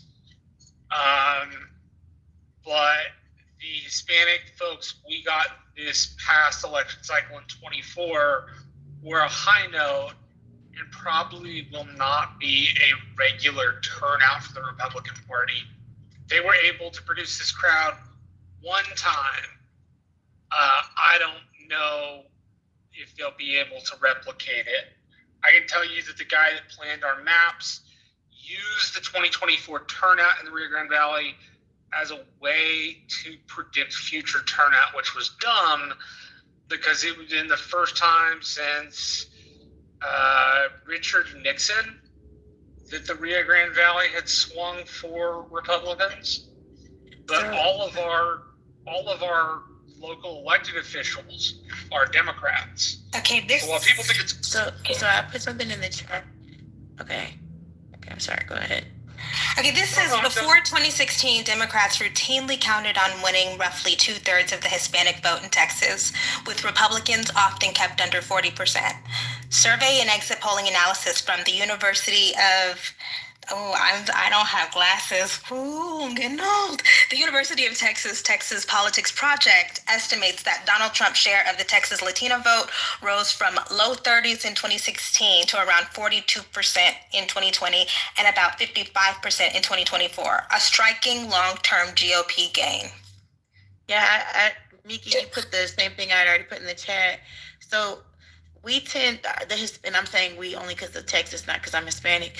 The Hispanics in Texas, girl. So, wait, I'm sorry. Let me laugh on me. Right, folks. Somebody got confused, but they vote higher here than the national average. So I'm not saying I want this to be true. I'm just saying the Hispanics in Texas tend to vote and lean in more with Republican views. So can I just? They're not liberal people. But that's new. But what I'm saying. Okay, I'm sorry. Go ahead, yo mama. So in 2008, the Obama folks and high net worth donors built a campaign focused on Texas and turning Texas blue. It was a Turning Texas Blue campaign. Part of the strategy around that was investing in engaging Hispanic voters. And they thought that if they registered younger Latinos, younger Hispanics, I don't know how people describe themselves, if they could register those voters and move them to the Democratic Party, that Texas would be blue. That project failed miserably. It failed because even when they registered them, they still ended up either not voting or voting for the Republican. That has been, since George Walker Bush first ran for governor, they have been inching more and more right. And we've never been able to build a dent on that. And you guys could look up the Texas Turn Texas Blue campaign. I can't remember the name of it now, but it started right after the Obama election in 2008. And in fact, some of his team went to run that campaign in Texas. Well, to me, and I don't want this to be true. I'm just using you can use common sense. If we know the Hispanics are the majority here and we are still in a red state, come on now. But just because they're the numerical majority doesn't mean. I'm sorry, you're in the matrix. I'm sorry. That's why I'm not in the matrix. I just think y'all are excited. I'm gonna say something. Somebody can say something that may oppose your belief. That doesn't mean we have to do that. I'm not in here rah-rahing for them. I'm just saying, based on what I see and based on what I know, it's kind of like almost 50-50, but I would say it leans a little bit more towards Republican views. I'm sorry I live here. I'm sorry I see it day in and day out. So, because I'm just saying, I could also see that if we know that there's a large Hispanic presence here, and we have been red as a state for 4 decades now and counting, and it's only getting worse. I don't know how we can fight. Mac, I don't know if you know, if maybe you're ready to catch the mic when I get done. I don't know. I can hand it to you. I don't know why we can sit here and say, well, I know that an overwhelming large majority of Hispanics are voting blue. That I don't see that in what I'm looking at the stuff now. Me and Miki put the same thing in the chat. It's not looking that way. Do y'all live in Texas? No, I don't have to. I have the data. Yes. I don't have to live in Texas. I have the data. So we can see the data. So white people make up 63% of the electorate. Doesn't matter what they are of the population. Hispanics only make up 20% of the electorate. Obama in Texas, this is according to the New York Times, got 63% of the Hispanic vote in Texas in 2008. 63%. But they only made up 20% of the electorate. McCain got 73% of the white vote. That's how he won. That's how he won. They're maybe the plurality of the state population-wise, but they don't vote in large enough numbers. The other thing about Texas and the Latinos is they are systematically disenfranchised. And the Republicans go after the Latinos with the voter ID stuff. And the Democratic Latino people, they get targeted and get their homes raided and stuff all the time because of the work that they're doing to get the Democratic-leaning Latinos to the polls and stuff. I guess that's two different things, getting them to the polls, because the last article that I put, there's a group of Democratic insiders and pollsters released a memo that showed Democrat voters who turned out less often actually lean more conservative than those who always vote. I do agree with Penny. I call it aspirationally conservative. Once they, it's like that assimilation, especially in Texas. A lot of them think that in order to achieve a certain status, and I'm not going to say this isn't the same for other minority groups as well. I'm not as familiar, and this may be anecdotal, But yeah, a lot of them lean conservative. I'm not even sure what that means anymore. But yeah, if we're going to talk about the voting electorate versus just population, because I've known for a while that Houston, or even like Houston Independent School District, was majority Hispanic. I think that was happening when I was in school. It was fairly obvious. But the data does not say that. The reason why we keep hammering on this is that they could hold conservative views, and definitely in the last few cycles, they have moved red, but before that, it was not. If 70% of Latinos who voted for Obama, I don't. It's part of Republicanism in the poor areas becoming more popular. That's been the real shift over the last 10 years where I live. To get to a place where we voted for the first time since Richard Nixon on an area level for a Republican presidential candidate, that's 10 or 20 years worth of work, like work and activism. And it doesn't even indicate full Republican control. Like my city commissioner, even though it's nonpartisan, he's a registered Democrat. My county judge is a Democrat. My state senator and state rep are Democrats. On a national level, people seem to, where I live, becoming more Republican. Part of it has to do with the culture. They're naturally socially conservative. They go to church. They tend not to believe in abortion because they're usually strict Catholics where I live. And there are a lot of these folks who are land grant families who the King of Spain deeded land to, and so they're ranchers and farmers. And in 2024, one of the things that moved the land grant families over to voting Republican was finding approximately, in a calendar year, about 854 bodies, and amounted to as many as 3 bodies a day on some ranches. And so that moved the lots of people that we had at the highest point in my sector. We processed 65,000 people in 7 days. Sector above me processed 115,500 people in 7 days. And a lot of these folks who lived here, who have family in Mexico and who go back and forth to Mexico, started coming in and saying things like, you know, if I have to follow the law, they have to follow the law. And you'd get cops who would come in and firemen, and they'd say, don't tell anybody else I came. Don't make a big deal of it. Here's a donation.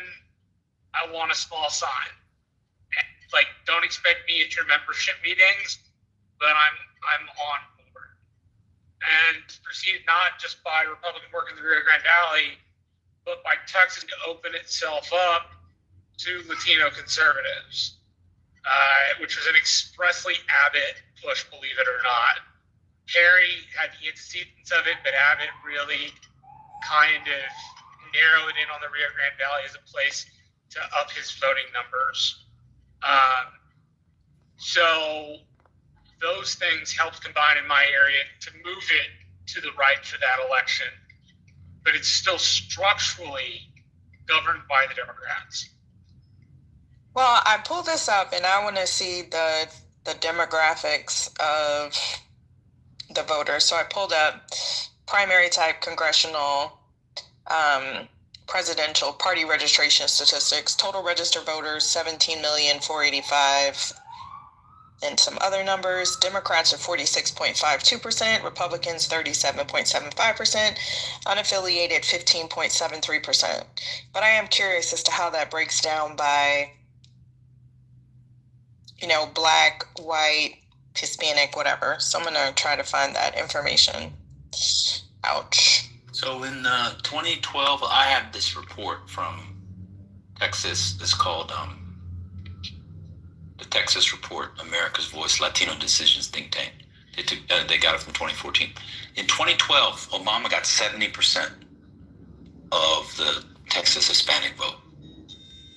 70. 70%.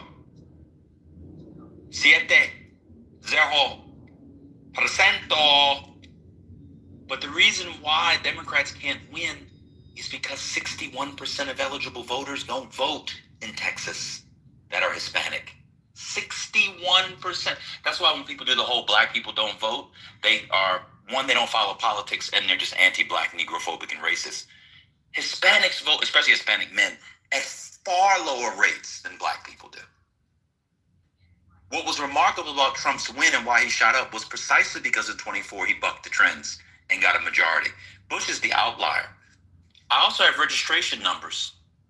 Up until the election, this is from the Texas Politics Project. Over the last 10 years, only October 2024 that had in their tracking since February 2015 where there are more registered Republicans than Democrats among Hispanic registered voters. And that's already switched because the approval of Trump has gone by. That already fell from 51% in 3 months to 40%. They're not Republican. They are not. Race determines where you vote or correlates to where you vote, not religion or anything else. They're conservative Democrats. The conservative Democrat, Henry Cuellar, is in Texas. And he's not switching. He's not fucking switching parties. Yeah. No, he's not. So the other thing about the Trump thing is his particularly strong. That's not good words. How strong he was with Latino men. That was exceptional, and that also propels those Republican gains in those Hispanic areas of the country. If we get to 26 and the Hispanic men say, I don't like what you did to my abuelo or my tia, I'm not going to vote. Or if I do vote, I'm going to go back to the Democrats the way that we saw in New Jersey in the Mickey Sherrill governor race. That's really good for Democrats. The concern, I think, among the Republicans is you did all of this to gerrymander because you were expecting those Latino gains to hold. Are they gonna hold when you got people's abuelas locked up for 6 months? I doubt it.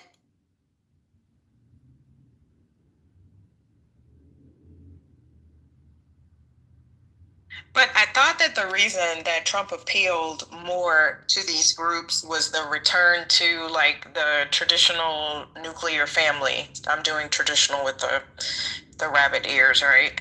Because I guess I don't know if we've ever really delved into why, 20% of the black male vote specifically that Trump got, or was it 16, 17, whatever the percentage points were.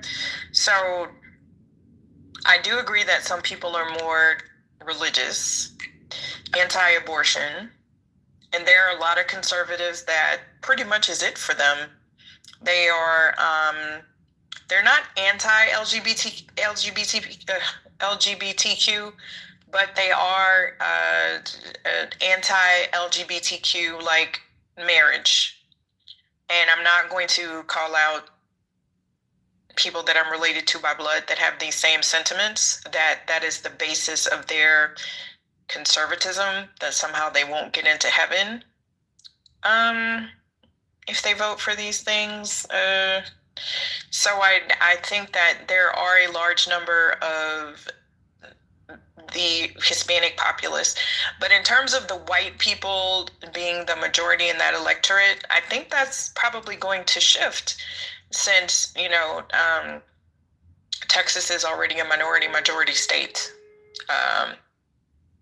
60% to 40%, but that 60% is not just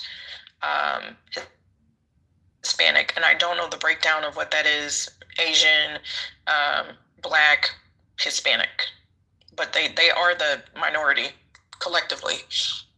But they're not wait, I thought MAGA just... No, that's why I made that distinction, but what I'm making the correlation is that at some point, the white electorate is also not going to be the majority. That's what I'm saying. Because for Texas to even be a minority majority, that's a pretty big deal. They've been freaking out about this for a long time. I remember hearing concerns about this like when I was in school.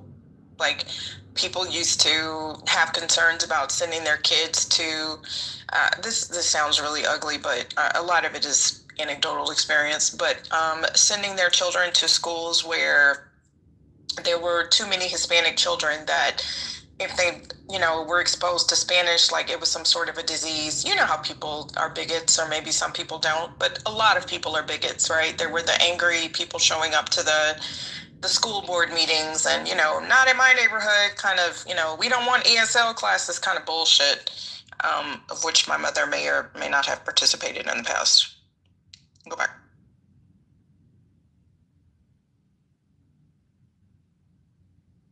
Anywho. Yeah, they need to identify a Henry Cuellar Jr.,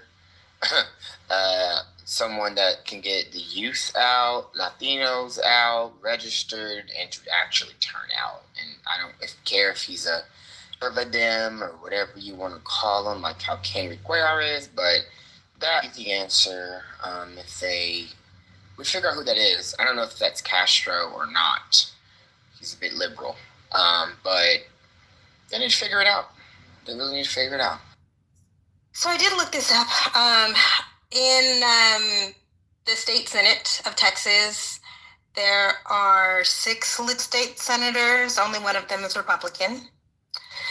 For the Latino members of Congress in the House, there are 5 Democrats, 2 Latinos.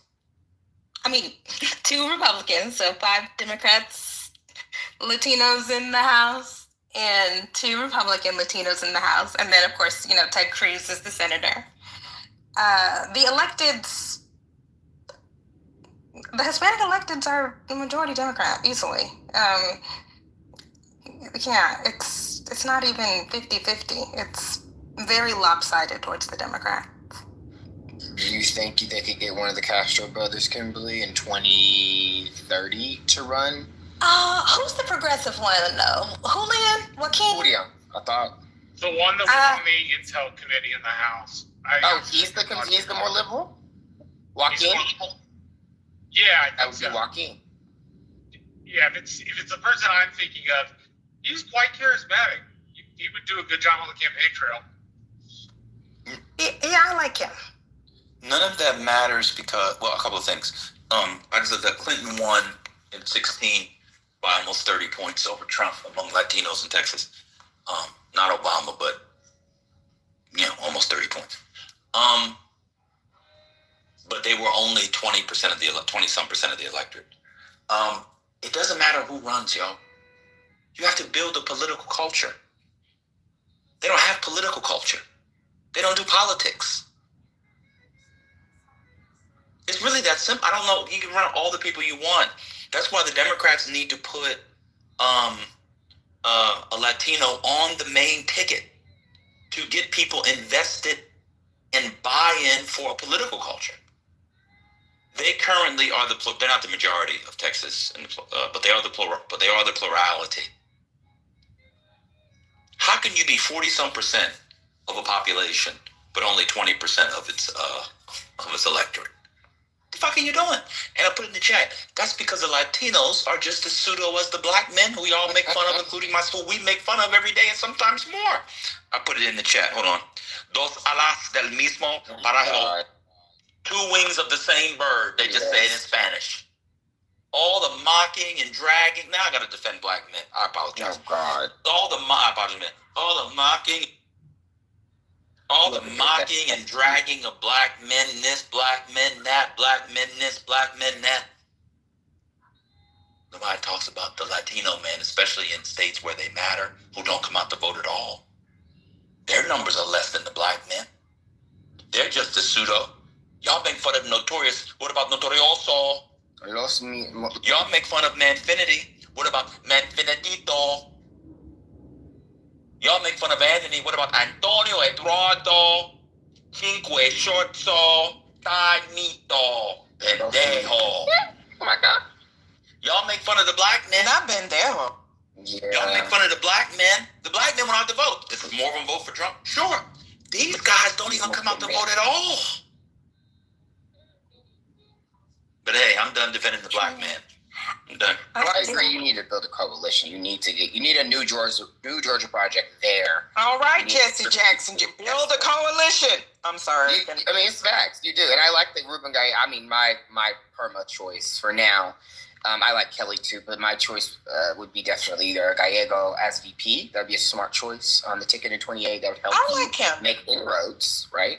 And get some voters activated that are Latino, and not just in Texas, but in more in Nevada, more in Arizona, more in some of these border, as Trent calls them, states. I think that would be smart. I'm gonna be honest with you.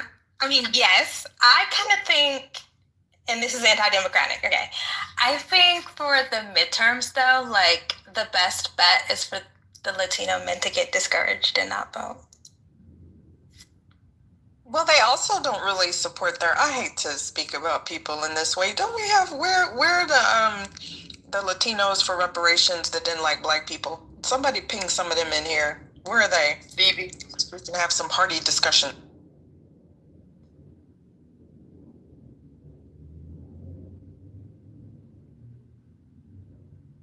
Okay, Frank said, okay, be right back. Are you going to get them, Frank, or what?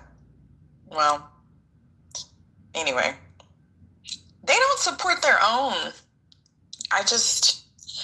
They don't seem to support their own. That's all I'm saying. We had a gentleman in here last night cheering for Trump and cheering for deportation, loving it. We ran him up out of here because he got exposed with the stolen valor bullshit. But, it started off with trying to figure out, why do you support this? I guess he wasn't the best representative. But with that, Trump is way underwater now. I mean, the Latino men, men generally, but the Latino men in particular, have way flipped on Trump.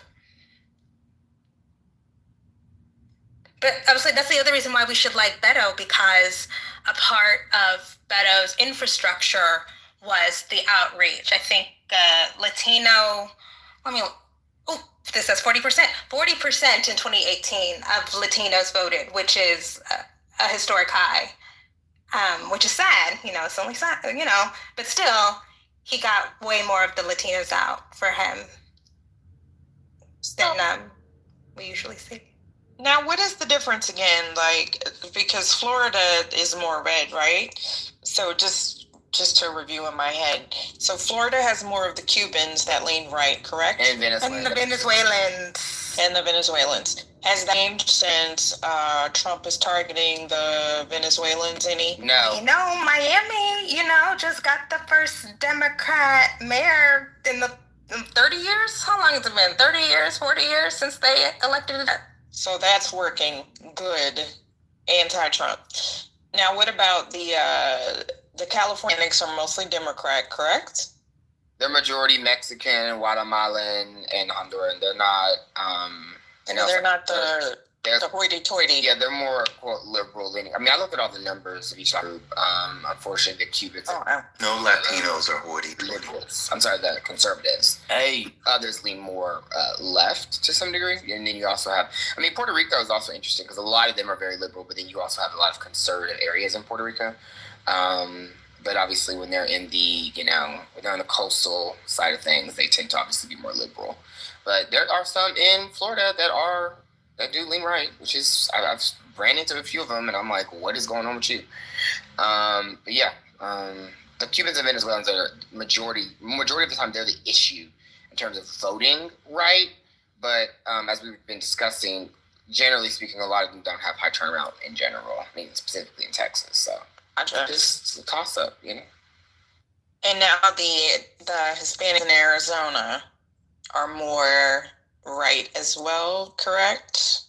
They tend to lean more right, but as of late, there have been a lot of liberals that are there now.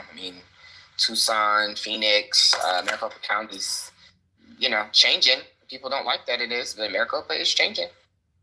Well, we shall see. But is that, I guess that's what this whole conversation is about. Is that a durable change, though? Like the Trump people and the pollsters and people like Patrick Ruffini and Susie, like Chris LaSavita, right? Their thing was, we're changing the face of the Republican Party. We're making it the Black and Latino, Julio and Jamal or whatever. But I think Trump has destroyed that. I don't think that that's a safe bet moving forward. I mean, the older people I would be curious to see, and maybe let me write it down, so I can look it up my own edification later. What percentage of the age groups are these people? We know they're younger. They are younger. So the silent generation is dying. Is it safe to say that as you get older, their politics change, or is it pretty much proven that people's politics stay the same, as they get families, get mortgages, so forth and so on? I don't think that the evidence demonstrates that people become more conservative as they get older. Didn't Kamala win boomers? Yeah, she won boomers. She didn't win y'all's Gen X people, though. Yeah, Gen X is conservative, boomers liberal, and then millennial, very good. Yeah, progressive, and then Gen Z idiots. I think that didn't he almost win them or something? I have to look at the data again. Wait, she didn't win with Gen X, but she won with boomers? What the fuck? Yes, because Gen X is conservative. Those crackheads. You know what? He made inroads with Gen Z, but they've all fucking flipped on him, and now they're all back to being lefty liberals, except for the ones who want to go to church every Sunday and pray and act like they're these Christian nationalists because they suck Charlie Kirk's dick. Those are the ones that are still, the youth, those little weird white boys with those haircuts that want to just... Yes. Those losers. They're the ones... Turning point. Yeah, those turning point losers who listen to Joe Rogan and all those other, them. And worship Andrew Tate. They're still there, you know what I mean? But I was looking at the data. Yeah, they're still, it's like a small taper off. I'll say that. Oh, God. And you know how Abbott wants to put Turning Point in every high school in Texas? The Turning Point people? It just sounds like, to me, like it would have been a competition with Motown back in the day for artists. I hate that name because it makes me think about like Turning Point Records or something. But anyway. But the reason why this is like a big deal, like it sounds really silly, but it's a big deal because I've read some political science. I need to find the paper, but there's not a lot of evidence to say that your politics dramatically shift from your orientation, your post-adolescent orientation, right? Like generally for most cohorts, where you end up in like 18 to 25, like you stick with that. And so if we are moving all of these kids into this conservatism, if the past holds true, that's a whole generation of like little baby Christian nationalist oriented young people. Yeah, I don't think they should be introducing that into high schools at all. If you want to join a politics club, like the Republicans actually have an auxiliary. They're called the high school Republicans, and they're considered, like, they use them as pages, the equivalent of pages sometimes. But I don't think Turning Point USA should be in high schools at all. It seems like over politicization of our youth in a way that would be unhealthy. I mean, I think I put something in the chat. I don't know. Abbott to me is like, it's like he wants to make y'all know I hate Governor Hot Wheels. I can't even honestly be like, what word am I looking for? I hate his guts. I hate him more than I hate Trump. So I just fuck him for life. I don't give a shit what he does. He just sucks for life. That's all. I mean, it's also funneling how many millions of dollars, tens of millions of dollars into this organization, which is a political mobilization institution. I mean, because all of those chapters they have a franchise model. They all have to pay dues to the central hub of Turning Point. It's really shady. They work like the young Republicans or the college Republicans. Like if you're a young Republican, you pay your dues, but $2 out of your dues go to the state. and then the National Federation doesn't require dues. But yeah, they do that. They're on all the campuses where I live. I didn't see them much when I was at A&M. A&M for when I was there was not as conservative as it had been, say, 10 or 15 years prior. I had... when were you there? I was there 2010 through 2012. Okay. And asked me to come back when I had better grades. So, like, I recall specifically having a very little professor named Tommy Curry.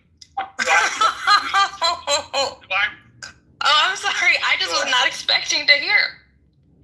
I really, really enjoyed Dr. Curry's class. So it was more liberal than I expected. My sociology professor was a card-carrying Marxist.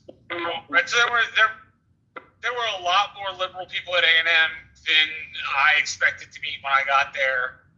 And there was a Young Democrat chapter on campus, and there was a DSA chapter on campus.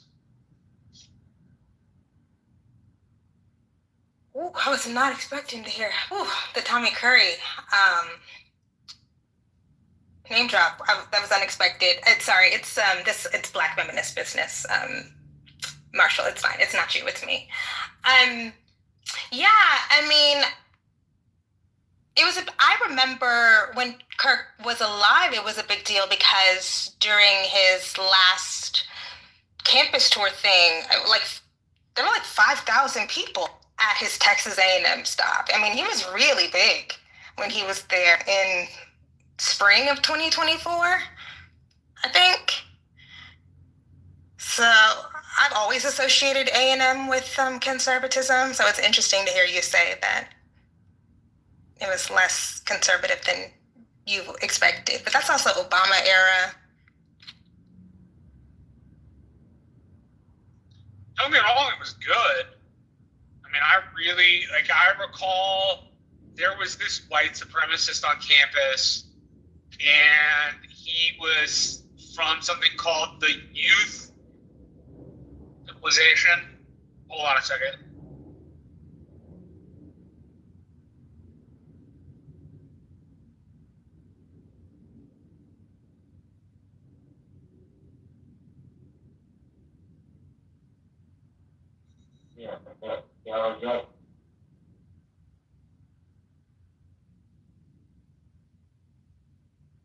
Kind of interesting that Texas, just sitting back and listening. I just hope that in the primaries, man, that the Democrats do what they need to get control of this stuff, and because these policies that Donald Trump passed, including the one where it's going to cost folks who want to come into this country and work a gold. What did I see on TV? A gold visa, some kind of gold card. I was going to say a bar, but it looked like some kind of card he had up there. And companies would have to pay some large fee, and it's illegal. It's never been that way in our country. To where people are having to pay that astronomical fee of $1 million or something to enter the country. Yeah, our workforce, will dwindle quick because a lot of companies, they have that kind of money or whatever, but you're talking about individuals, they don't. So I hope that is also challenged as well. Or gold ticket or something. Y'all saw that on TV where he's making people. Yeah. I can't think of the program because it was kind of a visa program. Visa program. Thank you. That program to me has to be legal the way it is currently constructed, the way he did it. That's not efficient to me. Other people may like it. Yeah, I don't know if it's illegal. I don't think it is anything yet. So I'm looking at some analysis of whether or not Trump can maintain those gains and whether or not Texas Republicans can maintain the gains.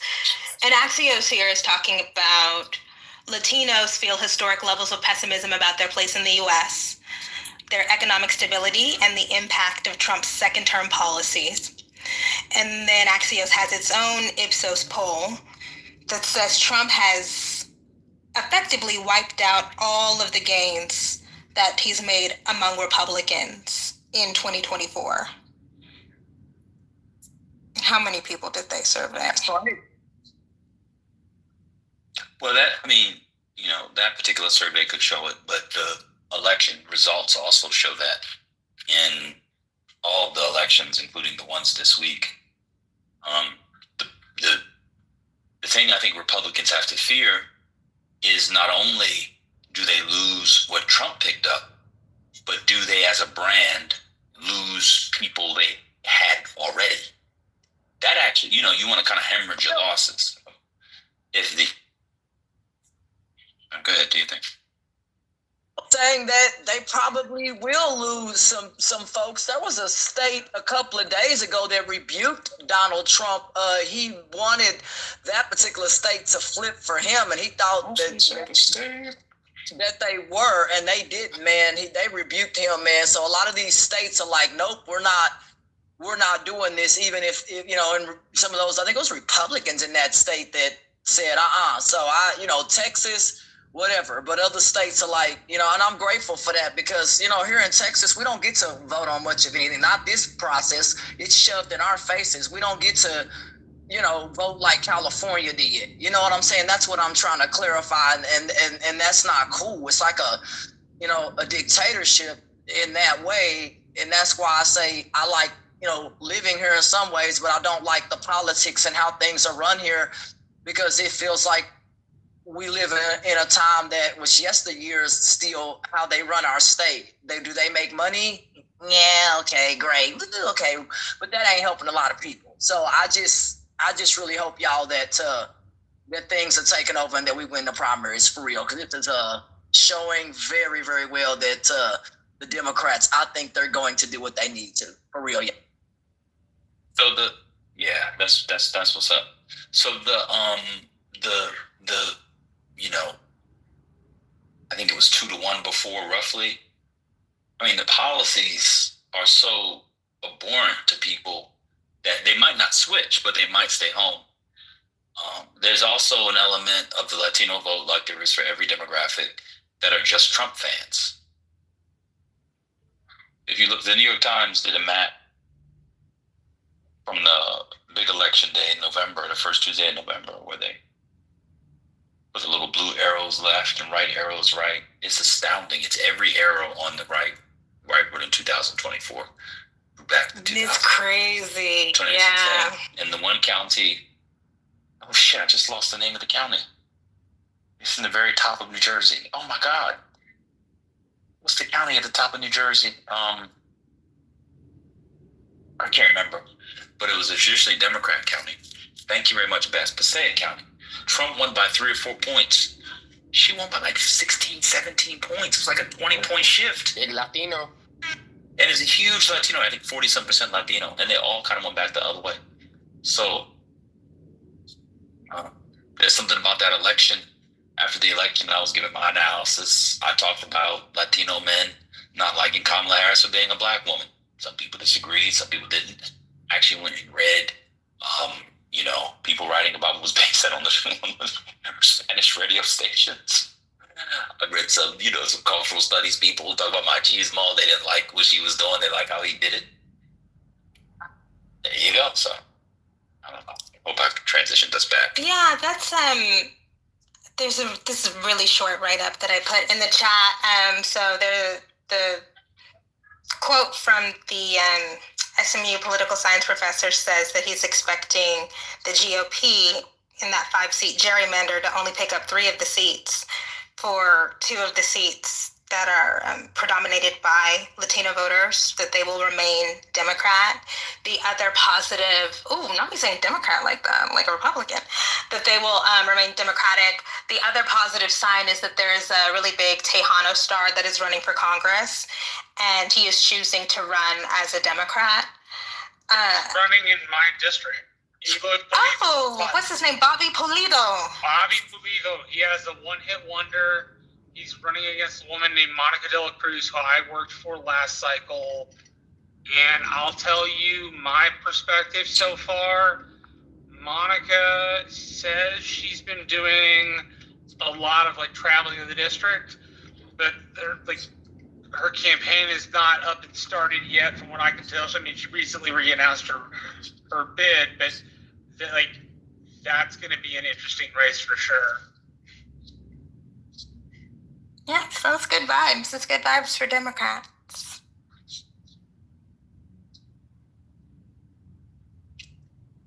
Look up his one-hit wonder.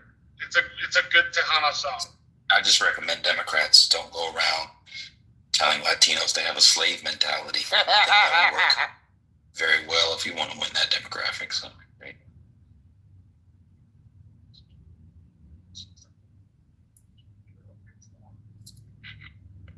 I'm just hoping that Tallarico will pop out with the fiance. Like, my fingers are crossed. You know, the one thing that I think will help him is he looks just young enough that a vote that you could look at him and kind of say, oh, he's not ready to be married, even though he's 36. Such a baby face. He does. But he has gray hair, too. He does. But otherwise, I don't know. But yeah, he needs to be married by re-election if he gets elected. Sure, for sure. But yeah, he can slide. He can slide. I thought he was married. He's not married? No. Oh, okay. Just married to Jesus. Oh, in the book of Ephesians. Well, the Talarico, little last name. Hopefully that helps trick some. I would not be surprised if Trump doesn't float amnesty or a new path to citizenship before the midterm. Of course you would. I remember you. Of course you would be surprised. Amnesty? You would not be surprised if Donald Trump floats amnesty. Amnesty. He's a complete whore. Whatever's going to boost him. How would it boost They him? don't care. They care about this. Okay. He's got the capital to do it. No, he doesn't. He's gonna create the headline. He's gonna float it. Man. Is it MAGA Day? Just ruin combos, bro. I'm in a workflow and having good combos. Y'all gonna say the dumbest shit. There's no world in which. Come November of 2026, you let me know. If Donald Trump floated amnesty or a pathway to citizenship. Amnesty. The man who's slave catching with his ICE slave patrol is going to float amnesty. Just for the good people. I mean, why do you sound out of breath when you're talking in a stationary position? Hello? Because he's rich. Because I'm straining to reach the so all of this stuff with Tom Holdman and Stephen Miller and Noam and Kristi Noam, you're saying that, all this capital that they have spent on and the spectacles and the breaking windows and arresting people in schools, he would then do a 180 and then offer people amnesty? It's possible. Or just combine the two. Combine them. And make it super confusing, and in areas where he has strong immigration enforcement support, keep pumping out those crazy Border Patrol TikToks, and in areas where you got a lot of Latinos that don't like the policies, start pumping out, we're going to do a path to citizenship. So like a DACA. Green cards. Like a TACA. Yeah, something for Dreamer. He's a TACA. With the man who literally tried to. Because he's a whore for whatever interest will get you to vote for him. He's not going to be up for election again. So give them amnesty to get the vote, and then deport them. Wait, if they can vote, how could they be deported? Exactly. He said combine the two. If they can be deported, how can they vote? He said to combine the two. I mean, I'm going to be honest with you, Manville. That's the second dumbest thing I've heard today. After, what was the dumbest, Toye? yeah. Where did they get okra from? That was the dumbest. But after you've completely shattered the trust among the Venezuelans and the Cubans and the Latino men across the country, to then come back and piss off the remaining part of his base by offering amnesty, that just seems, it's absurd. Wait, where are you getting the Cubans and the Venezuelans feeling betrayed here? They're on the data. And on social media. Pew Research, yeah. So I just mentioned Pew Research just released data on the feelings of Latinos about their place in the United States, Trump's second-term policies, and also the economy. They feel actually historically pessimistic about their integration into the fabric of American society. Cubans everywhere or Cubans in Miami? And because with Venezuelans, the recent immigrants, not so much, but the historic Venezuelan migrant population has been extremely anti-communist and is extremely pissed off at the Venezuelan regime. They're the reason that they're here and had their businesses and their livelihoods stolen from them. And also, right, their family members that had TPS, that TPS has been revoked. A lot of those people have also been scooped up by ICE, but also the Venezuelans make up a fairly small proportion. We had a conversation about this maybe a couple months ago. They make up actually a pretty small percentage of the electorate in Florida, in the state of Florida. Yeah, but they're very heavily concentrated in western Broward County. Also, and Miami just elected a Democrat. Also, but that's city of Miami, which is not nearly as Venezuelan. The other thing much that more doesn't Haitian make and Cuban. that doesn't make much sense about what you said was that Trump can proclaim that shit all he wants, but getting Congress to pass a bill is a whole other story. Opposite branch of government he has no control over will pass legislation he proclaims. If Mamdani can, surely he can. What does that mean? If Mamdani can make promises and get a vote out for things that he has no control over as mayor of New York, and can only make suggestions to other legislative bodies to get done, Trump can do the same exact thing. Picked that up from Donald Trump. He was copying him. You're comparing a mayor. So you're comparing what a mayor did in a D+45 electorate to the national environment Republicans are going to be under.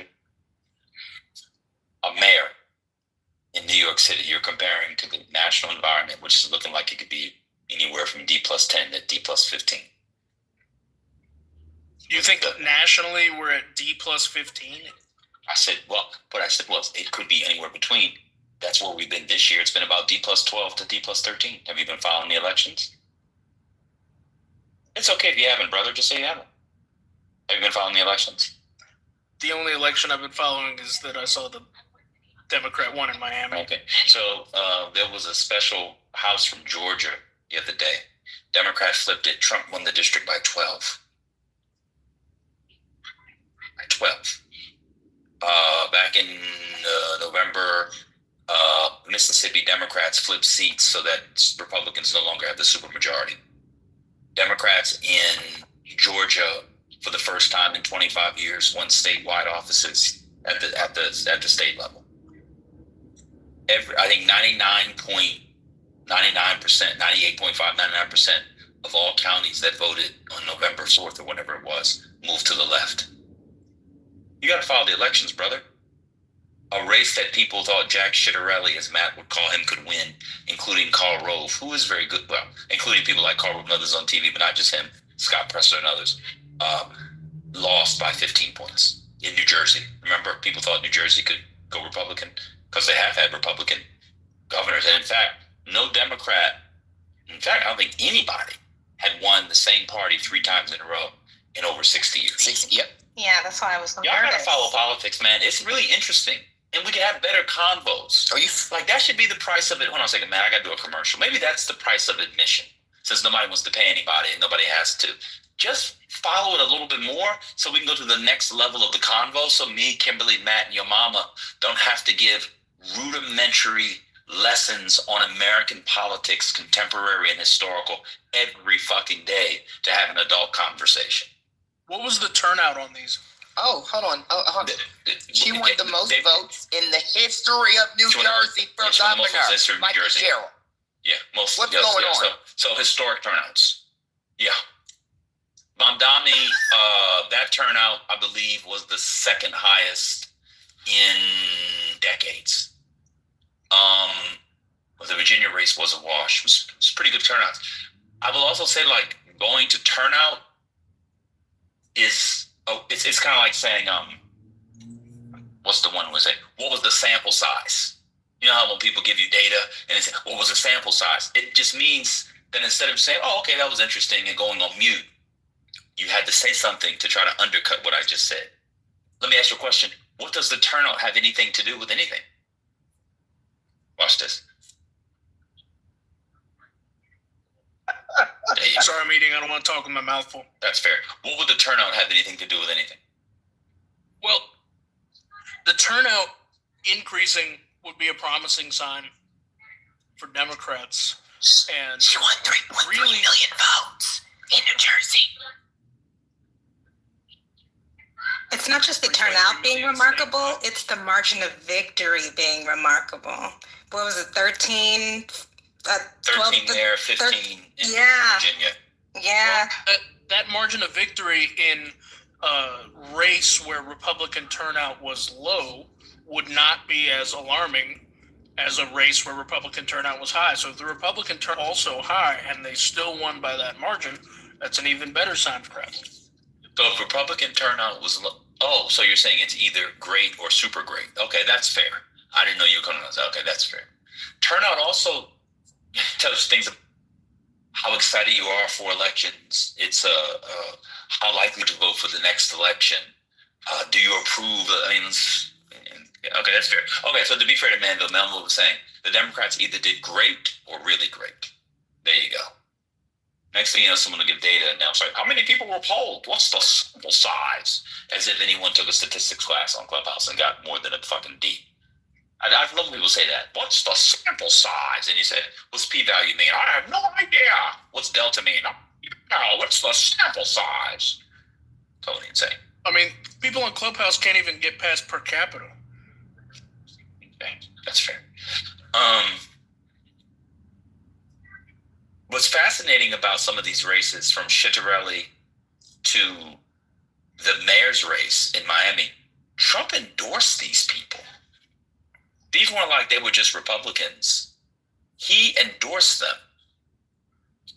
The race in Tennessee, 7, Matt, he ended up winning by what, 9? Yep, 9. That Dem overperformed by 12 points. Yeah. Here goes Robert again. People on Clubhouse is all you. We'll ask Robert to come up and explain per capita. This man just has to be in here, and all he can do is just comment on people on the stage and never participates. We'll have Robert come up and explain per capita. One mic on Robert. One mic on Robert Brookings. He said people on Clubhouse don't understand per capita either. And he said people on Clubhouse is you. So we'll let him explain it to us. That's a different Robert. But Robert. Robert Brookings. I thought you meant Robert Supreme. Supreme is always on the stage. No. This guy never comes on stage. He always has something to say in the chat. So we'll let him come up and explain per capita too. Come on up, Robert. Yeah, so I'm looking at Tennessee 7, so it was plus 9. And in 2024, in the House race, it was R plus 21. Yeah, and for the presidential, it was R plus 22. Yeah. The 12-point performance, I think. That's good. It wasn't good enough. Mm-hmm. It wasn't good enough, and I'm going to tell you why. She wasn't a good candidate for that district. Exactly. I'm sorry. I know. She just wasn't. So, had they picked a moderate northern Nashville black person, they would have absolutely won. And they would have won Clarksville. They would have done Montgomery County. They would have been a lot. I mean, I won't say that we would have gotten to Trump plus 22. We probably could have gotten to Trump plus 18. But what I want to say is when you look at the data, and obviously this is still different because we have something that's called the Partisan Voter Index, which is something that political also they write about that I'm not going to break down because I'm not a teacher. But when you look at that, when you set that aside, if you just have her baseline of performance of 12 points and you put that on the board with 2024 data, Dems would have then potentially won a Senate race in Florida, Texas, Iowa, Alaska, Ohio, North Carolina, and Maine. So what's going on? If they replicate just that next year.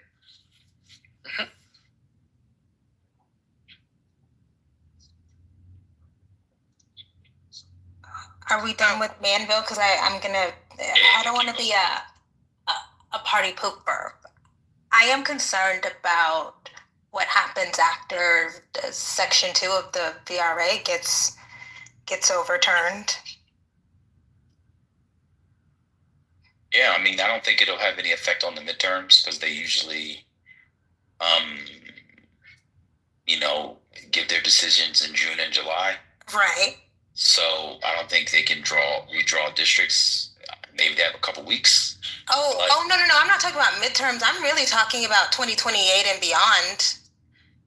Yeah, Democrats are going to have to respond by doing ping Norm. I'm sure he could tell us about RUCO. They're going to have to squeeze out New York, New Jersey, going to have out Northern Republicans. If they're going to get rid of 15 Southern Black Democrats, they need to just squeeze out all Republicans in the North. Fuck it. More in California. You'd have to get rid of the one in Oregon. You'd have to get rid of at least 2 in Washington, 3 in Colorado. It's doable. Get rid of these motherfuckers. Yeah, the Supreme Court said that he could do it. Said they could do it. They need to do it. They need to they need to work within their law. If that requires, I think the law requires there has to be an election in between, and then there might be maybe a public question. No, I think it has to go through the legislature. And the governor signs off. Kathy Hochul will be the governor. She'll sign off. That alone will ensure her re-election. They're not going to bring in Stefanik or the other guys right for that alone. And look, that's what they have to do. And they need to say that's what they're doing. Yep. And if Benson wins governor and they get their trifecta back in both Wisconsin and in Michigan, do the same thing there. You have liberal Supreme Court justices in Wisconsin. So, I mean, they're already going to court over a redraw, and the liberal justices gave them 2 panels of liberal justices, 3 each panel, that are going to be looking at potentially at these cases and then potentially recommending a map if the ledge and the state refuse to agree with Evers on a map that everyone can agree on. They'll draw it, the liberal justices. So, and then, like I said, if we get the trifecta in Wisconsin next year, right? And if we also get a trifecta again in Michigan, I mean, we can absolutely respond. Republicans can get rid of the Voting Rights Act at this point. I don't really give a fuck. Hold on, man. Wait. So, Robert, why don't you explain per capita to the dummies like us?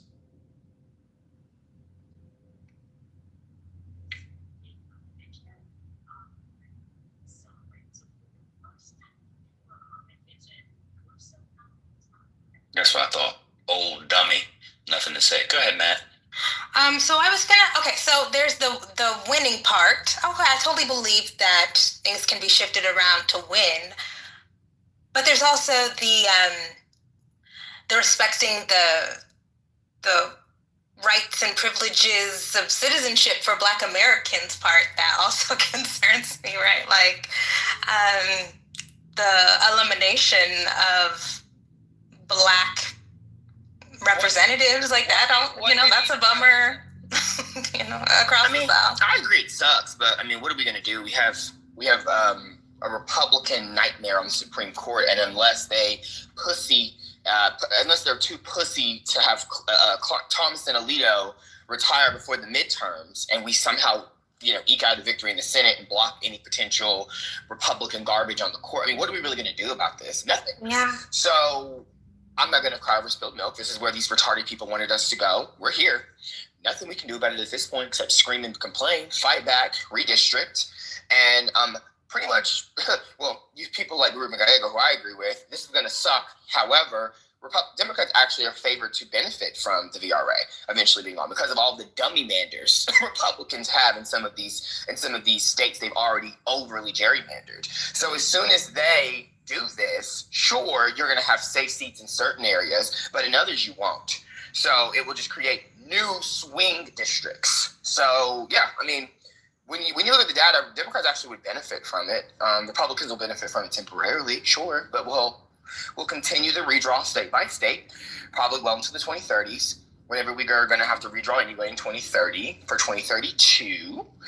And yeah, Democrats will potentially then benefit, but that's going to be on them. Yeah, and then 2032, unless Dems, of course, build more housing, then we have an issue, sure. But we're just talking about what we look at now, how we look at dummy manders, how each state has overly gerrymandered, and how they'll respond by trying to pretty much just eliminate these quote unquote VRA protected seats. I mean, I forgot which I forgot which site broke it down because I read all of it and I was kind of laughing after.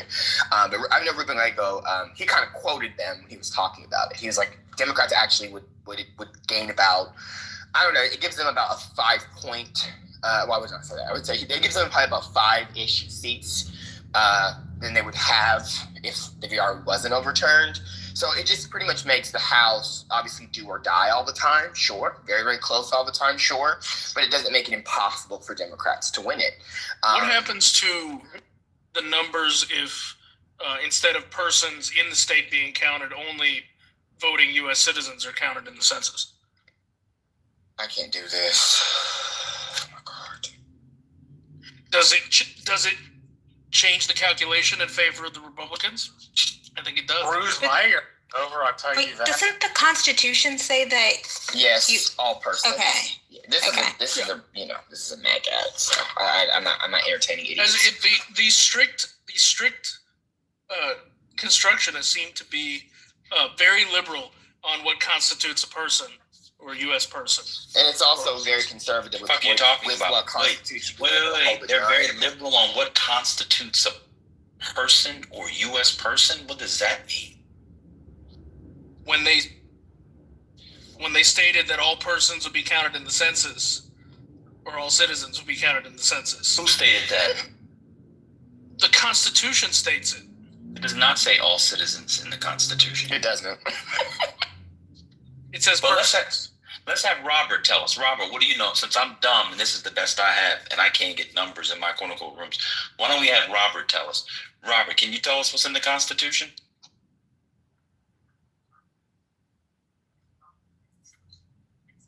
ODN. That's what I call Robert. ODN. ODN, can you tell us what it says in the Constitution? Okay, that's what I thought.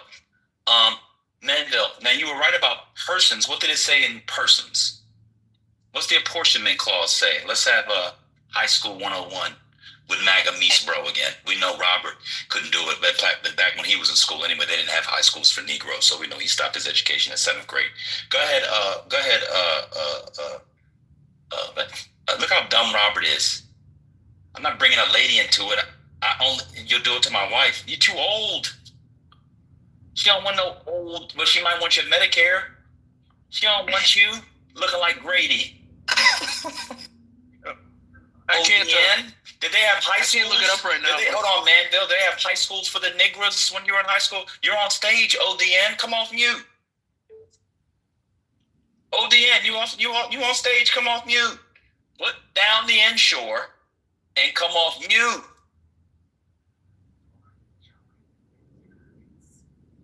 Come on, ODN. This dude always is talking about me.